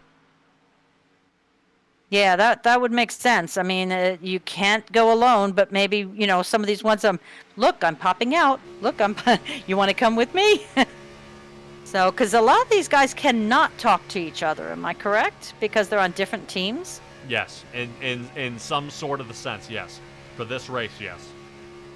Normally, the entire admin team during races, they kind of bunch up and they all work together. But right now, Cade Jones, Douglas Ross, and Ray Garcia right now at this point, I'm assuming if you look from Cade Jones' area here, if that 4 pops out, 25's going to grab him, and then Ray Garcia. These guys will know what they're doing. Because you see how Ray's taking a peek toward the outside back there? He's trying to hint, hey, guys, this might be our time to go. That's what I thought was here's my signal. Yeah, it's coming down to us. They got 5 laps here out of this one. 200 laps scheduled for this race. And we got 195 of them down here. Definitely a good push through as these guys are kind of waiting their turn to who's going to fire around here. Hitting a little lap traffic as we get around there. I believe that is the 29 machine. I think that's Justin Labatt. All right, man. This is starting to really kind of be crunch time here, Stella. Now, I'm seeing some movement. Yeah, looked like Douglas Ross was thinking about it on the outside there. Looks like the 00. Ray Garcia was thinking the same thing, but Cade didn't jump. Yeah, they're going to go. Yeah, it's definitely a shot. But you see how when Ray pops out there, he's losing a lot of speed here. And there it is. Cade's popped to the outside. Douglas Ross following. And now here comes Ray. Oh, yeah. Douglas Ross has got to figure out how to get some speed here. When Ray gets behind him here, it'll take away that rear downforce, which will allow the 25 to kind of pick up and start taking off. Kind of bad timing there by all 3 of those guys there so far. Maybe they can link up and try again. Like I said, like you were saying, they do not have contact with one another, except Jones and Ross do. Right. But they were the ones that looked like they were out of sync. Yeah, just a little bit there. I think if Ray had been a lot closer and tighter to Douglas Ross there, they may have had a chance. Best time to pass is on exits of turns. And here we go again. 4 toward the top with the 25. 4 doors the 88 here. And around we go. Let's see if they got any sort of a push heading down the back chute. There's Cade sitting there making a battle here toward the front. Ray has got to start catching up here and giving that 25 a push. I am not 100% sure why Shook did not follow in that 5 car, but right now Cade Jones leads this race and dives out of the way. Leaves his teammate on the top row of Douglas Ross. Douglas Ross has got to be beside himself at this point, wondering why he left him there. So Ray Garcia, really Douglas Ross's only lifeline at this point, trying to hold him there on the outside. Yeah, because Shook still isn't taking the opportunity. No, Shook actually staying I take it back. Because I think he may be thinking there's going to be a wreck here in a second. Flying toward the back. Cade now all of a sudden still in the front. Douglas Ross trying not to lose every ounce of area he had for the battle up front here. Oh, man. Ray gets into Mike Lathan here. Ray trying to see if he can split the seam. White flag is out. This will be the final lap here, everybody, and this is going to be the shootout. Ray Garcia, this is exactly where he was last night, how he fought his way through. Does Ray have enough speed here to give Douglas Ross a shove to the end? He needs help, but he ain't got it. Right now, Cade's getting the shove. 1-2. 24 gets into him there. Eric Nowaski holding on. 25 makes contact, doors him. Now here comes Ray. Anthony Shook late to the party here. And that may do it. Cade Jones may bring the win. Shook hits the wall. Oh, man. Cade Jones, Eric Nowaski, and Douglas Ross 1, 2, and 3. Wow. 3 names that were not in the top 5 as we were tootling along tonight. And there you go. Wow. I didn't... Man. Not what you would expect out of some of this here. But wow, great job here by Cade Jones. Bringing home the win here tonight. Definitely a stack up. Guys, don't go away. We got to talk to all of our race winners here tonight. 3-4. Douglas Ross, Eric Nowaski, and Cade Jones here. Definitely a heck of a run. They're going to kind of kill each other here right at the end. Ray really giving a shot there to the 29. My, okay. As they kind of round this one up, we'll go ahead and bring up our race results here for the night.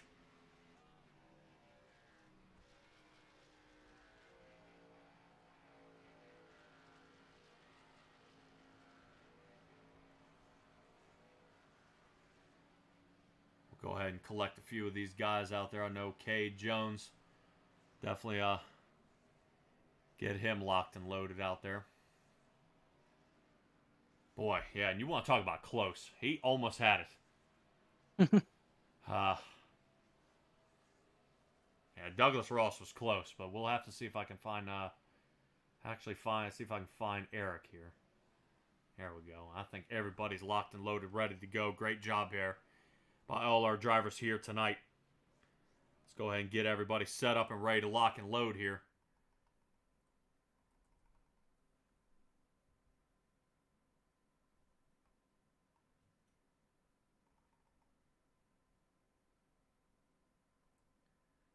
First driver is going to be Douglas Ross. Let's see if we can team up with Douglas Ross here right at the end. Alrighty, Douglas Ross, third place finish tonight, man. What did you think?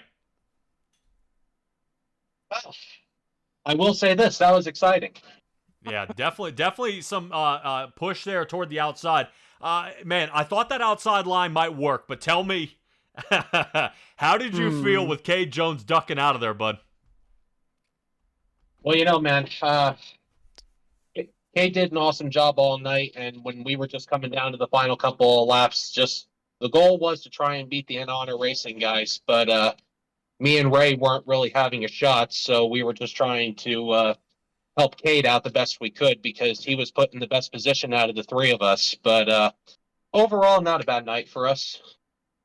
Yeah, definitely was tough there, man. I really would have liked to see Cade hold it out there, and I think y'all would have been able to yank the admin team to pull it around here. Definitely not an easy one for sure there, man. But how was it trying to communicate with Ray when you guys should pass, when you guys weren't, kind of in the same area?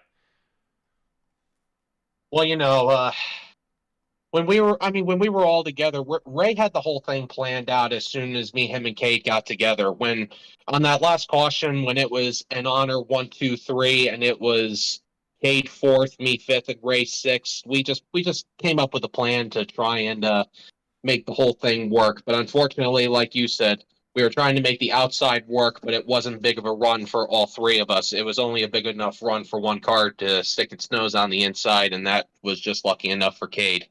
But overall, it was a good night tonight for the big show. We got a third place finish. We'll take it, and we'll move on to next month.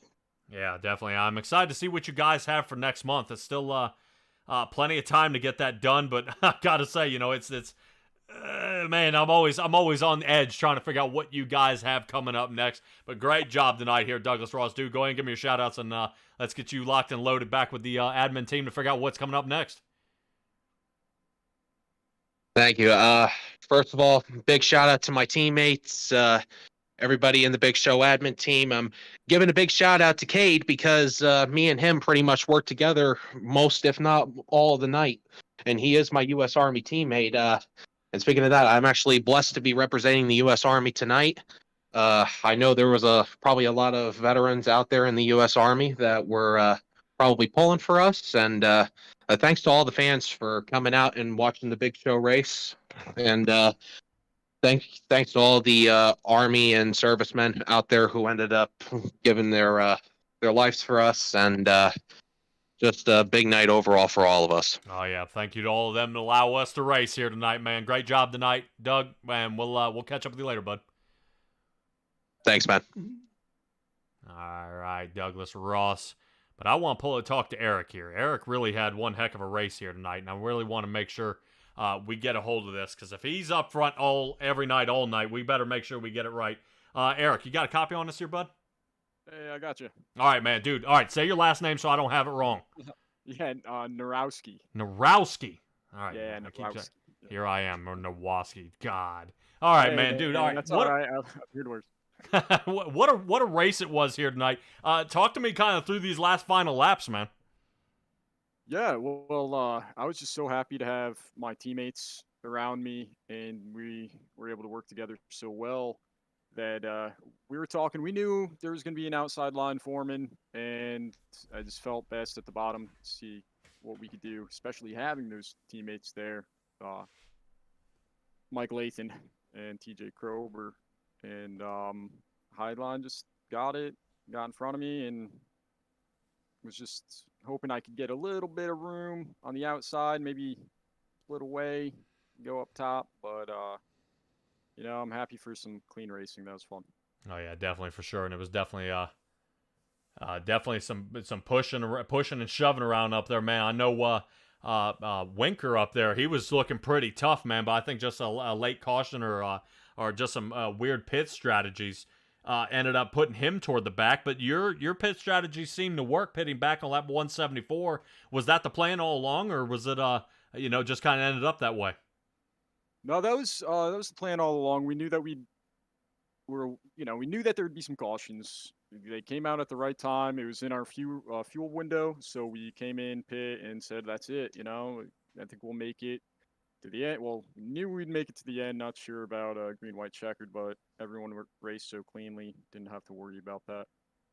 Oh yeah, bud. All right, man, dude. Go ahead and give me your shout outs here, and I'll let you join up with your teammates wherever they ran off to. Yeah, well, I want to first off thank Ray and all his admin teams for constantly putting these up, and everyone really appreciates it, and I don't think we could say that enough. Thank you and Simtrax for putting this together. Can't wait to watch it later. And thanks to my Honor Racing team. Got myself, and got Greg Tyrus, Mike Lathan, Anthony Shook, Ben Lindley, TJ Krober. It's nice been racing with them forever, so we work well together, and it really showed there. So I want to thank them for sure. All righty, Eric. Great job tonight. Eric in the 24 Chevrolet. Dude, I'm going to have to practice your last name about 10 times. I've said it wrong so many times, I'll never remember. Don't worry about it, man. It's all good. Just glad to be here. All right, man. I'll see you next month. All right. Thanks, man. See you. All right, everybody in the 24. That brings us to our race winner here tonight. I want to have a little chat here with Cade Jones. Definitely got it squared away here. No problem out of him, but definitely a tumble up here. Talk to me, Ray. Hey, what a race. What a race. That it was, man. All right, so talk to me about these points out here tonight. What the team points. Who ended up winning this? Because the Army coming in late. The Navy had a heck of a shot there toward the bottom. At the bottom. What do we do now?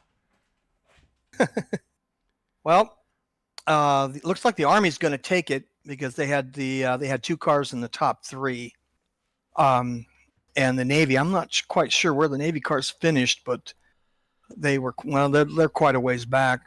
But we lost one of the Air Force cars, and some of the guys had connection issues, so that kind of messed up the team points. Okay. I thought it was over like each stage. Then you took points from there, and then each stage it kind of went from there. I wasn't sure. I didn't know it was at the final. I think I misread that. Sorry about that. Yeah, it's going to go with your final standings is your points. So like right now, Cade Jones and Doug Ross would have 4 points total, and when you add their third car, which was the 66, they would have a total of 16 points, which would be the lowest score, like golf. They'd have the lowest score, so they would win the team championship. Okay, cool. Man, definitely a heck of a run here tonight. Ray, you got back up into the top 10 here tonight, dude. What a run that was. It was, I got caught up early in a couple of tumble ups from somebody else, and working my strategy along with some of the other drivers. We were short fueling and short pitting them, or long pitting them, I should say. And I was making up 10 spots at a time. Got all the way up to 4th.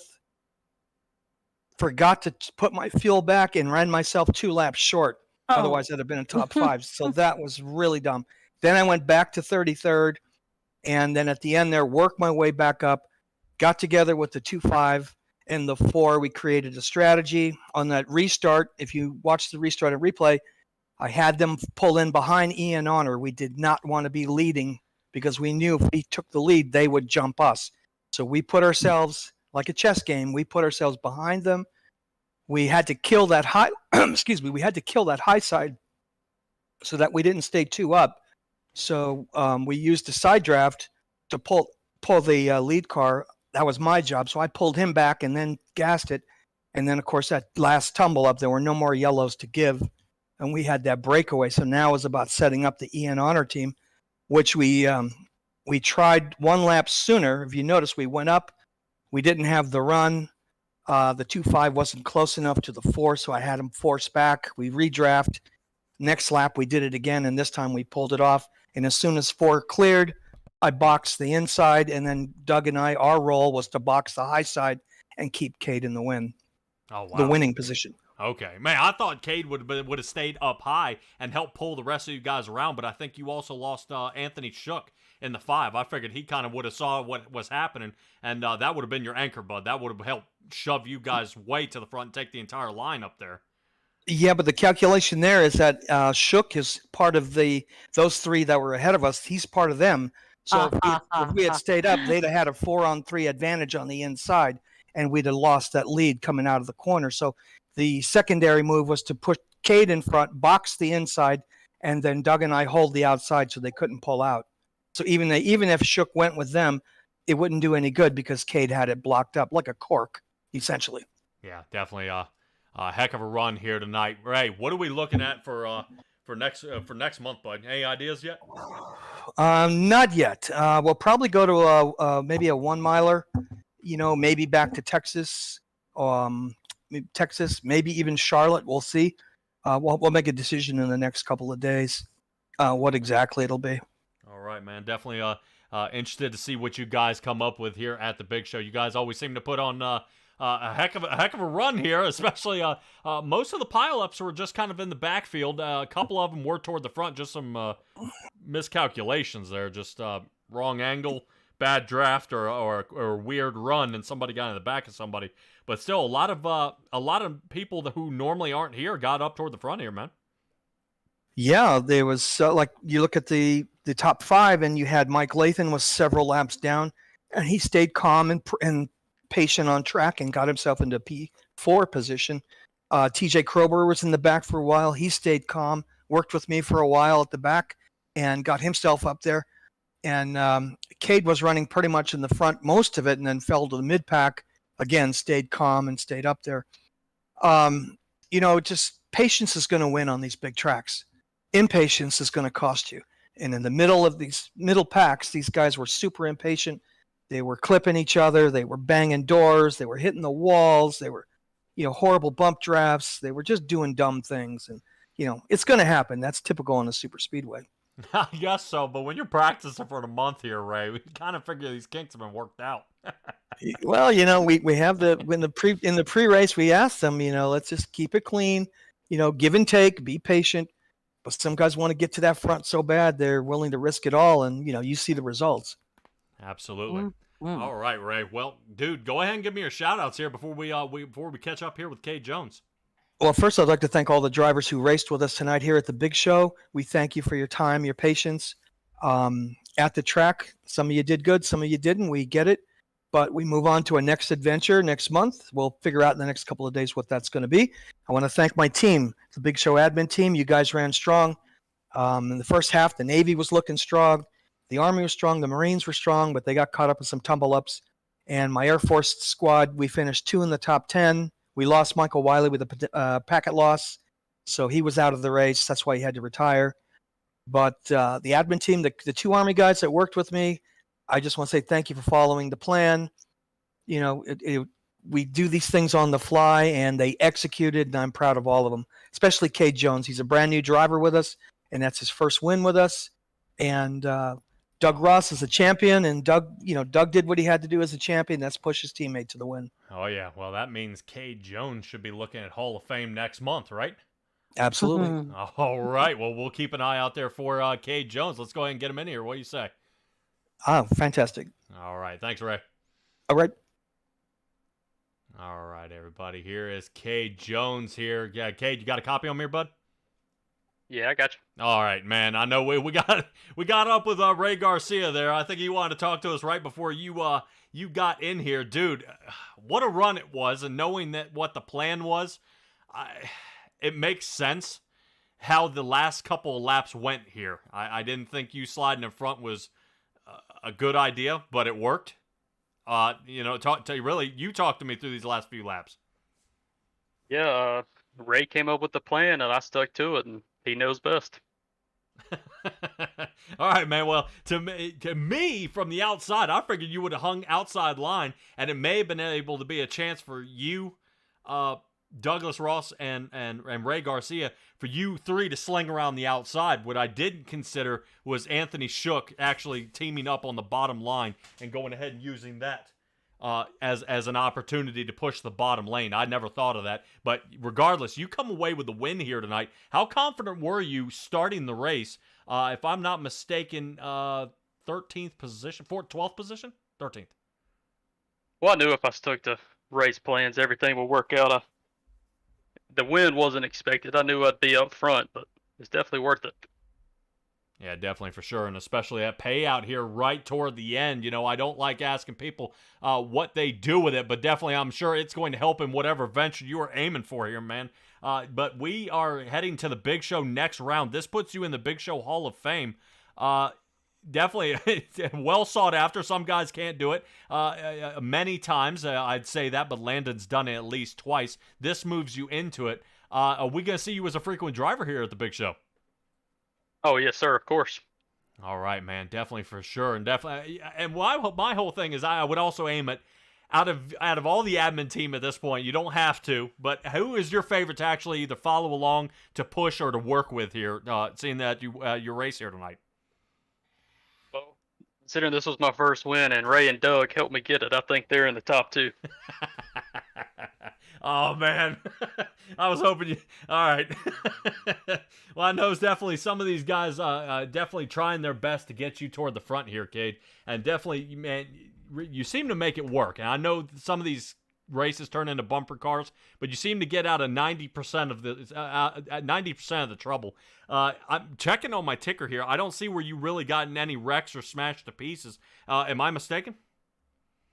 There was a couple I got into, but I don't think there was any that serious where I got held back. The only time I got held back was a bad pit stop, but other than that, it was pretty clean. Okay, yeah, I was going to say, because like I said, I'm not seeing any. If you did get in one, you were the after the fact. You weren't, like, part of the actual incident. You were kind of, 5th or 8th car back, and you just ended up in the giant pileup. But, dude, man, what a wild run here, and especially here at Daytona. This one should be the one to mark down in the books as a solid win here, man. But, dude, go ahead and give me your shout-outs for the sponsors, people out there watching you, anything like that, bud. No, I just want to shout out the Big Show admin team, helping me get this win, bringing me on after only racing with them for a couple months, and thanks for that. All right, man, dude. Definitely try to see if you can get your friends to, be able to put an eyeball and see you come out here and win. Yes, sir. We'll do. All right, K. Jones, number 4 car, bringing out the win here tonight. Great job. All right, Stella, that is going to do it for us here at the Daytona Motor Speedway and the conclusion of the Mighty 500. Everybody out there in the chat, definitely a good push from a lot of the drivers out here. I know some of the guys who are Winker fans out there. I know Kevin Winker didn't end up in a good position here tonight. I know it's definitely tough, but to me, if you can kind of keep in mind that your race here tonight, it's all about trying to beat the admin team, and the admin team tries to put up their best. They invite you out here, and you have got to try to beat them, and it's definitely tough there, especially at the end where these guys ended up placing. But we'll go over the final guys out here on the track on the race results screen, and you see how close it was. 66 thousandths of a second Eric was behind Cade Jones. Very, very close for the win. Douglas Ross almost had him by less than 30 thousandths of a second on that part. I'll rotate to the back of the field here. Kind of where these guys ended up. And these will be our final 20 spots. Hate to see Michael Wiley after that show he put on last month to end up in a situation like this right here toward the end for the battle. But guys, don't forget to tune in, simtracksbroadcasting.com. You'll be able to find us doing the big show from here on out. Man, I really enjoy coming here and doing this, especially with you, Stella, joining me here as well. Definitely a shootout here that they put on every single month. Keep in mind, the big show in their Facebook, they'll be announcing where they'll be. We'll also put something up there as soon as we know. Chris Vickery, yeah, I agree. That was pretty fun, dude. That was a wild race there toward the end, and Panther as well out there in the chat. Guys, I appreciate every one of you. Danny Shaw, Michael Wiley, who ended up, Nicole, Justin Noah, Burton, Brett Winker out there. Definitely something to see. But like I said, keep the open mind of what the guys here are trying to do, and it will go much, much easier for you guys to go ahead and out here and race. But like I said, simtracksbroadcasting.com, that's what we got going on. C2C will be for me on Tuesday, Racing Revolution on Wednesday, and then Graceland Shootout Series on Saturday. And I believe Graceland Shootout Series, I think they got a couple more races. That's going to be the end of their season as well. So some seasons are starting to close up. C2C, I believe this will be their last week. But Stella, any final thoughts here for the fans?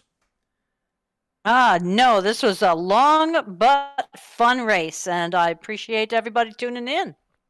Thank you for having me. Absolutely. And yeah, over 4 hours and 45 minutes into this one, and definitely a good shootout, especially right there toward the end. I enjoyed every bit of it, especially with a lot of these drivers having a heck of a chance to have multiple opportunities to win and give it another shot each and every week, or each and every month, I would say. But he does run races all week, every week. But once again, thank you for joining us here at Simtracks Broadcast, and we'll catch up with you guys later. But be well, be safe, be kind, and I will see you another time.